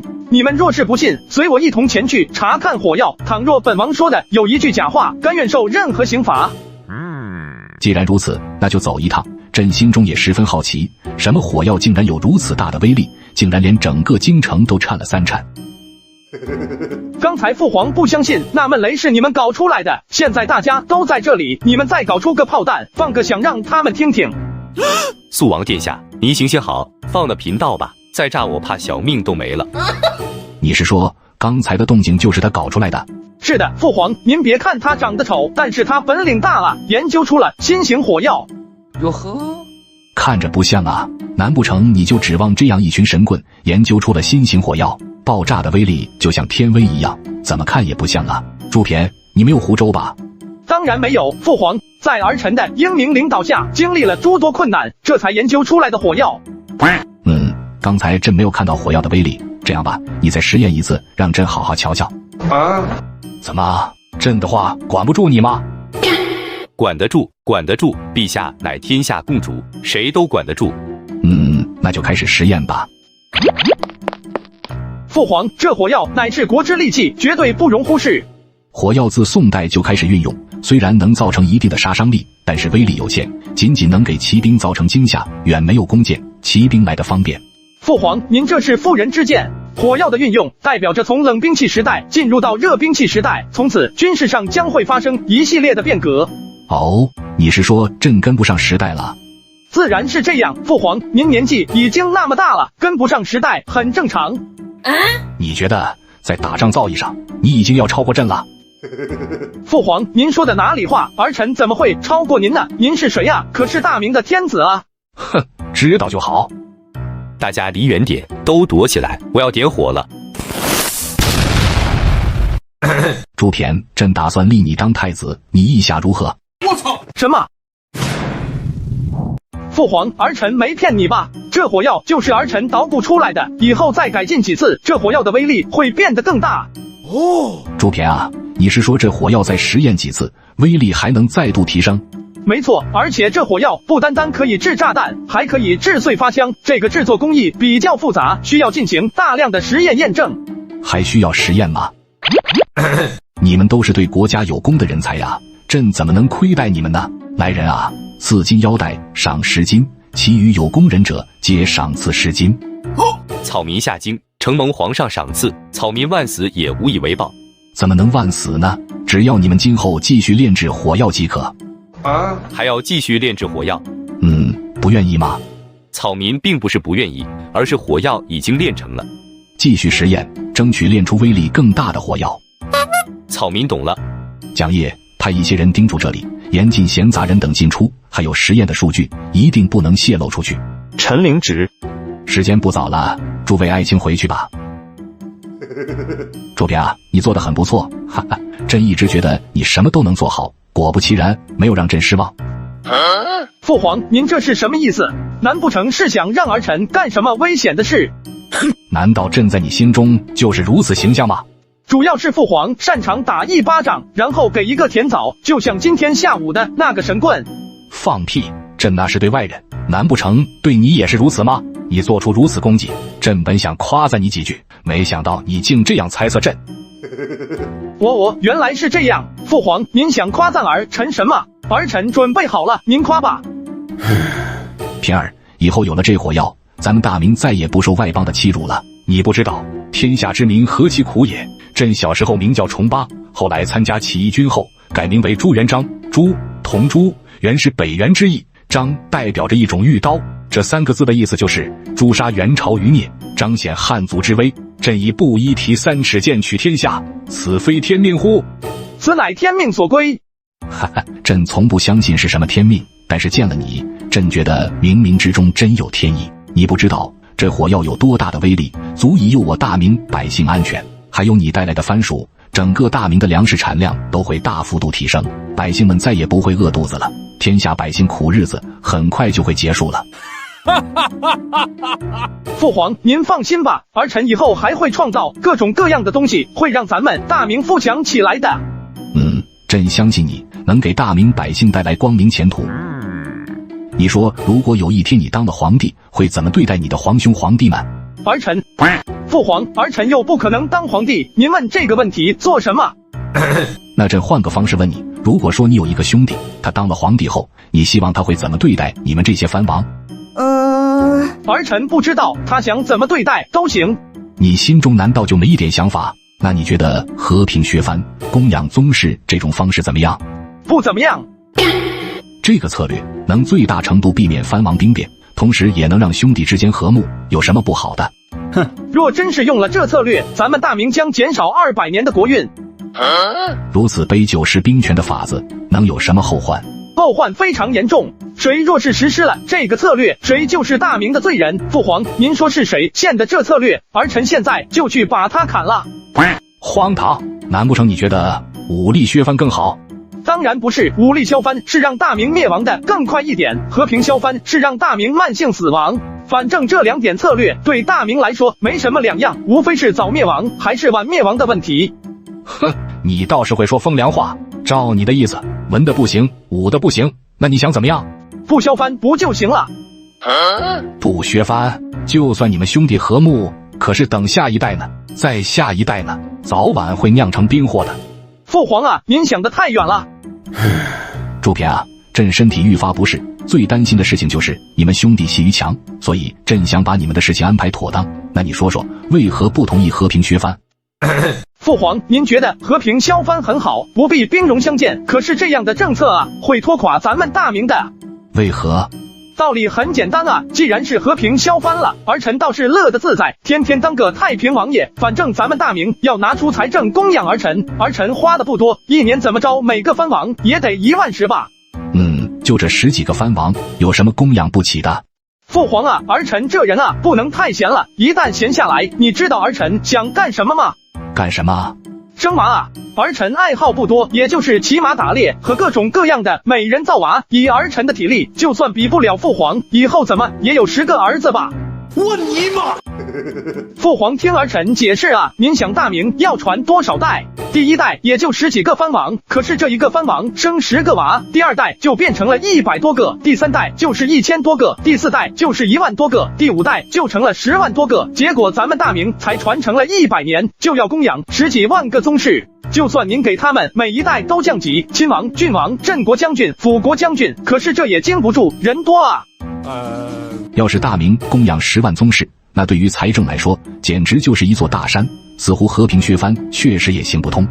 我说的对吧？而且啊，和平削藩还有一个致命的坏处。还有？肯定的啊！您想啊，现在这些藩王们个个都有本事，就比如说4哥，上马能安定天下，下马能治理国家。可是让这些藩王都无所事事，那他们不就废了吗？还有他们的后代不用为了生活奔波，每个月都能领到俸禄。如此一来，他们就会迅速腐化，就会去听戏斗鸟赌银子，说不定还会变成纨绔子弟，欺负百姓。没想到朱偏的见识如此非凡，虽然这小子平日里胡闹，但是论起见解，简直无人出其左右。若是大明交到他手中，恐怕没有人能诓骗住他。父皇，其实一旦削藩，大明的勋贵地位就会急剧下降，士绅阶级就会掌握话语权。什么意思啊？您知道，从宋朝开始就有许多士大夫阶级，他们拥有着大量的土地田产，他们与官员相互勾结，无处不在，垄断了土地，控制了人口。无妨，对于这些贪腐士绅，杀了便是。杀是杀不光的，这些士绅掌握着话语权，本来还有勋贵集团与他们作对，可是一旦削藩了，勋贵集团地位就会迅速下降，士绅集团就会变得庞大无比。或许过了100年，勋贵武将们见到士绅官员都得下跪舔靴子。怎么可能？有什么不可能的？国家通过科举选试，每3年的科举都会诞生一大批士绅。你是说不能进行科举？不对，科举乃是为国选拔人才，不能禁止。可是不禁止科举，又该怎么办呢？士绅集团没有错，但是要给他们套上枷锁。哦，套上什么枷锁？扶持勋贵集团，让他们和士绅集团斗争啊！父皇，您当个皇帝，天天看手底下2方人马斗来斗去，您在煽风点火，是不是很好玩？要按照你的意思，既然还要扶持这些藩王，今后这些藩王势力越来越大怎么办？这些强大的藩王们就是大明手中的剑，可以挥舞着剑去占领别人的土地啊！蒙古、朝鲜、日本等海外的土地数不胜数，为什么要为了自家的1亩3分地打生打死呢？那些都是难以教化的外夷，占领他们的土地又有什么用？父皇，您这说的就不对了。皇帝炎帝时期所占领疆域不过1周，可是经过无数代人的前赴后继、披荆斩棘，现在咱们华夏疆域变得辽阔无边了。容我想想。有什么好想的？身为华夏男儿，就应该开疆扩土。那些藩王们，谁能打下来疆域，那就是谁的。在咱们大明国外，有无数的土地等着被征服、被占领。这些国家太遥远了，征服他们不知道需要多少钱粮。强大如成吉思汗的蒙古国，也只能短暂的统治，并不长久。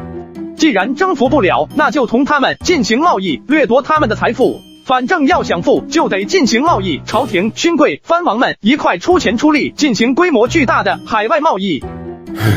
说来简单，做起来困难重重。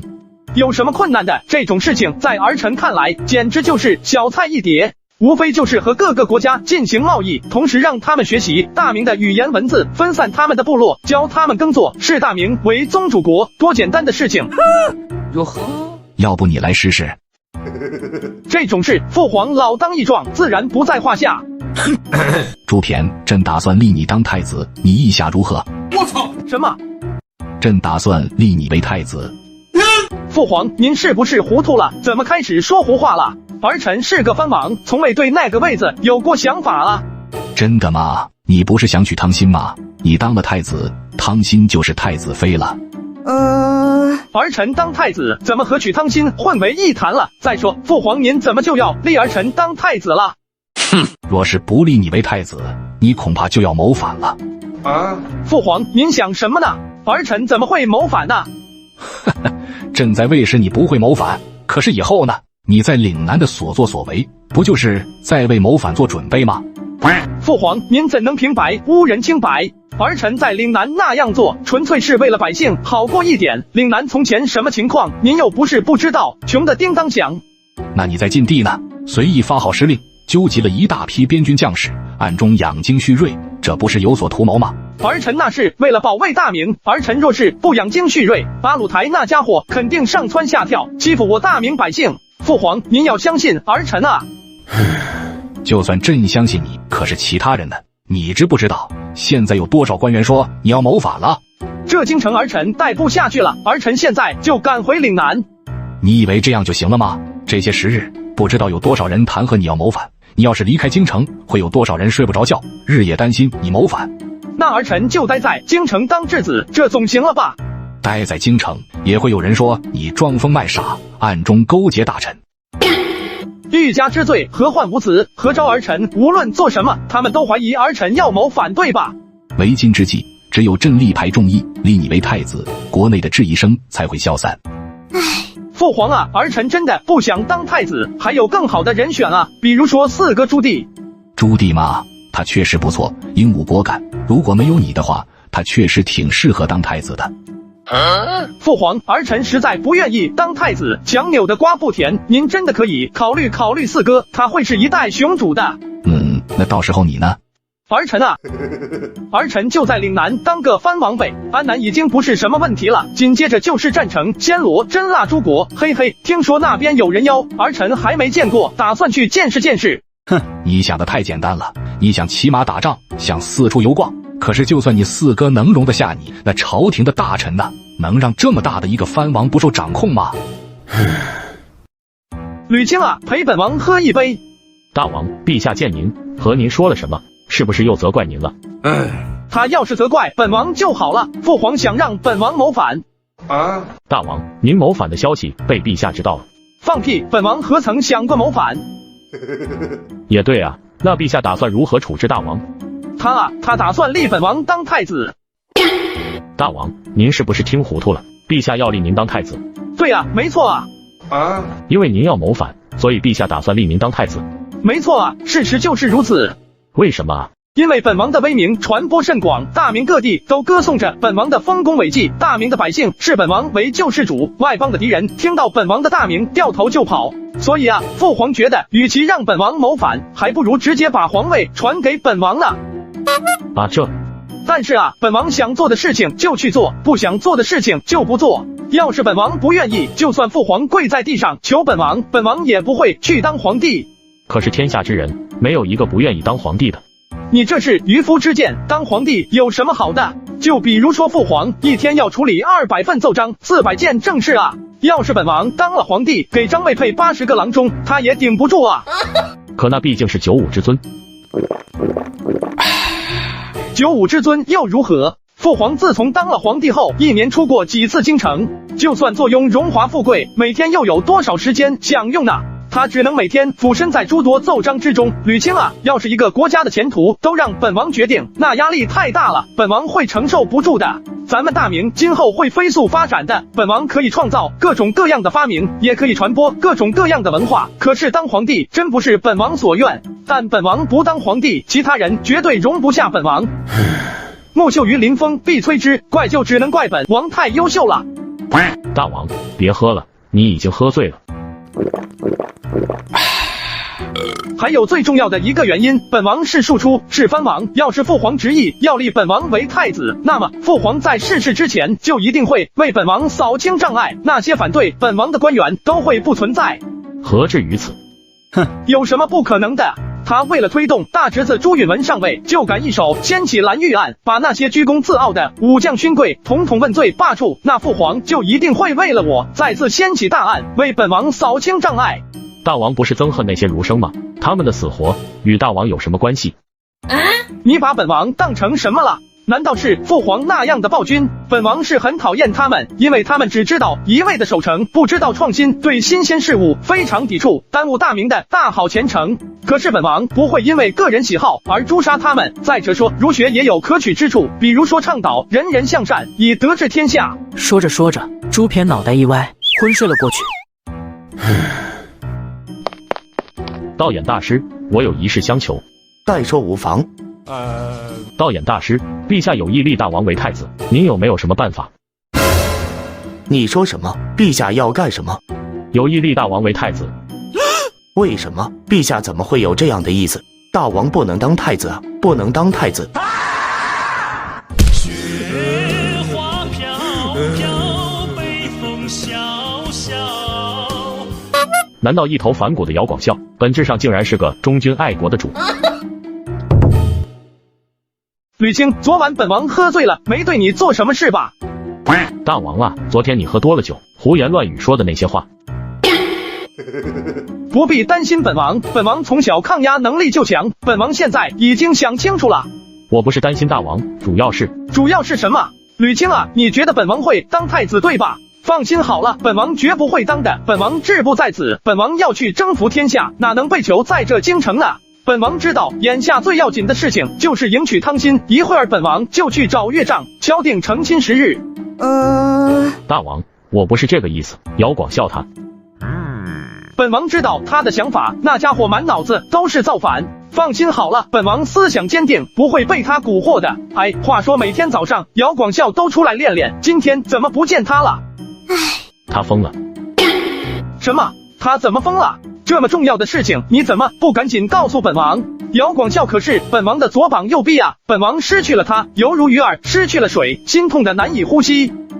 昨天大王喝醉后，我去找了姚广孝一趟，向他说明原因。结果他一听说陛下有意立大王当太子，啪的一下就昏过去了。我赶紧用冷水泼醒他，他醒来后就坐在椅子上一动不动，整个人痴傻了般，两眼无神，嘴里一直念叨着我真傻。我明知道大王有才能，陛下会立大王为太子，我还傻乎乎的辅佐大王。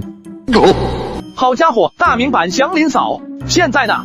现在还是那副模样，没有任何变化，一直唉声叹气的。大王您说，道衍大师表面看起来是个谋逆分子，背地里是不是个忠臣呢？要不然一听说你当太子的事情，就给吓疯了。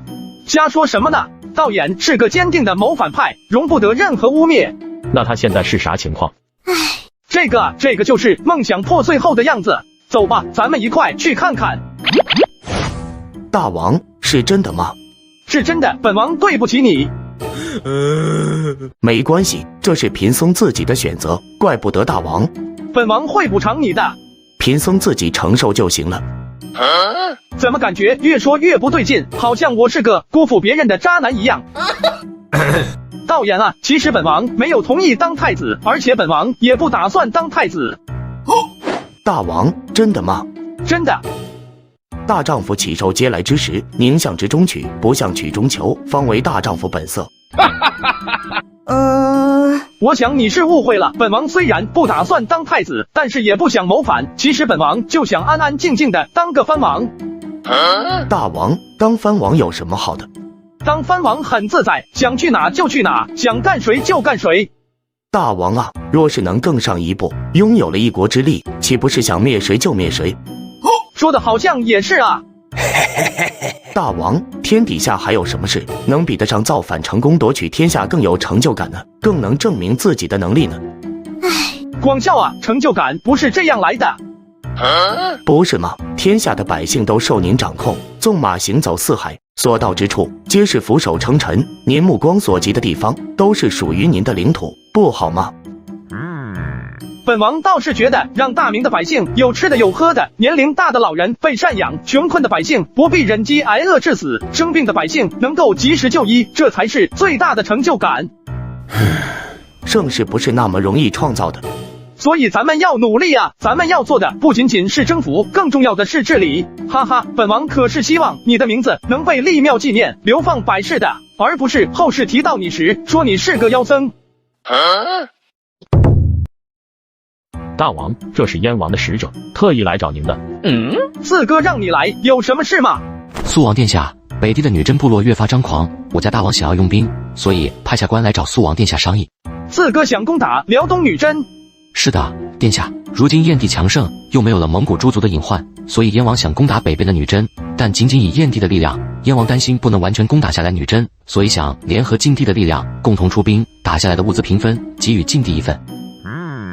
女真啊，好啊，本王支持四哥用兵啊！你们要多少兵力？还有物资，晋地能提供的都提供上。对了，本王现在就给蓝玉写信，他若是无事，也可以去燕的帮忙。蓝玉元帅要是能协助作战，那岂不是在女真族嘎嘎乱杀？苏王殿下，我燕地已经准备就绪，可出兵2万，到时候所获得的物资可以与晋地平分。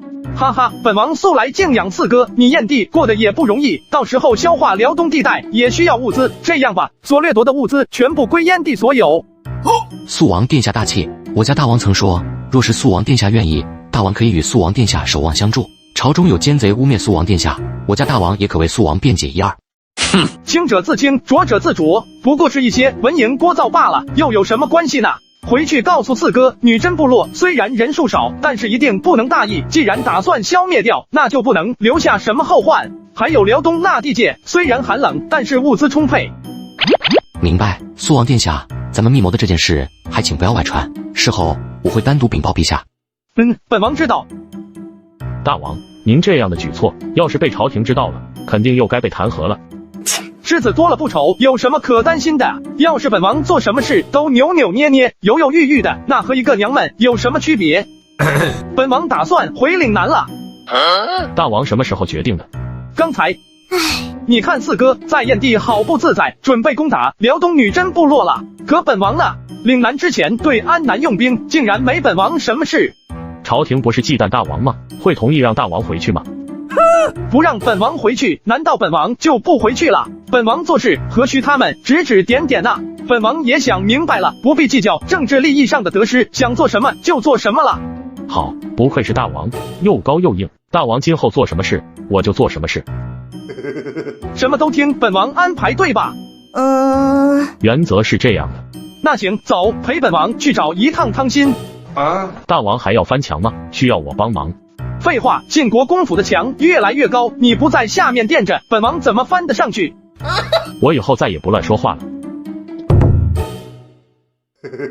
心儿，我又来找你了。你怎么来了？你有心事吗？哪有什么心事，我每日过得快活自在，从来没人敢惹我生气。你从前来找我，都会把最近发生的事情说一遍，是最近发生了什么事吗？可能是最近什么事都没发生吧。也对，我在家中时听到了一些谣言，徐达元帅临走前曾和父亲聊过，近些日子朝中也有官员弹劾父亲，父亲不理政事多年了，突然被人弹劾，嘴里时不时念叨你的名字。念叨我？难不成岳丈大人孤独无助的时候念叨本王的名字，能给他带来强大的力量？什么啊？父亲念叨的事都怪那个天杀的朱骈，害得本帅所累。你是不是得罪了一些官员？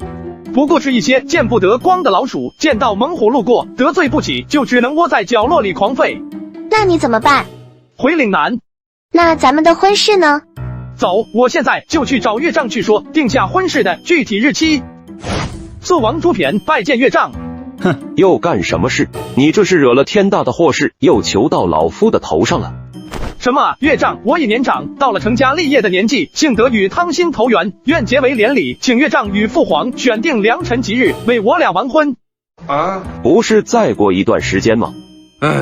岳丈啊，婚事不能再拖啊！和我一样年龄的孩子都会打酱油了，您不着急，我着急呀！本王看啊，择日不如撞日，干脆明天就成亲的了。胡闹，成亲哪有这么快的？那您说？这样吧，最短不过1个月，最迟不过2个月就给你们完婚。那感情好。你们成亲后，我也要回老家了，你们俩的事也不管了。哦，那真是太好了。岳丈大人，您回了老家后，我会时时刻刻怀念您的。当初您对我的鞭策，我一直牢牢记在心里，心中真是万分舍不得岳丈。行了，别装了，朱偏啊，老夫对你也没太大要求，只要好好照顾汤心就行了。还有就是别太放肆，没什么用。岳丈大人放心吧，我做人做事一向本本分分，老老实实。但愿如此吧。好耶，本王很快就要成家了。夏京听到朱偏要成亲后打算离开京城的消息，很是高兴，心想着终于不用被肃王折磨了，特地来贺喜。恭喜大王，听说您在京城成亲后就要离开了。大王一定还没去过秦淮河吧？小道曾去过一次那秦淮旧院，有那些歌女舞姬，还有鼎鼎有名的秦淮八艳，关于他们的奇闻异事可不少。是吗？本王有个朋友喜欢听，你再讲一讲。话说这秦淮河呀，每到晚上灯火通明，楼船画舫林立，胭脂为让人沉醉其中。小风吹过，撩起窗户，还能看到一大片雪白。不错，真不错，秦淮河的青楼啊，本王还没去过，之前都是把歌姬叫到家里，要不今日去一趟。大王，您可是藩王，去这种伤风败俗的地方，被朝廷知道了，恐怕对名声不好。本王隐瞒身份不就行了？这也不妥吧？有什么不妥的？本王只是去喝喝酒，看看美人，顺便和美人深层次的探讨一下琴棋书画。夏京啊，你说秦淮河有名的青楼是哪个？你个妖道，胆敢诱惑肃王去那种地方？吕青，没事的，本王只是去转悠一趟，只要你不说，我不说，谁会知道本王的身份？秦淮河有名的青楼名叫潇湘苑，近日听说正举办花魁比赛，若是殿下去的巧，说不定还能赶上。走，咱们现在就去。李景龙，原来是大明的第1代战神啊！朱允文称帝后，派李景龙挂帅讨伐燕军，结果50万兵马全军覆没，致形势逆转，燕王朱棣偷家成功。从此刻起，你们都别叫我大王或者肃王殿下了，要叫公子，记住了没？记住了，大王。还有，若是有人问起本王的名头，你们切不可暴露本王的真实身份。是，肃王殿下。奴婢见过几位客官，这里有没有雅间？几位爷，咱们潇湘苑的规矩就是如此，向来就是以文会友，只要公子文采出众，不光有美女作伴，说不得还能见识一下花魁呢。本公子有的是银子，将那花魁叫下来，本公子和他深入探讨一下琴棋书画。这位公子，咱们潇湘苑是先写诗，若是能让哪个香闺的姑娘动心，自然会有姑娘凑上来，说不定还不要银子。哟呵，看来这里的档次更高，情调更好，花样更多。今日我潇湘苑新来一位苏姑娘，色艺双绝，琴棋书画样样精通，各位公子有眼福了。这位苏姑娘是什么名堂？这是我们新推出的花魁，还没露过脸，不过小人听说过她，因为祖上犯了事才进了这里，性情很高冷。原来是这样。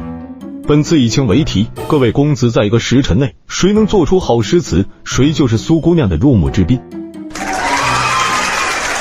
情这个字差不多已经烂大街了，这次比拼的无非是谁更有创意，这对本公子来说简直是小菜一碟。公子，近些日子京城来了不少才子，有苏这一带的才子们，还有晋北一带的，都挺有名气的。为何来京城？自然是为了开春的科举呗。科举可是咱们大明3年1度的盛事，谁要是能在会试中崭露头角，那可是光宗耀祖的事。我看都是冲着这花魁来的吧。其实比试这种事简直就是多此一举，反正最后苏姑娘也是陪本公子。见过会吹牛的，没见过这么会吹牛的。那公子打算什么时候出场？你去替本公子写首诗啊？小人我。没错，就是你。公子不亲自去，哼，不过是写首诗罢了，怎么值得本公子亲自去呢？把本公子当成什么人了？难不成像这场上的跳梁小丑一样？那简直太掉身份了。本王给你背首诗，你写下来，然后到台上念出来就行。那好吧。等到朱骈背完诗后，龟奴便去了场中央，准备朗诵诗句。雨打梨花深闭门，辜负青春，虚负青春。赏心乐事共谁论？花下销魂，月下销魂。愁聚眉峰近日平，千点题痕，万点题痕。小看天色暮看云，行也思君，坐也思君。好词啊，简直是绝世好词！不知是谁让这个龟奴写的？难不成此地竟然隐藏着一位诗词大佬？请问哪位公子做的这首诗？还请现身一见。哦，原来这位公子没说谎，他是真的有实力啊！看来拿着古人的诗词，确实能在诗坛上大杀四方啊！不才，作者正是练习诗词2年半的在下。写出这首诗的人竟然这么年轻，而且看起来一点也不眼熟，难不成不是混应天府世子圈的？兄台，这诗真是您做的？废话，不是本公子，难不成是你？不是怀疑兄台，主要是这首诗太过于惊世骇俗了。若是兄台不吝啬，还请再做一首诗，以证明兄台确实文采斐然。哼，你算个什么东西，也配让本公子写诗？难道他不知道我身份吗？竟然敢当众辱骂自己，还请兄台口下积德。管事的，是不是我写的最好？你还不赶紧按照约定把苏姑娘叫下来陪客？敢问公子出身何处，令尊是谁？怎么，难不成你们这潇湘院看人下帖？刚才不是说过了吗？谁做的诗最好，谁就是那个苏姑娘的入幕之宾。本公子已经独占鳌头了，还不赶紧履行承诺？但是你连名字都不敢说，怕不是这首诗从哪偷来的？要不然我在应天府这么多年，也从来没见过你。呸！你没见过本公子，只能证明你不够格。你……好词啊！这是哪位公子写的？整个大明朝几乎没有比这首诗更好的，尤其是最后一句“行也思君，坐也思君”，更是瞬间击中了我的心扉，让我心中有种说不出来的感觉。不知道。难不成此人在应天城没什么名气？确实不认识，楼下都吵翻天了。有什么可吵的？反正怎么说呢，就是这位公子说是自己做的，但是其他才子们不相信，非说他是剽窃的。哼，都是些书呆子罢了。老鸨子，本少将听说那个什么苏姑娘挺有名的，赶紧把她叫下来，陪本少将睡个觉。哎呦，竟然是少将军大驾光临啊，真是蓬荜生辉啊！此人是谁啊？公子，您不认识他？这位是大名鼎鼎的李景龙少爷，他的父亲是开国将军李文忠。若是论起来，他应该称呼当今圣上为爷爷的。李景龙，原来是大明的第1代战神啊！根据历史记载，朱允文称帝后，派李景龙挂帅讨伐燕军，结果50万兵马全军覆没，重演了赵括的长平之战，致形势逆转，燕王朱棣偷家成功。少将军啊，苏姑娘卖艺不卖身啊！哼，我玩完了他，不给钱那就不算卖喽。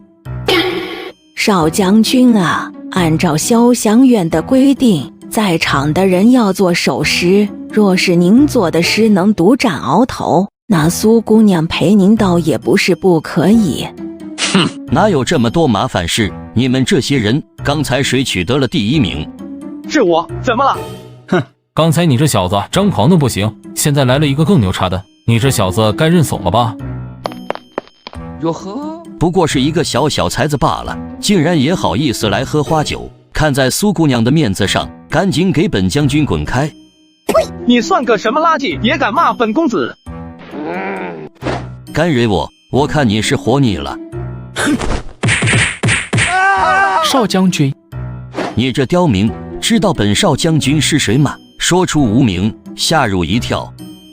你不就是李景龙吗？你爹不就是李文忠吗？难不成还有其他身份？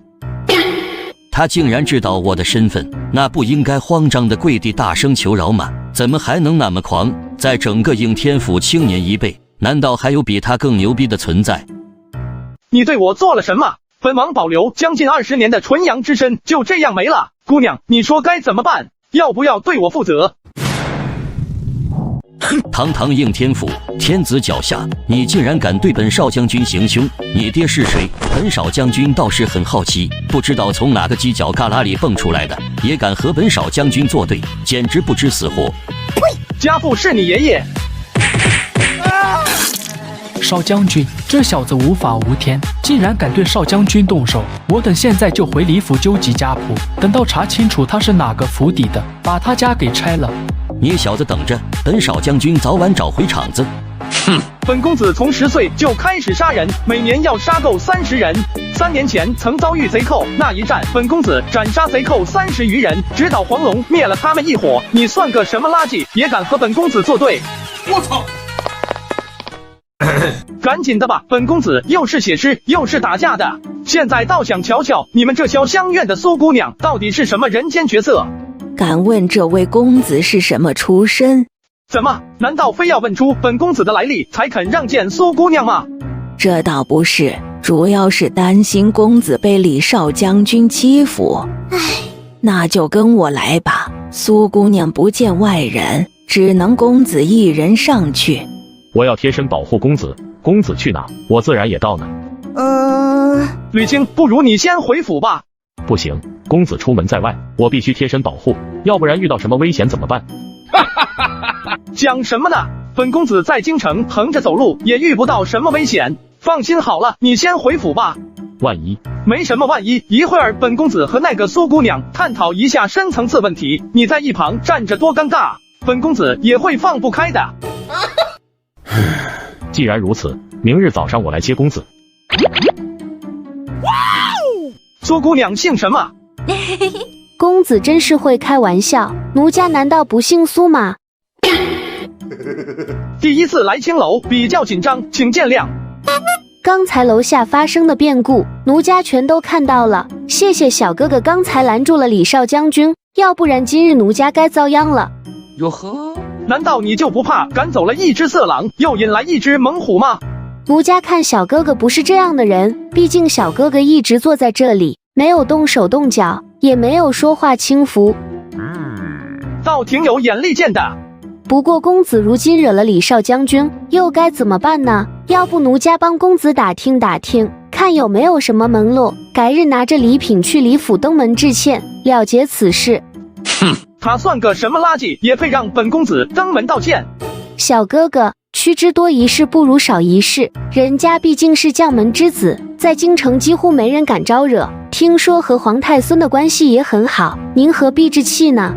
不必再劝，本公子天生傲骨，什么人都不放在眼里，也绝不会向强权低头。再说本公子是为了姑娘出头，就算被李景龙以后欺负也认了。那就谢谢小哥哥了。没事，不必言谢。可是奴家还想有所报答呢。既然如此，那你就陪本公子喝几杯，顺便聊聊你的理想与人生。都听你的，小哥哥。我怎么觉得这酒水味道有点不对？或许是因为里面加了玫瑰香。潇湘院的酒水是自家酿的，口感上与其他酒水有些不同。原来如此。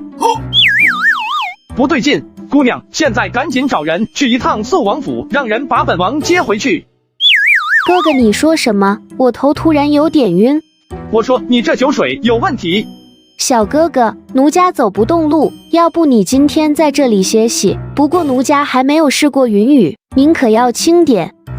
不行了，我忍不住了，我身上有1万只蚂蚁在爬。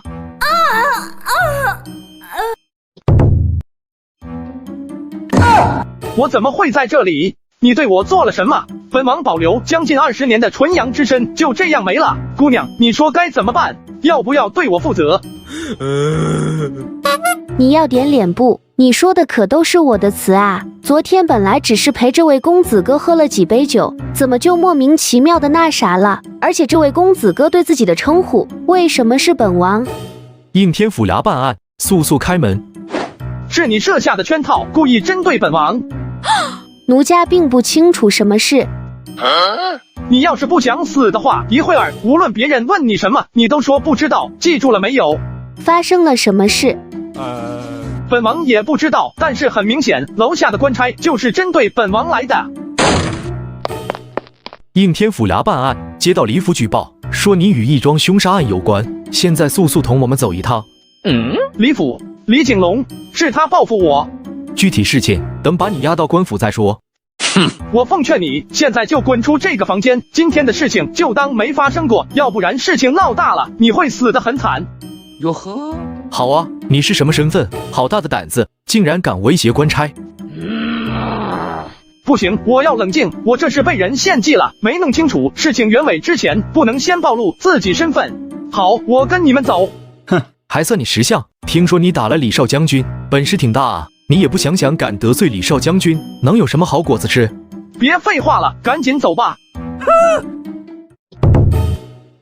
就是你小子，昨日打了李景龙李少将军。没错，就是你爷爷我，怎样？哼，放肆，也不瞧瞧这是什么地方，一会儿保准让你疼得哭爹喊娘。在应天城，有些人是得罪不起的，知道吗？你们说我与义庄谋杀案有关，我倒想问问你们有什么证据，又凭什么把我抓到这里来？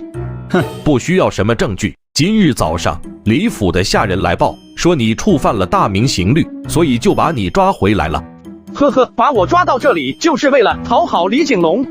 差不多吧。官与民是不一样的，官员可以欺负百姓，而百姓不能欺负官员，要不然随便找个由头就能让你遭老罪了。哼，怎么你还想对我用刑？你信不信动我一根手指头，你们全家都要陪你一块升天？哟呵，按理来说，要是普通人被抓进府衙，早就吓得浑身哆嗦了，哪会像眼前这个小子一样神色淡然，一脸的无所谓。去将同知大人请来。是，大人。向大人，今天早上李府有下人来报，说是这小子动手打了李景龙，李少将军咽不下这口气，请咱们府衙出面，随便找个由头教训教训一下这小子。这点小事叫本官来做什么？只要不闹出什么人命，就不碍什么事。主要是这小子看起来很有背景，属下不敢私自动手。哼，背景再大，还能大得过官府？还能大得过李景龙？大人说的是，这个便是那张狂的小子。我操！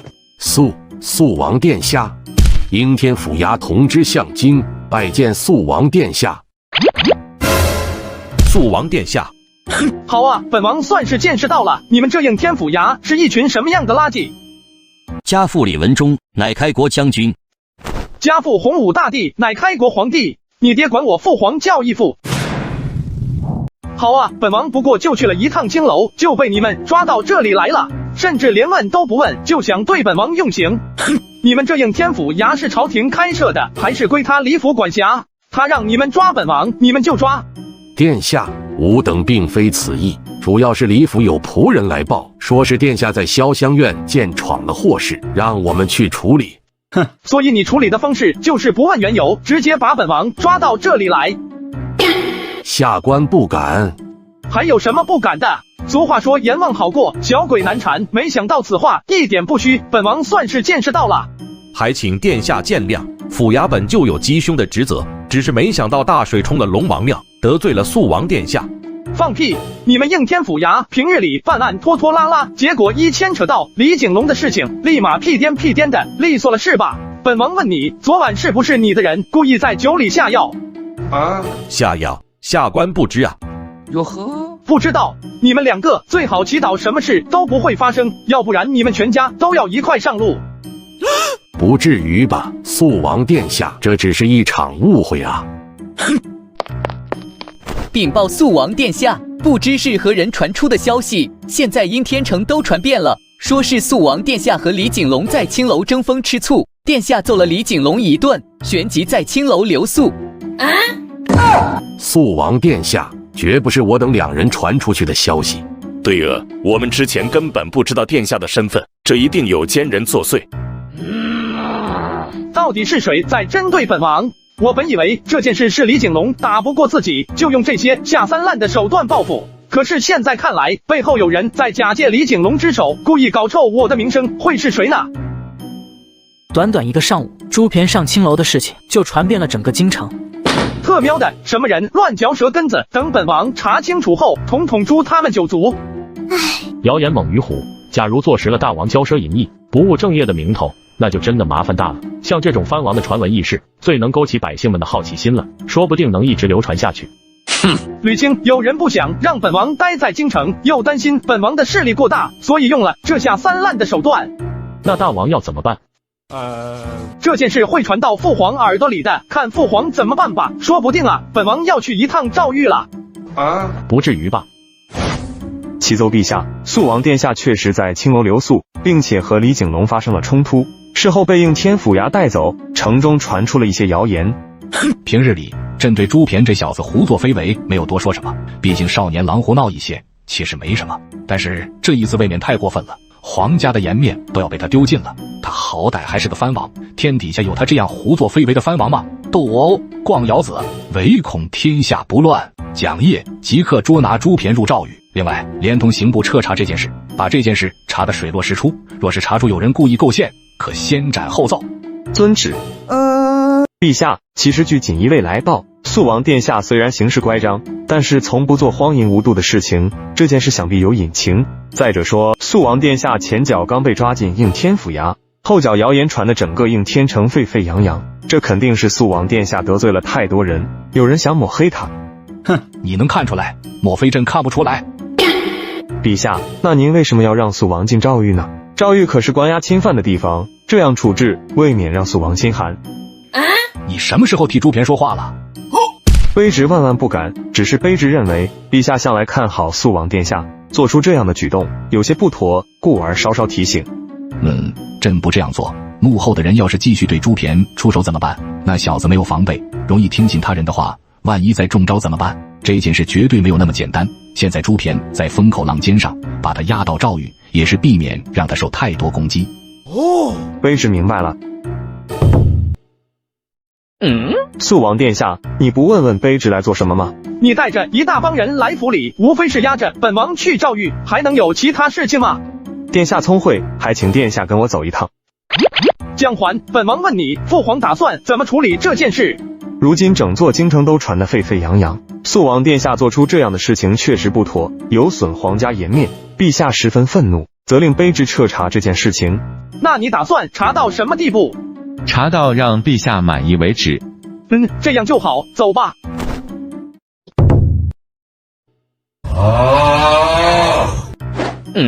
我操！这是监牢，是谁？竟然敢把本少将军关在这里！快放本少将军出去，要不然本少将军活剐了你们！本少将军叫李景龙，要见圣上。别白费力气了，这是诏狱，你李景龙犯了案子，不把你关在这里，还能怎么着？是你叔叔我，咋了？你竟然敢占我便宜！家父李文忠乃开国将军，家父洪武大帝乃开国皇帝，你爹管我父皇叫义父，论辈分，你不就是管我叫叔叔吗？你是肃王朱骈，你怎么也在这里？还不是因为你小子打架打不过本王，就找人给本王酒里下药，污蔑本王的名声。你也不想想，本王名声在外，就凭这点下三滥的手段，就能抹黑本王？谁污蔑你了？本少将军行得正，做得明。要是真想找你麻烦，干脆纠集一批人敲你闷棍，岂不是来得更合适？谁知道呢？本王看你小子长得贼眉鼠眼，不像什么好人。放屁！你被关监牢是罪有应得，京城的百姓谁不知道？你肃王满脑子想的都是造反。哟呵，江环，你听到没有？李景龙他在诽谤本王，从他话语中就可以听出，他李景龙绝对是主谋，是他构陷本王的。除了这小子，还能是谁污蔑本王？蒋指挥使，这到底怎么一回事？本少将军怎么就到监牢了？这不是监牢，这是诏狱。什么？你们凭什么把我关到诏狱？昨日你与肃王斗殴后，肃王遭人陷害，被关进了应天府衙监牢。之后，关于肃王青楼过夜的消息传得满京城都是。这关我什么事？现在怀疑你是这件事的主谋，说你为何陷害肃王，又为何散播谣言？蒋指挥使，这是赤裸裸的污蔑。我昨天连肃王的身份都不知道，何曾陷害他呢？那我问你，你为何会去潇湘院，又为何会碰上肃王？我经常在秦淮河两岸溜达，哪家青楼新上了姑娘，就会去瞅瞅。那天听说潇湘院来了个苏姑娘，去看一眼也很正常吧？那你为什么要和肃王起冲突？我到了后，得知需要写诗才能见到苏姑娘，我写诗又写不过那些文人，自然就动手抢了，反正谁拳头大谁就占理。事后你为何让家仆去应天府衙报案，谎称肃王与一起凶杀案有关，导致肃王被下狱、青楼过夜的消息传了出去？冤枉啊！我根本没有下这样的命令。可是应天府衙是这样说的，是不是因为你喝醉了，所以不记得了？不可能，蒋指挥使，你统领锦衣卫，是知道我的。我这人向来喜欢直来直去，要是肃王殿下得罪了我，我只可能敲他闷棍，怎么能想出这种馊主意呢？此话当真？当真。哼，你好歹也是曹国公的儿子，怎么没有一点脑子？和肃王起了冲突后，为什么不赶紧查清楚他的身份？还有闲心继续逛青楼？你被人当成了刀子，知道吗？现在都是因为你，整个京城谣言四起。现在陛下十分愤怒，要求我彻查这件事。要是因为这件事，整个京城再次血流成河，你就是始作俑者，一个废物，简直就是大明的罪人。不至于吧？哼，不至于。想想当年的胡惟庸一案，蠢货！来人啊，传应天府衙的人。薛藩，薛藩，你脑子里除了薛藩，还能有什么主意？你可知道，这些藩王和你血浓于水，削了他们这些勋贵，那大明国内由谁做主？蒋指挥使饶命啊！这件事与下官没有关系啊！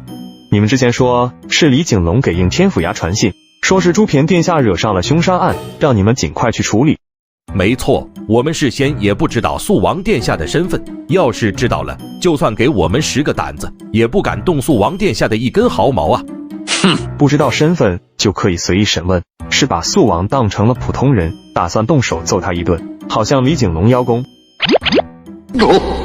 你们放屁！我什么时候派家仆去府衙了？再说本少将军一向既往不咎，就算别人得罪了我，我也不会挟私报复。我李景龙的人品有口皆碑，容不得你们如此污蔑。行了，现在事情很明朗了，就是有一个人谎称是李府的家仆，去了府衙报官，是这样吗？好，我现在去刑部一趟，在事情尚未查清楚之前，你们2人就在诏狱好好待着吧。等本少将军出去后，一定要把那个诬陷我的人千刀万剐。他奶奶的，竟然欺负到我头上了！哼，别想了，你这辈子是不可能出去了，好好在这牢里待着吧，享受下这最后的欢乐时光。为何？你认为你是被冤枉的？对呀。可是本王不这样认为，父皇不这样认为。你现在撒泡尿，看看自己的样子，有没有感觉自己像什么？像什么？替罪羊啊！你看啊，这件案子查到最后，无论查出来什么，都和你脱不了干系。要是查不出来，那么直接把你全家一砍，罪名往你身上一扣，就完事了。要是查出来，那么你也是牵连之罪，到最后还是一死。反正早死晚死都得死，就看司法是什么样了。难道我真的难逃一死？也有办法，我和你说了这么多肺腑之言，你都不肯叫我一声皇叔。皇叔，不错，你这认错态度还不错。我父亲曾是大明排名第3的开国功臣李文忠，我身为他的儿子，若是落得满门抄斩的下场，死后无法向父亲交代。原来是这样。我虽然顽劣，但是兵法读了很多，事事向父亲看齐。我等了数年，就是想等一个建功立业的机会。我要争一口气，不是证明我了不起，我想要告诉世人，我也能青史留名。好，有理想，有抱负。朕问你，京城的谣言四起，你是不是背后主谋？皇爷爷对于京城内的谣言，皇孙丝毫不知。果真不知？不知。哦，可是蒋掖却告诉朕，这段时间内有不少文武大臣往你的府邸跑，你可别告诉朕，这些人频繁去你那里，就是为了吟诗作词。这些官员去皇孙那，确实是商议18书的事情，但是关于京城的谣言，皇孙根本就不清楚，也绝对不是背后推手。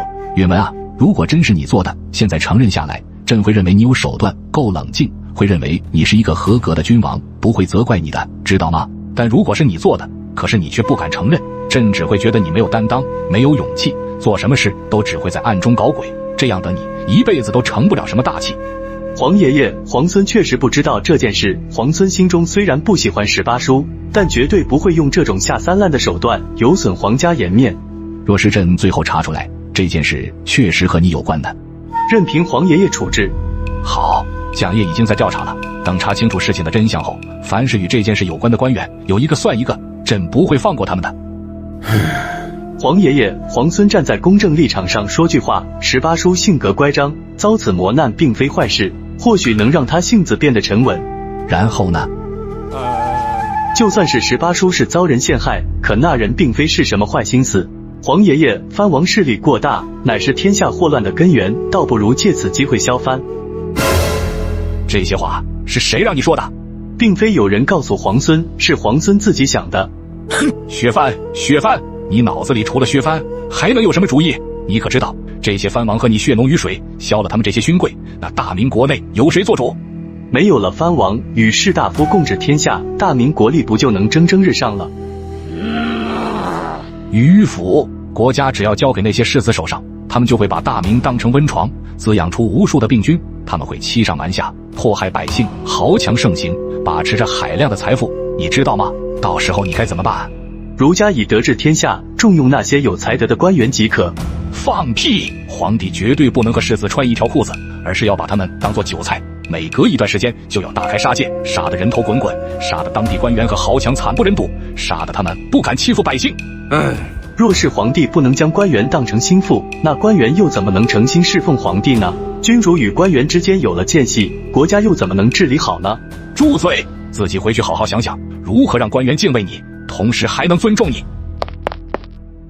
等到朱允文走后，朱元璋派人召来谢晋。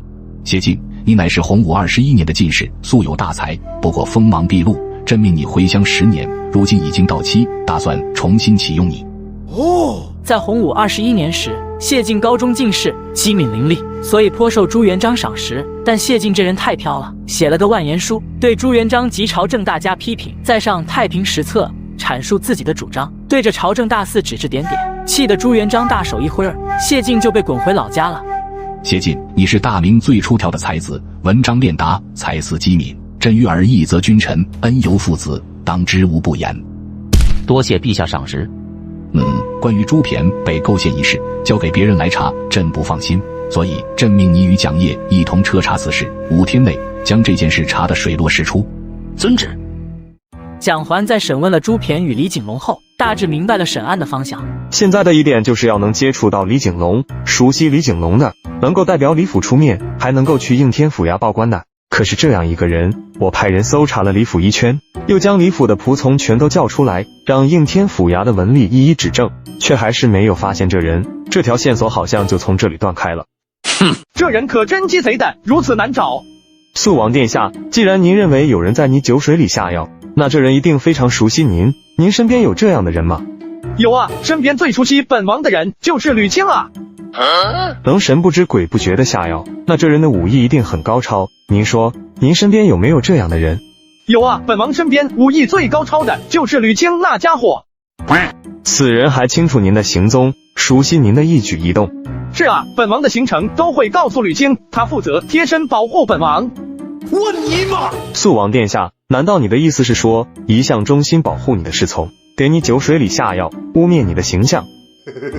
这倒不是，本王是想告诉你，这是一批有组织有预谋的行动，牵扯的人数并不多，应该跟踪本王一段时间了，目的就是为了针对本王，搞臭本王的名声。刑部不敢杀的人，我们锦衣卫杀，先斩后奏，皇权特许，这就是锦衣卫。陛下派我来协助你调查肃王被陷害一事，敢问蒋指挥使，如今调查到什么地步了？肃王殿下是否真的被冤枉，还是他自己不检点，在青楼留宿呢？这个重要吗？这个不重要吗？哼，谢大才子，你是洪武20年的进士，堪称大明最有才华之人，却被陛下冷落了将近10年，现在被重新启用，专门负责调查这件事，你知道是为了什么？为了调查真相。哼，还真是天真。陛下若要调查出真相，比你会审案的人多的是，却为何单单是你协助我调查呢？真相并不重要，主要是看陛下想要什么结果。还有就是，你代表着世子文人，这个结果能堵住朝廷官员的嘴，让他们不再攻讦肃王殿下。你意思是陛下想包庇肃王，可是陛下已经将肃王打入了诏狱，这分明就是要公事公办。谢大才子，你还年轻，把握不住，还是按我的规矩来吧。蒋指挥使，你的规矩是什么？哼，就是不讲任何规矩，但做什么事都要符合道义。哼，走吧，随我去一趟城西的酒坊。去酒坊做什么？既然李景龙的那条线索断了，就按照肃王殿下的意思，据他称当晚他喝的酒有问题，应该是被人下了迷药。潇湘院的酒出自城西酒坊，自然是要去一探究竟。酒坊每日供那么多酒，为何偏偏肃王喝的那一杯有问题？这说明那天有人故意引诱肃王殿下去潇湘院，而那天肃王殿下突然起意去潇湘院，是因为道士夏京的蛊惑。你是说夏京是主谋？夏京心中虽然恼恨肃王，但是他不敢这么做。而我审问过夏京后，得知夏京是从其他道士口中了解到的，所以当时蛊惑肃王去潇湘院。所以我逐一审讯了那些道士，最终找出了那家伙。那现在人呢？死了。死了。非常之时，自然要用非常之法。那家伙嘴很硬，什么都不愿意说。锦衣卫的刑罚又重，死一个人又能如何？至于吗？好歹也是一条人命。哼，再破不了案，死的就不是这一个人了。几大才子，别忘了当年的胡惟庸一案，死的官员勋贵达数万人，整座京城都是血流成河。此事的后果有这么严重？比胡惟庸一案更严重。陛下的意思现在很明确了，力保肃王殿下，谁要是与他作对，谁就是想去阎王爷那里投胎。走走走，赶紧走！现在官员的脑袋全指望咱俩了，咱俩得赶紧办案。敢问这位官爷是？锦衣卫办案件，这一次来有几个问题要问清楚。草民只是一个酿酒坊子的掌柜，从未和官员起过冲突啊。官爷，您是不是来错地方了？哼，没来错。我问你的这些问题，你必须一五一十的回答清楚，要不然别说是你的酒坊保不住，就连你酒族也要陪你一块升天，知道吗？我操！官爷，请问，数天前你的酒坊曾往潇湘院送了一批酒，这批酒有大问题，里面被人下了药，喝了会让人头脑发昏，你知情吗？草民不知情啊。我可告诉你，这件事关系到皇家的颜面，要是你不说实话，我可饶不了你。草民要是说的有一句话不实，甘愿被责罚。不如把你的人全叫过来问问，也许是他们做的呢。是，大人，草民这就照办。店主吩咐伙计们过来，逐一询问是不是他们往酒里下了什么东西。伙计们一听这话，纷纷摇头否认。哼，实话告诉你，肃王殿下就是喝了你的酒，一夜上了7、8个娘们。现在这件事闹得满城风雨，不关你的事最好，不然朝廷事后查出来，别说你的酒族和你升天，就连你18代的祖坟都给你扒出来。草民一向老老实实的，绝对不会做违法乱纪的事情。哼，但愿如此。锦衣卫做事向来如此简单粗暴吗？当然。审案一事不是规刑部吗？锦衣卫这么做算不算逾规？刑部算什么东西？我现在告诉你，刑部不敢管的，我锦衣卫要管；刑部不敢杀的人，我们锦衣卫杀。一句话，刑部能管的我们管，刑部不能管的我们更要管。先斩后奏，皇权特许，这就是锦衣卫，够不够清楚？可是你刚才那样询问，根本问不出来任何结果，就算他们其中有人下药，也不会承认的。我知道。知道你还那样审问？你记下刚才房里所有伙计面孔了吗？我的部下也都记住了，稍后他们会散布在各个路口，从这个酒坊有什么可疑的人出来，就会立马跟上去，记下他们的行踪。原来蒋大人这招叫做欲擒故纵。刚才这样一闹，店主心中定然害怕万分，会去警告他的那些店员。这样一来，凡是有问题的店员就会去通风报信，有人主动带路，岂不是很好？不愧是锦衣卫的都指挥使啊，分寸火候拿捏的恰到好处，竟然能想出这一招，逼出有问题的店员。蒋指挥使，要不我在这盯一会儿？算了吧，谢大才子，陛下让你来的目的不是这。那是什么？你是公认的大才子，由你协助我审案。如果审出来肃王殿下是冤枉的，那么就可以堵住那些官员世子的嘴，懂了吗？也就是说，我不过是个傀儡。其实傀儡也是有点作用的，别说是傀儡，就算是一张手指，一条破裤子也有作用。谢大才子不要看清自己。那我的作用是什么？陛下对谢大才子的期许是什么？难道陛下想让我成为唐朝魏征那样的贤臣、正直、勇敢、无所畏惧？这家伙虽然有大才，但是下场肯定很凄惨。谢大才子，等到这件事结束后，咱俩就再也没任何关系了，你离我远一点。为何？我怕到时候你被诛族的时候连累到我。蒋指挥使，你为何这样说？我谢晋行事向来公平公正，凭什么会落得诛族的下场？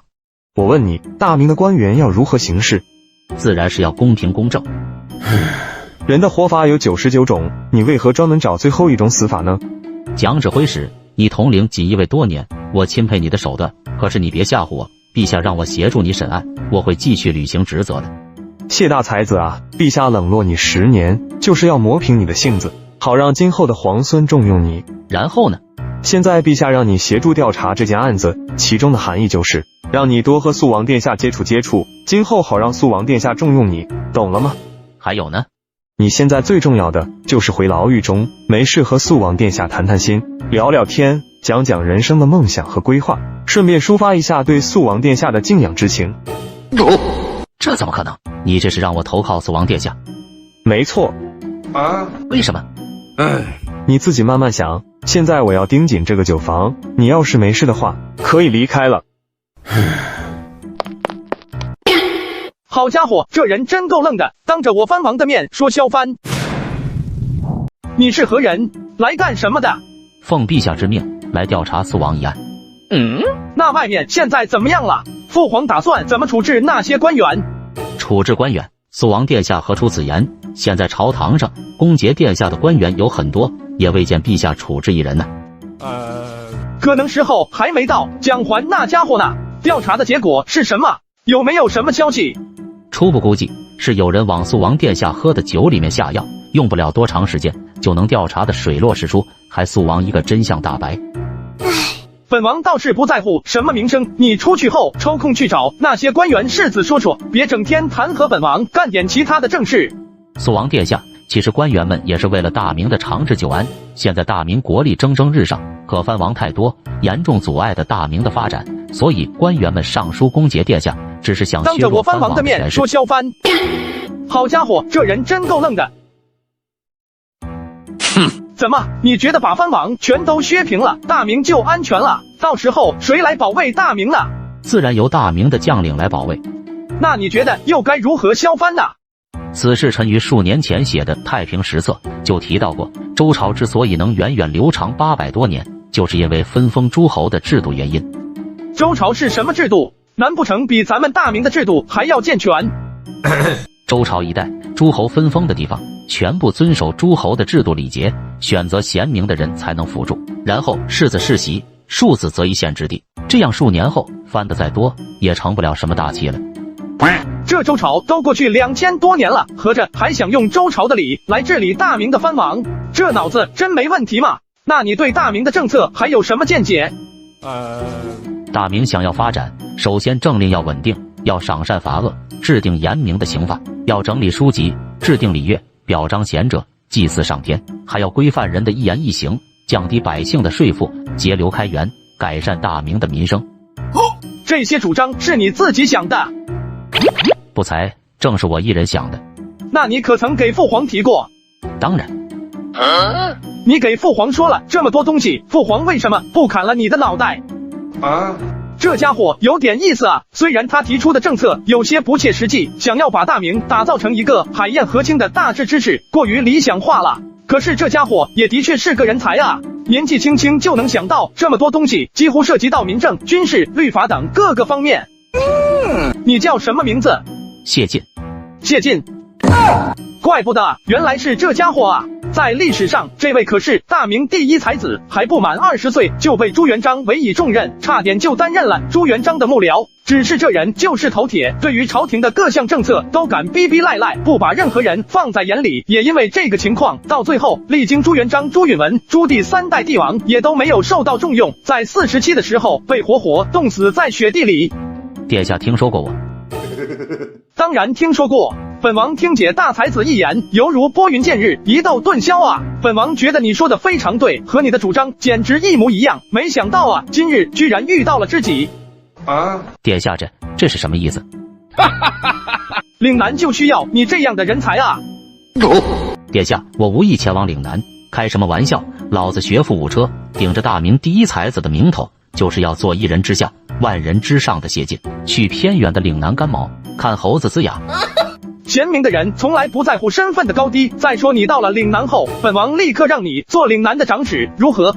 不如何？如何？本王听说要治理天下，起码要有治理一地的能力。现在我岭南交给你手上，随便你怎么折腾。等治理好岭南后，再来治理大明，怎么样？我对岭南情况不了解，估计也治理不好。殿下还是另择贤能吧。哼，你觉得你不想去岭南就能不去了吗？殿下，这是什么意思？等本王出狱后，就向父皇上书，要求你全家前往岭南。从古至今，我只听说过强抢民女的，这还是第一次见识强抢官员的事情。若是殿下真是如此，我就算到了岭南，也终生不献一策。哈哈，那你就是尸位素餐。按照大明律例，严重者可以诛九族，甚至扒皮充草。到时候你试试这样干，看本王会不会诛你九族。殿下，难道大明就没有王法了吗？抱歉，我是藩王，王法就是给我制定的。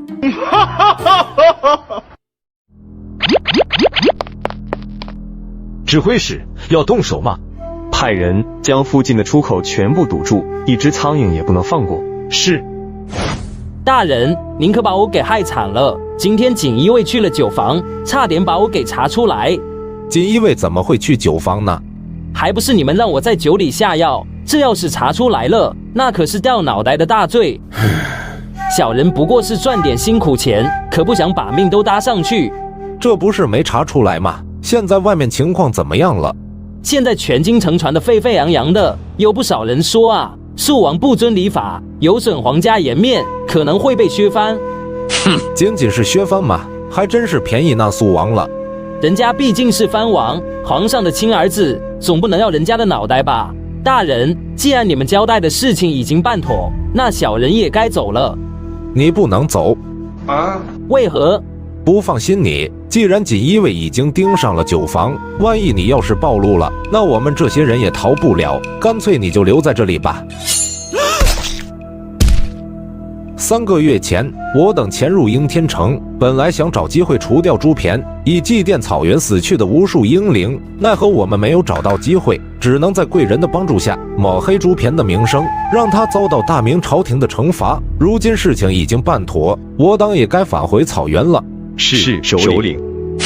这一次我党准备已久，就是为了找肃王朱骈复仇。虽然没能亲手杀了他，但是那一天不会太远。大明朝廷怨恨他的官员不在少数，只要稍稍败坏他的名声，那些官员就会蜂拥而上，拼命地攻讦他。肃王朱骈会失宠，会被削藩，会成为一个普通人。到时候咱们再来取他的脑袋。首领，刚才外面还很热闹，现在怎么变得寂静无声了？是不是出现什么问题了？好像确实什么声音也没有了。不对劲，事不宜迟，所有人现在就收拾东西，立刻离开此地。弟兄们，准备动手，莫要让一个人逃脱。敌人凶狠，不必留下活口。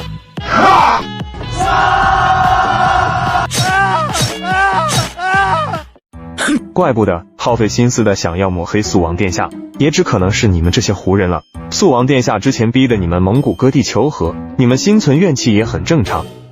是又如何？看来你们已经潜入京城时间不短了，摸清楚了肃王的行踪，又引诱肃王前去潇湘院。只可惜你们没有机会刺杀肃王，只能用这种下三滥的手段往肃王身上泼脏水。你怎么觉得事情就是这样呢？还真是不容易啊，千里迢迢从草原来到京城，只为了抹黑肃王。你们一行来了多少人？是谁派你们来的？阿鲁台吗？还是马哈木？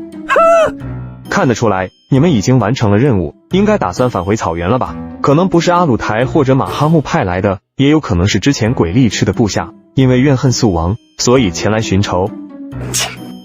好了，想必已经将你们一伙一网打尽了，这件事也总算要了结了，我也能向陛下交代了。听说大明的锦衣卫无所不能，就连几10年前的冤假错案也能查清楚。今日一见，原来审案子全凭心中一想，锦衣卫也不过如此。哟呵。你觉得你在这里胡说八道一番，我就能饶了你的性命？来人将他杀了。指挥使，这可是留下的唯一活口。反正案子已经破了，还留他性命做什么？杀了便是。是大人。蒋指挥使，小的感觉这件案子没这么简单，其中是不是有什么隐情？咱们是不是还要接着查下去？你再教我做事。陛下真的有意扶肃王殿下上位，可肃王殿下不过是一个藩王了，还是18子，无论是立长还是立贤都不应该啊。贾爷，你调查的真相就是那群胡人大老远的来到应天城，折腾了几个月，为了往朱偏身上泼脏水。是的，因为之前肃王殿下亲征蒙古，覆灭了许多的蒙古部落，所以胡人心中怨恨肃王殿下，不远千里的来到应天城，想要谋害肃王，但是他们没找到机会，就只能退而求其次，抹黑肃王殿下了。哼，这就不是真相。陛下，这情况确实属实啊。那些胡人潜伏在京城，探明了肃王殿下的行踪，故而要加害肃王。如今贼人尽皆伏诛，陛下可以安心了。安心？哈哈，蒋爷啊，你跟随朕的时间也不短了，朕十分清楚你的能力，机敏果敢，所以才会让你当锦衣卫指挥使，负责监察一事。多谢陛下厚爱。你查的这件案子还真是查得妙啊，查到了胡人的头上，也不是阿鲁台和马哈木派来了，是死去的鬼力赤的部下自作主张，结果现在人全死了，这件案子也就了结了。是的，陛下。哼，朕本以为你跟随在朕身边多年，胆子不至于这么怯弱，可是没想到你还是不敢办事，令朕真是太失望了。陛下，卑职查出的真相就是如此，若是陛下还想要什么结果，那卑职现在就去查，一定为陛下查个明明白白，给陛下一个满意的结果。不必了，退下吧。是陛下。蒋指挥使，陛下怎么说？陛下狠狠训斥了我一顿，甚至说我能力不行，没有用心办事。不过最后陛下认可了这个结果。蒋指挥使，咱们为何不再查下去？一大帮子胡人来到了京城，那城中必然有内应，为他们不断提供物资，帮助他们隐藏行踪。属下认为再查下去，很容易就能揪出幕后的人。你不会是惦记我指挥使的位子吧？属下一向以指挥使大人马首是瞻，从未有过这样的想法。那你为何要害我？大人冤枉啊！属下什么时候要害大人了？就现在。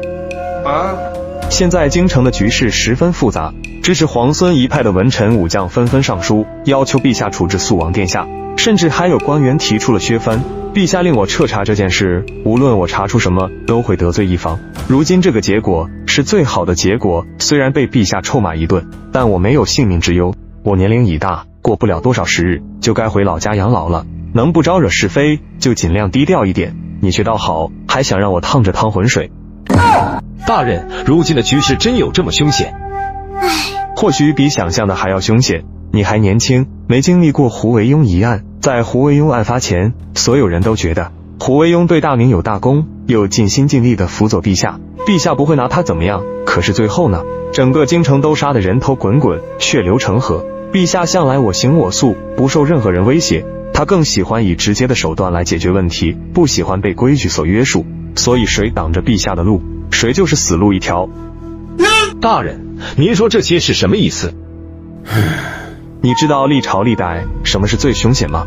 什么事？当然是黄楚之争。秦朝时，秦始皇死后，逼死扶苏，胡亥登基后，大杀自己的兄弟姐妹，以此来维护皇权。还有那唐朝的玄武门之变，宋朝的烛光浮影，王朝的更迭，皇位的争夺都是腥风血雨，伤亡惨重。蒋指挥使，您的意思是说，京城的谣言是真的？陛下真的有意扶肃王殿下上位，可肃王殿下不过是一个藩王了，还是18子，无论是立长还是立贤都不应该啊。有什么不应该的？这天下还不是陛下的，陛下想做什么事都是理所应当的。当然了，陛下不愿意见到骨肉相残的那一幕，所以会尽量安排好今后的事情，就看那些大臣们认可不认可这个结果。他们要是认可，陛下的手段还温和点；要是不认可呢？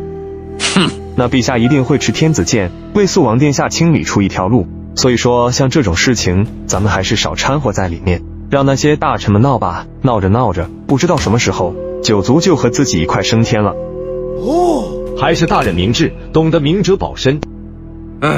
锦衣卫指挥使，这个名头说出去挺唬人的，天下的官员无不惧怕3分，可是自家人知道自家事，咱们就是陛下手中的一把剑，让咱们干什么就干什么。那些文臣不待见咱们，武将们也不接纳咱们，只要稍稍出错，就会落得万劫不复的下场。我这一生如履薄冰，做任何事都是小心翼翼，这才能在陛下身边侍奉数十年，从未出过错。黄大人，您身为太傅，本就有辅佐皇太孙的职责，如今面对这样的境地，怎么能无动于衷呢？大明出力，陛下便大肆分封藩王，大明的大半国土都封了出去。长此以往下去，藩王实力越发恐怖，而大明朝廷的实力不断衰弱，恐会上演汉初七国之乱的景象啊！当今天子朱元璋快要到了古稀之年，要是朱元璋去世了，就没人能压得住这些藩王，所以这些文臣聚集在一起，一同商讨如何让陛下能够削藩，削弱各地的藩王实力，增强大明朝廷权力，以便日后权力平稳过渡。供养藩王太迟，对于大明财政来说是一个不小的负担。现在不是考虑供养藩王的问题，是如今的陛下心中有了更换储君的想法。诸位，你们心里都明白，皇储一事对于我们有多么重大。张大人，您莫非是在危言耸听吧？不过是京城的一些流言蜚语，何必放在心上呢？是啊，皇太孙性情温和有教养，又是嫡长子，按照宗法规矩，无论如何也要立皇太孙为储君的。你们不要臆测，或许陛下没有更换储君的想法，也别动不动就上书。若是惹恼了陛下，咱们吃不了兜着走。万一陛下就有这个想法呢？那咱们这些人怎么办？皇长孙又该怎么办？难不成就这样眼睁睁地看着肃王走上皇位？哼，绝不可能！肃王性格顽劣，眼下又惹了大事，整个京城都传得沸沸扬扬。要是他登上了皇位，那恐怕要让全天下看笑话了。要不让皇长孙去找陛下？绝对不行，皇长孙不能出面，要不然陛下会认为皇长孙心中怨恨肃王，故意给肃王难堪。对于陛下来说，手背手心都是肉，绝不允许看到后代不和睦。要是把陛下逼急了，说不定还会再来一次大开杀戒，复刻当年的胡惟庸一案。只要肃王身上有这个污点，那他就不可能成为储君，所以咱们静观其变就行。主公，不谋全局者，不足以谋一域；不谋万世者，不足以谋一时。就算肃王不可能成为储君，但是藩王势大，早晚会成为大明的祸害，所以越早除去这个祸害，越对大明有利。张大人，人心不足蛇吞象，肃王只是犯下一个小错误，没必要穷追猛打，得饶人处且饶人。哼，对敌人仁慈，就是对自己残忍。黄大人，您是皇太孙的老师，不是肃王的老师。什么时候您开始帮肃王说话了？不会是两边下注吧？我只是提醒你，别适得其反。黄大人，国家有事，正是需要我等出力的时候。如今机会就放在我们面前，若是扳不到肃王殿下，那咱们还算什么大明官员？你不了解陛下的想法，现在京城已经起风浪了，一个不小心就会被卷入其中，连个渣都不会留下。我不了解，我祖上是渔夫出身，我怕风浪大，风浪越大，鱼越贵。如今的肃王殿下已然具备了谋逆造反的根基，岭南一地加安南一地，民众100万，兵甲10万。哼，你觉得朱骈那小子会造朕的反？前些日子，肃王朱骈出力装丑事，让皇室蒙羞，朕令蒋晔彻查此事，如今已经调查清楚。蒋晔，你将事情经过说给各位爱卿听。经过锦衣卫认真调查，肃王朱骈是被冤枉的。先是被道士夏景谷获去潇湘院，又在潇湘院遇到了李景龙。之后，肃王喝的那杯酒水被下了药，于是肃王便中了招。这些事情全都是胡人所为，他们一行潜入京城，就是为了向肃王复仇。各位爱卿，如今事情已经查清楚了，那些胡人尽皆伏诛。朱骈那小子虽然顽劣，倒不至于做下这样的事，今后也不用揪着这件事不放了。臣早就觉得此事有蹊跷，臣之前与肃王殿下接触过，肃王殿下的为人应该做不出来这样的事情。赖陛下之福，还肃王殿下清白。陛下，臣有奏。你有什么奏啊？陛下，臣要弹奏肃王殿下。肃王殿下身为藩王，如今逗留京城已有1年之久，另外也因为肃王势力过大，这才招致贼人报复。臣上奏，请削肃王权力。朕没听清楚，你再说一遍。张炳就是个铁头娃。历史记载，这家伙被朱允文派去监视燕王朱棣，结果不幸被捕，对着燕王朱棣高声道：“吾宁可断头死，也不做一主之臣。”然后从容赴死。陛下，为了大明的长治久安，为了大明的繁荣昌盛，还请削弱肃王权势，还有那些藩王，也请陛下逐一削弱。朕耗费心血建立大明，数十年来兢兢业业，夙兴夜寐，难道朕想为子孙后代留下一些阴福也不行吗？臣能理解陛下的全权爱护之心，但是臣想要告诉陛下，如今的肃王殿下已然具备了谋逆造反的根基。你什么意思？肃王身为藩王，本就有岭南一地，如今岭南又控制了安南，岭南一地加安南一地，民众100万，兵甲10万。臣每每想到此事，便不寒而栗。另外，肃王朱骈又在京师打造火器，引入了工匠，还圈了上万亩的田地用于实验，所以肃王只要有心，完全可以私藏一批军器，甚至是火器火炮。张炳真是猛人，这说的简直就是把肃王按在地上摩擦。哼，你觉得朱骈那小子会造朕的反？不会，可是肃王有如此恐怖的实力，实在是令人不安啊！令谁不安？启奏陛下，令朝中大臣不安。陈氏身处地的站在肃王位置上，替肃王研究了一下造反方略。肃王圈了1万多亩田地作为火药实验场，私藏一些火药也就顺理成章了。若是等祭天的时候，文武百官都出了城，肃王事先埋下了火药，等到火药一爆炸，肃王便率领清兵攻打宫门。汤和是肃王的岳父，他在军中威望很高，肃王倘若借助他的权势，未必不能成功。而且到那时候，岭南率领一支部队，趁着天下大乱直扑京师，用不了几个月的时间，整个大明就落入了肃王朱骈的手中。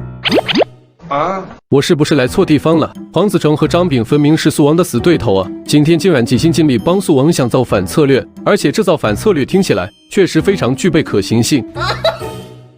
妖言惑众，凭空诬陷，肃王对大明忠心耿耿，何曾有过谋逆的想法？现在没有，不代表未来没有。你这是挑拨皇家关系，当猪。卓大人、张大人也是为了大明好，你有什么资格治他的罪？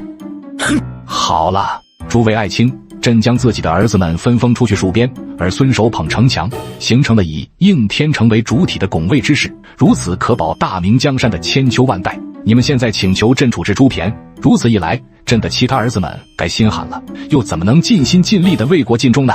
朝无正臣，内有奸恶，则亲王训兵待命，天子密诏诸王统领朕兵讨平之。张爱卿，你刚才说那番话，是在离间皇家亲情吗？陛下，如今的藩王都有甲兵、机车、卫队，各自拥兵自重，他们没有一心还好，要是有了一心，联合起来，朝廷到时候又该怎么办呢？既然如此，朕认为更要笼络各地藩王了。这样吧，朱骈的生母为周妃，本来是后宫妃嫔，但朕感念她当年之情，打算追封她为贵夫人。周妃已经去世多年，如今陛下却又追封她，这是什么道理？是啊，陛下尊封后宫妃嫔自有祖宗宗法，又如何能任意妄为呢？朱元璋听到这句话，顿时看向礼部尚书张志。陛下乃天下正统，而后宫之事是陛下的家事，陛下感念周妃，可以提高谥号。张志，你这个奸贼！你身为礼部尚书，本就应该恪守礼法，规范君王行为，如今却一味的奉承，你就是个小人。不过是妃嫔的谥号而已，张大人何必上纲上线？种种迹象表明，当今天子真有立朱骈为储君的想法。本来我还以为陛下只是想包庇朱骈，不愿意处置朱骈，可是如今来看，陛下却要追封朱骈的生母，这分明是在为肃王朱骈上位铺路啊！陛下，皇长孙仁厚贤明，应当尽快让他监国。对，陛下不处置肃王也就罢了，可为何要追封他的生母？哼，如今案件已经查清楚了，朱骈是被冤枉的。另外，朕已经决定追封周妃，此乃家事，不必在意。退朝。皇大人，陛下创业大明30余年，今皇长孙有难，此诚危急存亡之秋也。正需要黄大人登高一呼，挺身而出。哼，你莫不是想害死老夫？老夫有几个脑袋，敢和当今陛下对着干？黄大人，陛下已经不是10年前的陛下了。10年前，陛下春秋鼎盛，谁敢说一句不是？可现在呢？陛下垂垂老矣，追封周妃一事，当今天子尚未下定决心。若是黄大人能率领百官到左顺门或者奉天门死谏，那么陛下未必不能改变其主意。当今天子做什么事说一不二，老夫有几个脑袋啊，够陛下砍的。身虽死，民可垂于竹帛也。黄大人啊，您身为皇太孙的老师，这件事本就应该由你出面。若是事情成了，那就是从龙之功啊。在明朝，大臣集体觐见是被视为忠贞节义的象征，正所谓国家养士，仗节死义。但是在明初，没人敢这么玩，毕竟朱元璋这种皇帝，见谁不爽就砍谁脑袋，没有哪个臣子觉得自己命长。黄大人，您一世精明，为何在此犯了糊涂？陛下就算要杀人，总要找个理由吧？咱们只要站在了祖宗宗法上，陛下就拿咱们没办法。再说，您身为皇太孙的老师，皇太孙一向敬重您，您又是为了皇太孙发声，皇太孙肯定会力保您的。当今朝堂大半的文武大臣都支持皇太孙，只要您顺应人心，自然就能领袖群臣了。我身为朱允文的老师，与朱允文就像是一条绳上的蚂蚱。朱允文要是能继承大统，那我就一跃成了帝师；要是他无法继位，那我黄子成也变得一文不值。但我要是和当今天子对着干，岂不是老寿星上吊，嫌命长马？干不干？干成了釜底靠海，干不成九族投海。要不你来，张大人，你好歹是6部尚书，在朝中颇有威望，要不咱俩换换位置，你在前面冲锋陷阵，老夫为你摇旗呐喊。我出面达不到理想效果，黄大人您不一样，您是皇太孙的老师，只要往左顺门一站，就代表着皇长孙一派，众臣必定云集响应，纷纷跟随。说的好像也对。这些大臣是在挑衅朕吗？将朕的天子剑取来，朕要一个一个砍下他们的头颅。黄大人，如今朝堂间邪当道，危急社稷，您身为皇太孙的老师，此时不出，更待何时？死谏这种事，人越多越好。若是朝中大臣无人响应怎么办？黄大人，但请放心，人数必然不是问题，不会出现无人响应的情况。朝中大臣怨恨肃王的不在少数，只要酝酿2日来造势，足以形成大事。既然决定了，那这几日老夫去见一些大臣，说明其中原因。毕竟此事与东宫之争有关。对，然后黄大人可以在下朝的时候当众慷慨发声，引领群情激愤，然后借机死谏。到时候陛下瞧见这滚滚诸公，必然会收回追封周妃的旨意。之前陛下也有过立卓帝为太子的想法，曾说过一句燕王英武四镇，朕欲立之，结果遭朝中大臣反对，所以陛下收回了成命。在我看来，陛下虽然独断专行，但还是讲一些道理的。黄大人说的是。这天早朝结束后，黄子成将大臣们拦下，大声喊道：诸位可知道，当今陛下欲要追封朔王生母，更传出要立朔王为储君。此人性格乖张，无人君气象，吾辈当匡扶正统，以正视听。群臣们听到此话，一言不发。皇帝朱元璋追封肃王生母为贵夫人，是要危及东宫的。可是想到当年的胡惟庸一案，直接处死了3万多人，皇帝朱元璋连眼都没眨一下。他们要是贸然发表不一样的声音，很容易就被砍了。见众人没什么反应，张炳在一旁呼应道：黄大人说的对，现在如何是好？我等为黄大人马首是瞻。其实近来朝堂纷争，其中原因大家都知道，我也不用多说什么了。但是为了防止今夕作祟，今日必须有所行动。老夫欲要在左顺门觐见，诸君可有与我同往者？大明仰视30年，张节死义正在今日，国本动摇，奸邪当道，诸君岂能作壁上观乎？众臣听了黄子成的这句话，只觉得振聋发聩，一股浩然正气从胸腔直冲天灵盖。在这句话的威力下，大声道：同去。很好，身为大明官员，理应为大明尽忠。诸位皆是大明的肱骨大臣，如此胡闹成何体统？张志，我等官员为了国之根本，才一同劝谏。你如果不愿意同行，我不强求，却不能阻拦我等。胡闹！你们这么多人是要干什么？是劝谏吗？分明是逼宫。黄子成，枉你读过那么多圣贤书，书中的内容全忘了。我从未见过如此厚颜无耻之人。哼，张大人还真是好嘴皮子啊！您身为礼部尚书，不想着维护礼法，天天阿谀奉承，卑躬屈膝。我等正直官员不愿与你同列。陛下又没有做什么出格的事情，何必如此？你们这般逼宫，惹怒了圣上，岂不是要自讨苦吃？这不是逼宫，而是劝谏。如今的天子当然圣明，但是偶尔也会犯下一些小错误。我等身为臣子，本就有规劝之责。哼，简直是胡闹！张大人，今日你就算骂我们，将我们这些人全部处死，我们也要劝谏。我们劝谏的决心，宁死也不会改变的。哼，行呗，竟然你们一心求死，那我也不再阻拦。今日之后，不知道史书上会如何记载老夫。黄大人，如今箭在弦上，不得不发，您就放心好了。您是为了国事操劳，一定会青史留名的。如今就算得罪了圣上，也就难过这1-2年，总比难过10-20年要好。咱们真的能扳倒肃王吗？哼，我观那肃王小儿，犹如冢中枯骨，有何惧哉？有这么多人撑场面，正所谓法不责众，当今天子总不能全都诛九族吧？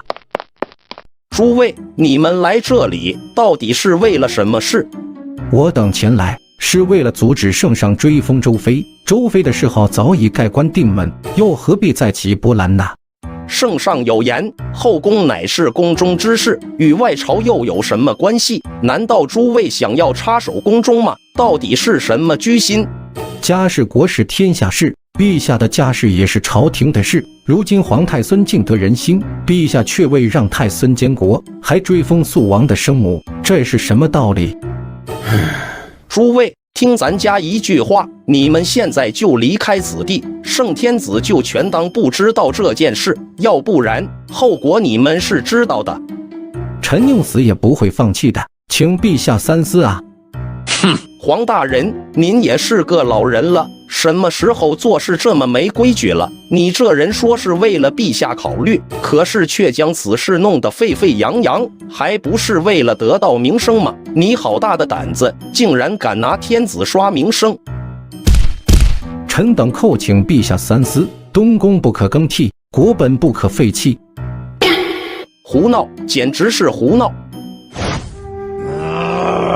这些大臣是在挑衅朕吗？将朕的天子剑取来，朕要一个一个砍下他们的头颅。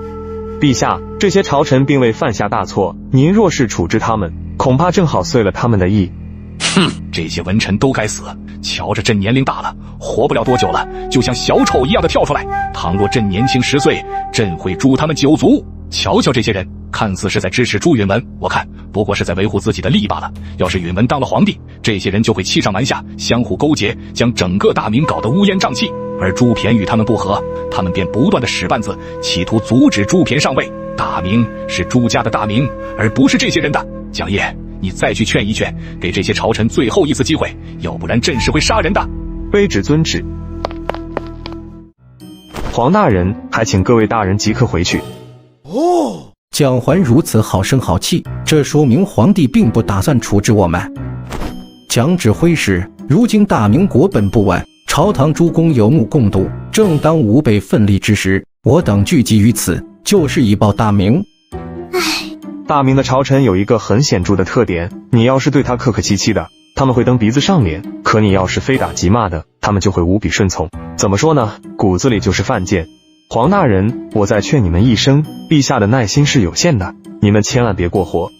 蒋指挥使，如果你真的是奉诏来劝阻我等，还请免开尊口，以免脏了我等的耳朵。还请蒋指挥使回去觐见天子，就说我等要为大明尽忠。哼，迂腐，勿谓言之不预也。等蒋桓再回到殿内，将刚才的事情讲述给朱元璋。哼，既然如此，蒋掖将姚广孝给朕叫来。是陛下。哼，不好意思，朝廷诛不了贫僧9族，因为贫僧就是一个孤家寡人。陛下，这些妇孺用心不得，当诛不诛九族，扒皮充草。你为何如此生气？这些人既然是大明之臣，也就是要侍奉陛下为主，如今却处处掣肘陛下，这说明他们已经有了异心，臣深感痛心。你怎么看待朱偏生母一事？肃王殿下一向对大明忠心耿耿，为大明出生入死，他每次想起陛下的恩德，无不掩面而泣。而陛下感念周妃之情，追封周妃也是人之常情啊，此乃父慈子孝的典范。而这些朝臣竟然反对，可想而知，这些人无父无君，当诛啊！陛下。这姚广孝说话确实很好听，处处维护着皇家颜面，真不愧是朱偏的属官。朕认为朱偏逛青楼一事还有疑点，打算继续让你查案，你觉得如何？臣定然不负陛下所托。那你该如何查案呢？臣一定会翻个底朝天，凡是与这件事有关的、知情的、造谣的，全部都抓起来。不错，这才是查案的样子。蒋指挥使，如今你可要听我安排了。姚广孝，你是个僧人，要知道慈悲为怀这4个字。陛下虽然信任你，将这案子交给你去审，但是你也要知道分寸，凡事都要有个度。什么时候堂堂锦衣卫指挥使也变得瞻前顾后了？怪不得贫僧心里还奇怪呢，为什么查个小小案子都没办法让陛下满意？原来蒋指挥使想要投靠皇太孙啊！放屁！我只会忠于当今天子。看来贫僧错怪蒋指挥使了。可是为什么蒋指挥使不接着往下查了呢？是查不出来，还是不敢查呢？姚广孝，这里面的水太深了，奉劝你一句，得饶人处且饶人，把事情做得太绝了，你也不会有什么好下场的。如今的肃王殿下遭到小人污蔑，在牢狱中不见天日，受苦受难。贫僧身为他的属官，每天忧虑的吃不下饭，喝不下水。如今有此机会以报肃王，贫僧何惧哉？你这是唯恐天下不乱。臣子，那就是陛下的家臣。既然陛下想要调查的水落石出，那贫僧就按照陛下的意思，将这件案子翻个底朝天。与这件事有关的官员一个也跑不了，还有那些无关的，只要让贫僧不伤，贫僧照样干掉他们。你脑子里装的都是沙子吗？这件事关系到皇储之争，咱们不过是臣子，卷入其中早晚会灰飞烟灭。所以你这是在自保？不然呢？姚广孝，你还年轻，未来的路还很长，审这件案子一定要注意分寸。贫僧脑子里装的是肃王和陛下，贫僧这是要忠君，铲除那些奸邪小人，就算生死也无所畏惧。简直不可理喻。姚大人，其实蒋指挥使说的也对，黄子成背后站的是皇太孙朱允文，咱们要是彻查的话，会不会得罪他？蒋桓能看明白的事情，贫僧岂能不懂？那姚大人还……贫僧笑那蒋桓虽贵为锦衣卫指挥使，却有勇无谋。他以为他看到了第2层，把贫僧想成了第1层。其实呢，贫僧站在了第5层。大人，您这是在说什么？其实陛下心中更换储君的想法无比坚定。黄子成那些人不闹事还好，陛下的手段温和些，给他们一条活路。要是认不清现实，陛下就会让那些人知道什么叫做残忍。那些人脑子是怎么想的，竟然还敢逼宫？当今圣上向来吃软不吃硬，他们这么干，真是上赶着要去投胎，拦都拦不住。那陛下会如何处置他们？还能怎么处置他们？无非就是和10年前的胡惟庸案一样罢了。你说他们记忆力是不是不太好？才过去10年，血的教训就忘得一干二净。大人，您说的是真的吗？是怎么猜出来的？普天之下，算上贫僧，只有3个人知道陛下的心思。其余那2人呢？其中1人肯定就是陛下自己了。那最后1个人呢？当然是英明神武的肃王殿下了。肃王殿下平日里看起来没什么心机啊，他能看得这么深远吗？当然了，莫要小瞧肃王殿下。其实肃王殿下心中知道，当今陛下想要立他为太子，是肃王不愿意被束缚，所以一直拒绝这个提议。不会吧？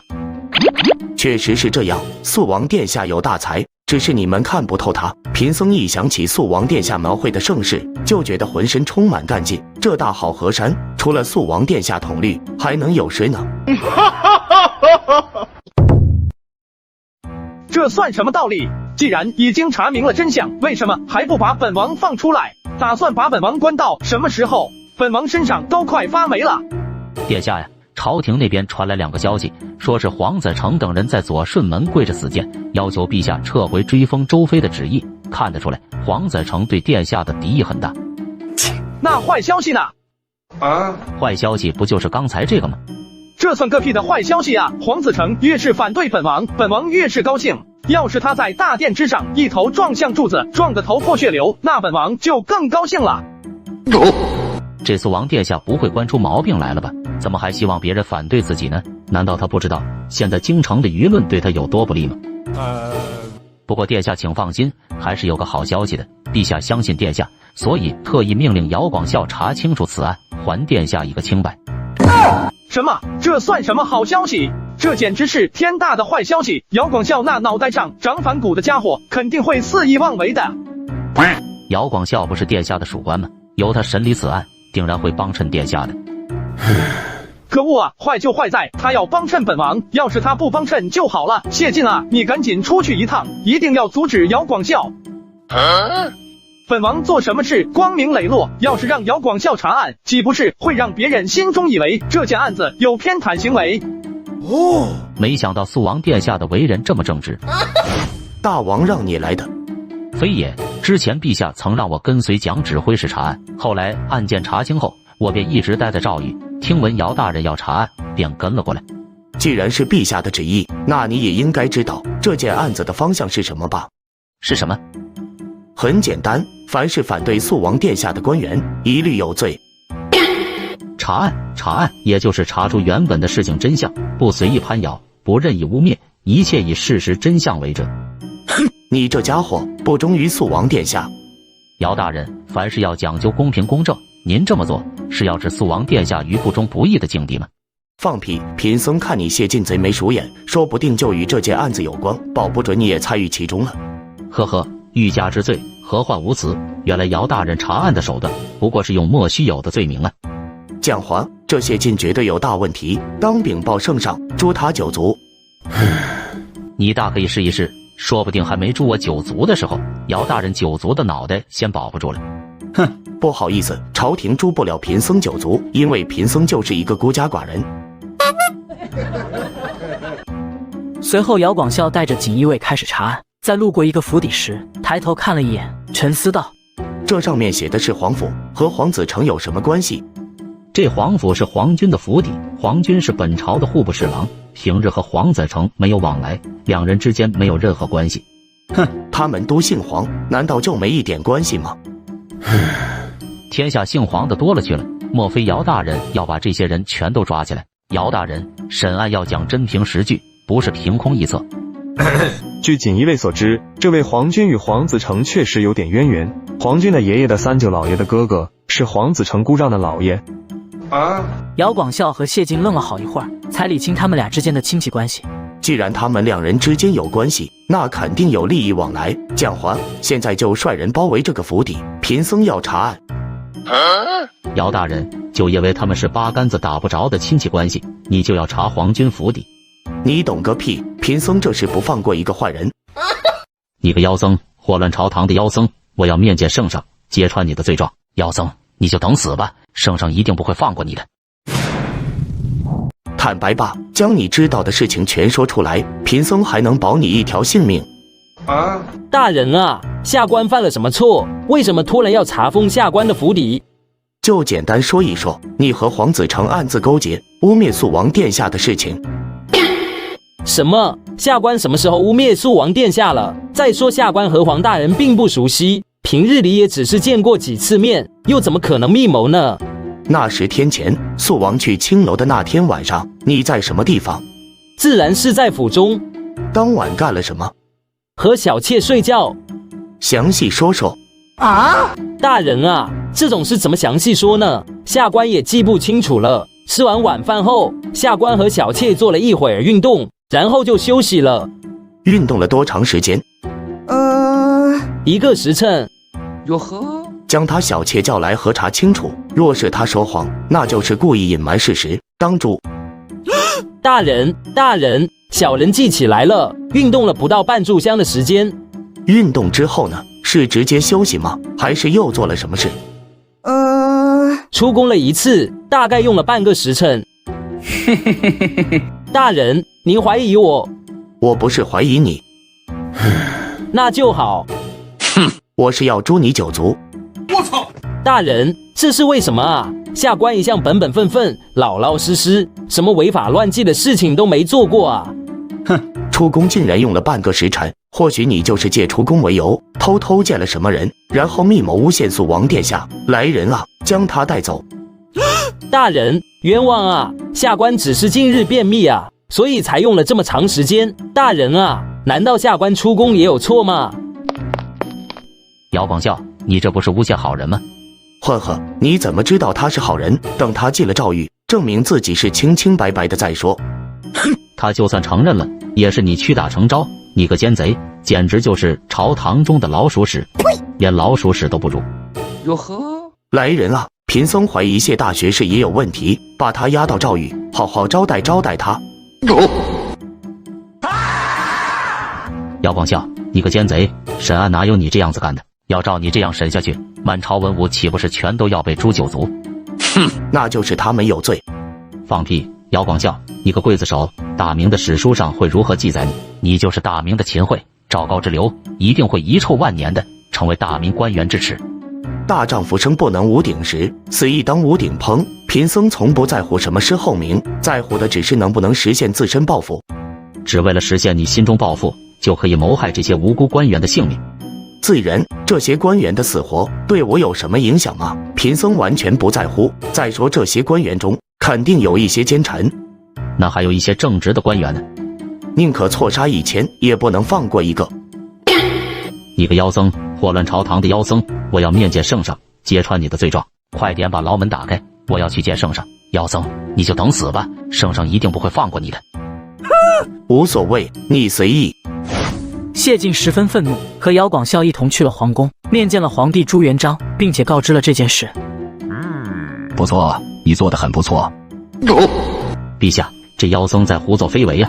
他把大明朝堂当成什么了？他藐视大明律法呀！陛下，大明律法的解释权归朕所有，朕认为他并没有触犯律法。哼，朕让你协助查案，不是让你阻挠查案，知道吗？陛下，查案，最重要的就是查清楚事实真相，臣并没有阻挠。谢晋不遵从旨意，抓起来吧。查清楚那些胡人来京城后见了哪些人物，平常在什么区域活动。他们既然能知道肃王的行踪，必然有内应，朝廷的官员都可以查，也都可以抓。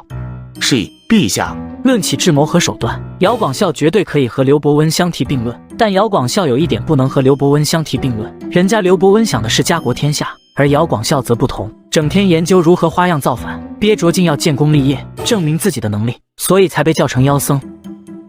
在左顺门外，黄子成等一批官员还跪在此地，表明自己的决心。当今正值大明朝危难之际，我等一定要坚持与恶势力斗争到底而肃王朱偏一派的姚广孝，整个朝堂的局势说里面的大反派，皇太孙朱允文一派的官员污蔑逼迫他们，顺门恳求陛下收回旨意。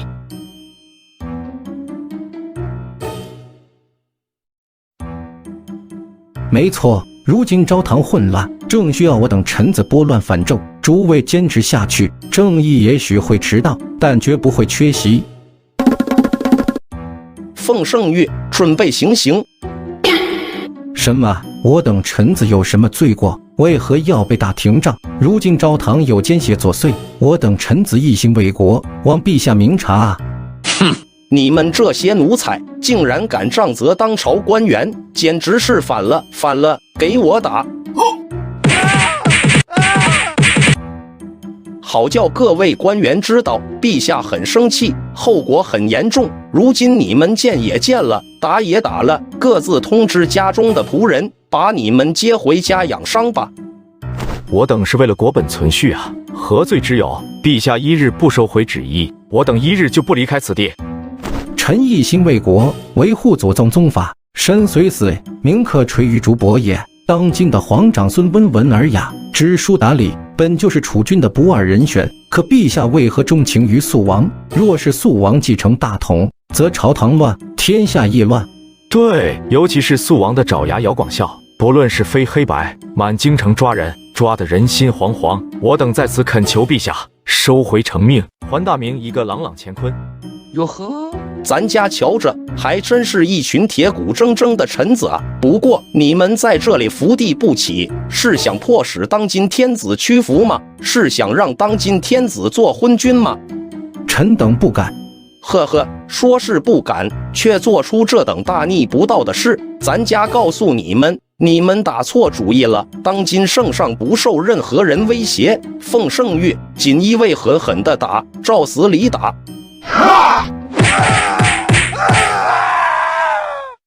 住手啊！你们快住手啊！你们不要再打了，老臣知错了。你们现在知道错了？知道了，知道了。哼，咱家还以为你们的骨气比骨头硬呢，没想到还是中看不中用啊！当今圣上有令，黄子成、张炳等人下狱考讯，其余人等停职待罪。多谢圣上开恩。太监急匆匆地回到殿内，将事情经过告诉皇帝朱元璋。哼，真不知道夸他们一句识时务者为俊杰，还是骂他们一句不知好歹的玩意。大王啊，如今的皇位对您来说简直唾手可得，您要是不娶，简直就是在丧失大好机会啊！皇爷爷为何要大肆搞株连呢？那些没有犯错的官员就应该放了他们，岂能这样做呢？你这是要包庇那些臣子？皇孙并非是包庇，只不过皇爷爷这样做太让天下的臣子寒心了。这些官员都是大明的肱骨之臣，是大明的支柱，不能诛杀他们啊！允文，你是在责怪朕草菅人命吗？皇孙不敢，但是皇爷爷如今的行为实在难以称得上是仁政。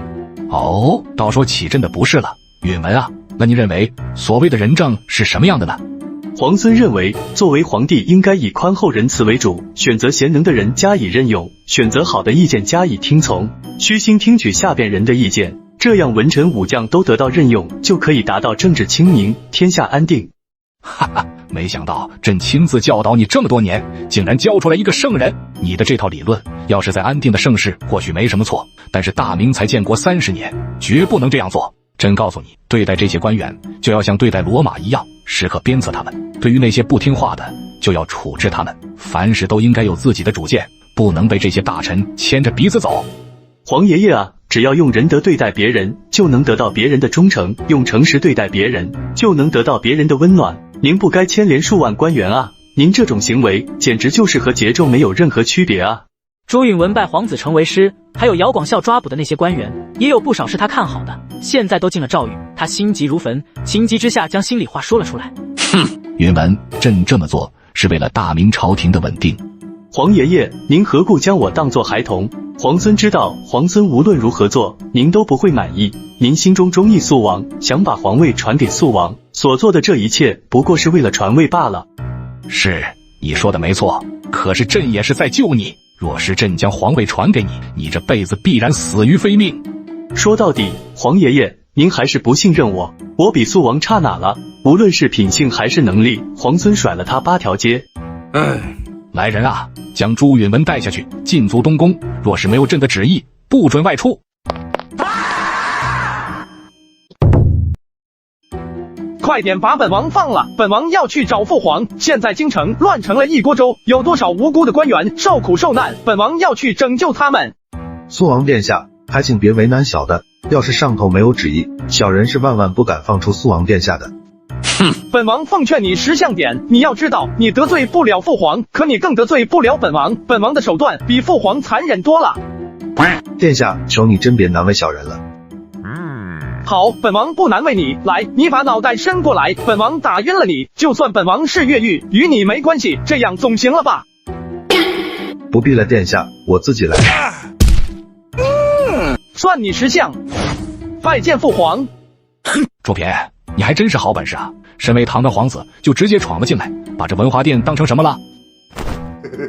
父皇，儿臣想念父皇，所以就等不及来看看父皇。你来找朕也是为那些官员求情的。哼，儿臣为什么要给他们求情啊？在儿臣看来，这些臣子们都该死。哟呵，朕本以为你会和允文一样心慈手软，求朕放他们一条生路，没想到你倒是有几分胆色。儿臣又不傻，早就将这件事看得清清楚楚。父皇中意儿臣，想让儿臣当储君，为儿臣扫平前进路上的障碍。儿臣心中感激还来不及呢，又怎么会为他们求情呢？你能明白就好，朱偏啊，这是朕为你做的最后一件事，希望你不会辜负朕的一片苦心，这大明的未来就全都落在你身上了。父皇，儿臣觉得把大明交给儿臣非常不妥。您想啊，不过是一些朝中大臣反对，儿臣都处理不好，还要让您帮儿臣搞定。以后等儿臣当了储君，又怎么能处理好国家大事呢？温室中的花朵又怎么能成长呢？儿臣认为这件案子不妨交给儿臣来做。一来呢，儿臣最起码能查明事情真相，不会放过一个坏人；二来也能在朝堂中积累一些声望。父皇，您觉得呢？哼，原来你还是想方设法为他们谋得一条生路啊！儿臣并非是为他们求情，主要是……行了，朕不傻，你一撅屁股，朕就知道你想说什么话。不过朕实在是想不通，你为何要为他们求情？没错，儿臣就是为他们求情。父皇，您觉得您就这样将儿臣扶上皇位，儿臣的位子坐得稳吗？儿臣是靠自己的能力吗？史书上会怎么记载咱父子俩？说您老年昏庸，说儿臣德位不正。儿臣觉得倒不如将这件事交给我来调查，调查个水落石出。牵连这么多官员有什么意义呢？您就算杀了他们，反对的声音照样存在。好，这可是你说的，朕给你5天时间调查清楚这件事，否则就别怪朕诛他们9族了。多谢父皇。姚大人真是好大的官威啊！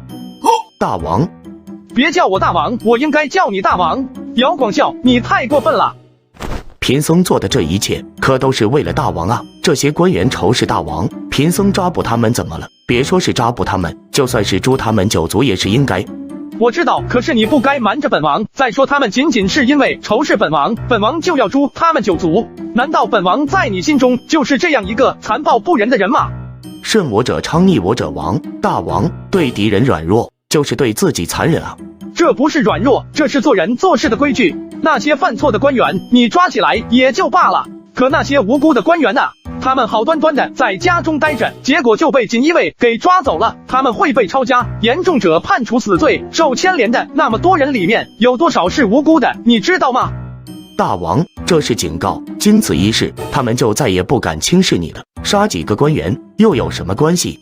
呵呵，仅仅是为了威慑就可以杀这么多人？姚广孝，本王和你说过，皇位我不在乎，你不必为本王做这么多事。大王啊，人活一辈子，要是不勇于进取，那和咸鱼有什么区别呢？本王不稀罕，你看父皇现在是什么样子？虽然贵为皇帝，但是每天就坐在那文华殿内，批阅200多份奏章，操心国内大大小小所有事情，比拉磨的驴还辛苦。虽然辛苦，但可是95之尊，整个大明谁不听他号令？听号令又能如何？父皇连出去看看的机会都没有，下面的人做什么事也不知道，整天算计这个算计那个，照他那个活法，简直就要累死了。这话也是可以随便讲的吗？肃王殿下一直都这么勇的吗？大王啊，如今的皇位对您来说简直唾手可得，您要是不取，简直就是在丧失大好机会啊！本王不是孩童，做什么事情本王心里自有主意。广孝啊，这些日子你也辛苦了，接下来就歇息几日，这件事交给本王来做。大王不可啊，不能功亏一篑啊，这些都是奸臣啊，杀了他们又能如何？广孝，你累了，歇息几日吧。来人啊，将他带下去。你这是何苦呢？我早就劝过你，凡事不能做太绝。现在好了，肃王殿下对你不满意了吧？蒋指挥使这是在安慰贫僧吗？其实贫僧不需要安慰。你脑子是不是有什么毛病？刚才还和肃王顶撞，现在怎么又像个没事人一样？肃王可是全盘否定了你的做法，你难道就没什么意见？贫僧要是不出面当恶人，肃王殿下又怎么能去当好人呢？又怎么能去施恩那些官员呢？我操！所以这是你和肃王设下的计策。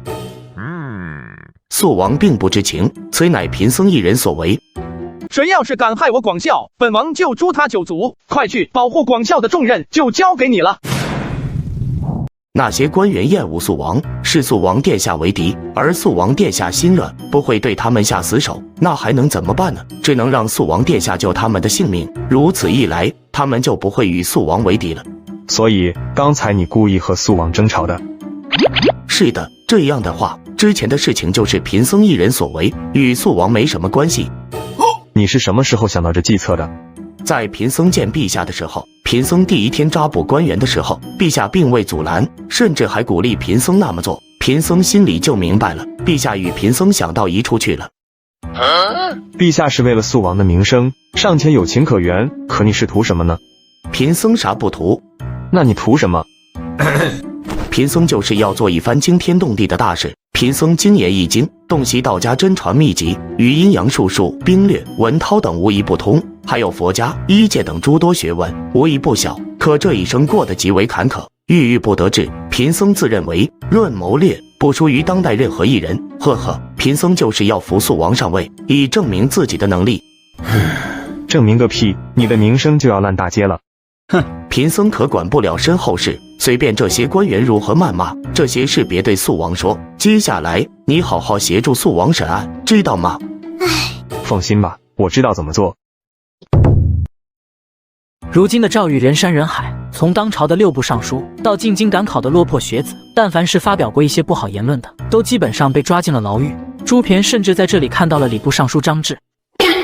这也太离谱了！张志好歹是自己的上司，姚广孝怎么把他也抓起来了？这位是谁啊？看起来像个大人物。晋升，你连这位都不认识？这可是肃王。好家伙，万万没想到，正主竟然来了！我可是冤枉的，什么都没讲过，就被抓进了这监牢。肃王殿下好歹比姚广孝好一点吧，最起码会查明真相吧？谁知道呢？被关进来的官员，有哪一个不是被冤枉的？居然抓了这么多人，本王一个一个来审案吧。要是真的被冤枉的，就放了他们。是殿下。说吧，你是怎么被关进来的？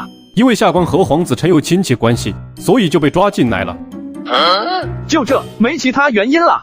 殿下，姚广孝说我还偷窥了机密文书，可是大家都知道我是个武将，认识的字不到1箩筐，就算把机密文书摆在我面前，我也认不全啊。行吧，那你可以走了。操，往哪走？还能往哪走？当然是回你自己的府邸了。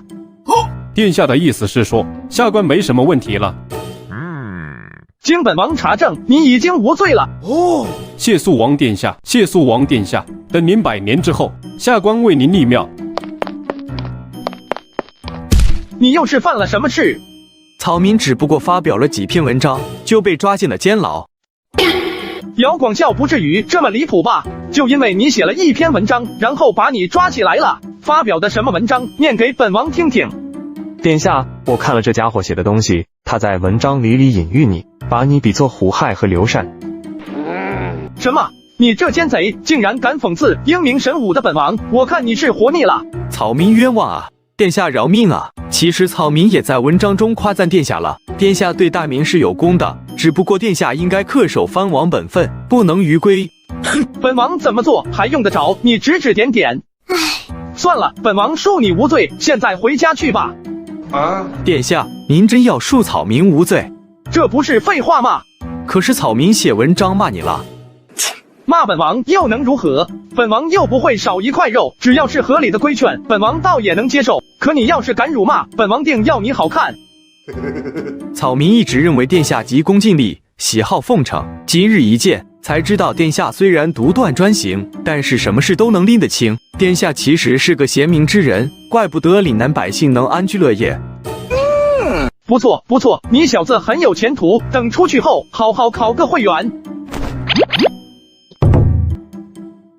被姚广孝抓进来的官员，好似重新认识了肃王一般，他们万万没想到，竟然还能从监牢里活着出来。他们对着肃王千恩万谢，感谢着肃王的不杀之恩。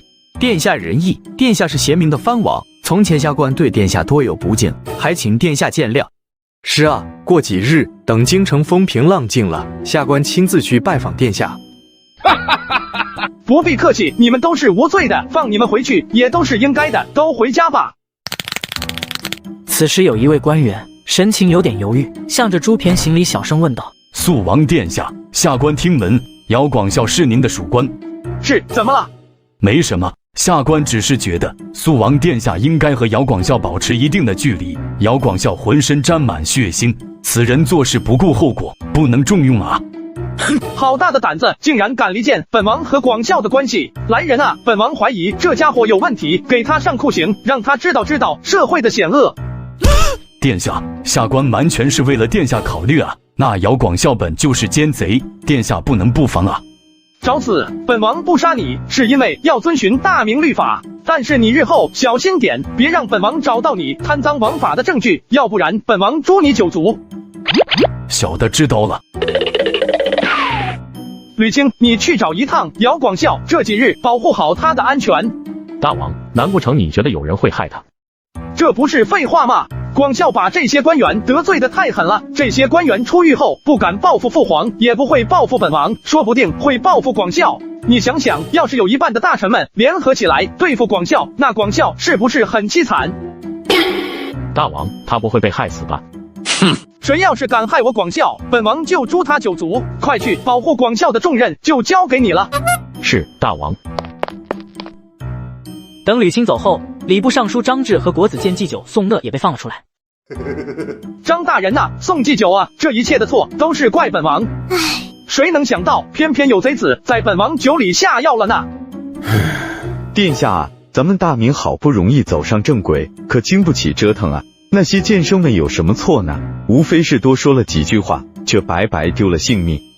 确实是本王的错，从即日起，本王会好好反省自己的错误。这也不怪殿下，陛下的性子也都了解。今后若是殿下做了储君，还请明辨是非，莫要让贤才寒了心。你叫什么名字？本王好像没见过你。下官刘三五。刘三五，本王知道你是谁了，原来是坦坦翁。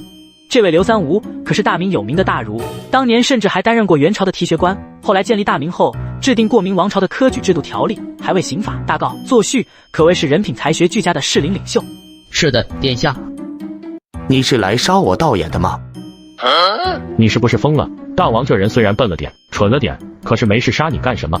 飞鸟尽，良弓藏，狡兔死，走狗烹，本就是残酷的现实。只不过大王虽然是陛下的儿子，做事风格却不一样。想什么呢？大王派我来保护你的，如今那些官员视你为敌，可能会处处针对你，有我保护你，小小事害不了你的。你在我身边，对大王不利。为何？如今贫僧双手沾满鲜血，与朝中诸公有很大的矛盾，几乎是不可调和。可是大王不一样，大王刚刚救了那些官员，官员们把大王当作邻人，现在的贫僧不能再与殿下扯上关系了。大王都不介意，你介意啥？大王难道真的对皇位没什么想法？应该是有想法的，但是不多，就一点点。其实大王心地很好，放心好了，绝不会为了皇位抛弃你的。这也是大王的缺点，要是能像如今的陛下一样杀伐果断，那就好了。别想那么多了，大王平日里最看重的就是你。你没见过岭南的长史，那家伙年龄大了，胡子和头发都白了，恐怕没几年好活了。以后大王啊，能依赖的只能是你了。等这件事的风头过去了，你继续跟在大王身边当属官，大王让你干啥你就干啥，只要好好干，不会亏待你的。贫僧半生飘零，只恨未逢明主，大王不弃，奉贫僧为属官，贫僧自当为大王效死。好了，现在外头的事情怎么样了？吕钦把赵玉的事情详细的说了一遍。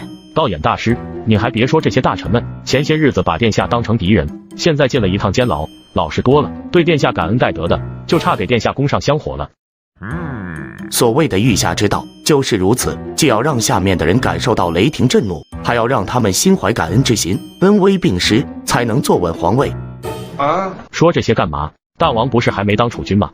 早晚的事。还有关于这件案子，贫僧其实已经调查得七七八八了，过一会儿写下来，你替贫僧交给大王。好，知道了。接下来这外头的事情可就全指望大王了。你身为大王的侍从，要时刻规劝他，这些日子一定要低调，要谨慎，以稳妥为主。陛下会为他铺平接下来的路。好，不过大王向来鲁莽，我说的话他从来没有听过。不听也要说，大王是要创造盛世的君主。当今陛下将大明从一片废墟中带出来，而未来的大王是大明的掌舵人，要带领大明走向繁荣昌盛。怎么感觉你今天有点怪？怎么怪？挺奇怪的，说不出来的感觉。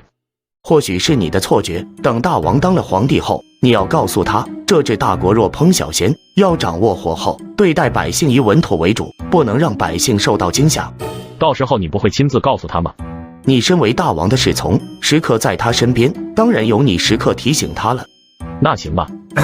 还有，殿下曾和贫僧描绘过盛世，贫僧认为，对于如今的大明来说，要为百姓松绑，乱世才能用重点。现在已经是太平之世，自然要用德治多一点。还有那些儒家之人，虽然贫僧瞧不上儒家那装腔作势的一套，但是儒学也有可取之处，比如说在培养品德方面，所以要让大王结合着儒家学问。可是也不能一味的用儒家学问，那会让咱们大明裹足不前的。你说这些话到底是什么意思？哈哈，没什么意思。贫僧闲来无事，写了一些东西。你要是不来，本来打算烧掉算了。可你既然来了，就替贫僧交给大王。行，你在这里忍耐几日，等风头过去就能出去了。这件事，贫僧还是做成了。虽不知史书会如何评价贫僧，但想必肃王殿下当了皇帝后，不会亏待贫僧的。只可惜见不到那盛世了。姜环啊，将那潇湘院的苏姑娘也放出来吧。肃王殿下，那苏姑娘可是重要嫌疑人，您当时就是喝了她弟的酒，所以才做了那荒唐事。现在把她给放了，是不是太突然了？她也是被冤枉的，带本王去看看她吧。肃王殿下此次前来，不知有什么事情？没什么事情，只不过是审案罢了。要是这件案子和你没什么关系，今天你就可以离开了。还不知道苏姑娘的名字？苏莲清。好名字，莲清啊。前一段时间本王遭人陷害，被抓进诏狱，所以不知道你的事情。现在本王被放出来了，就赶紧来救你出去，还请别见怪啊。从现在起，你自由了。多谢殿下。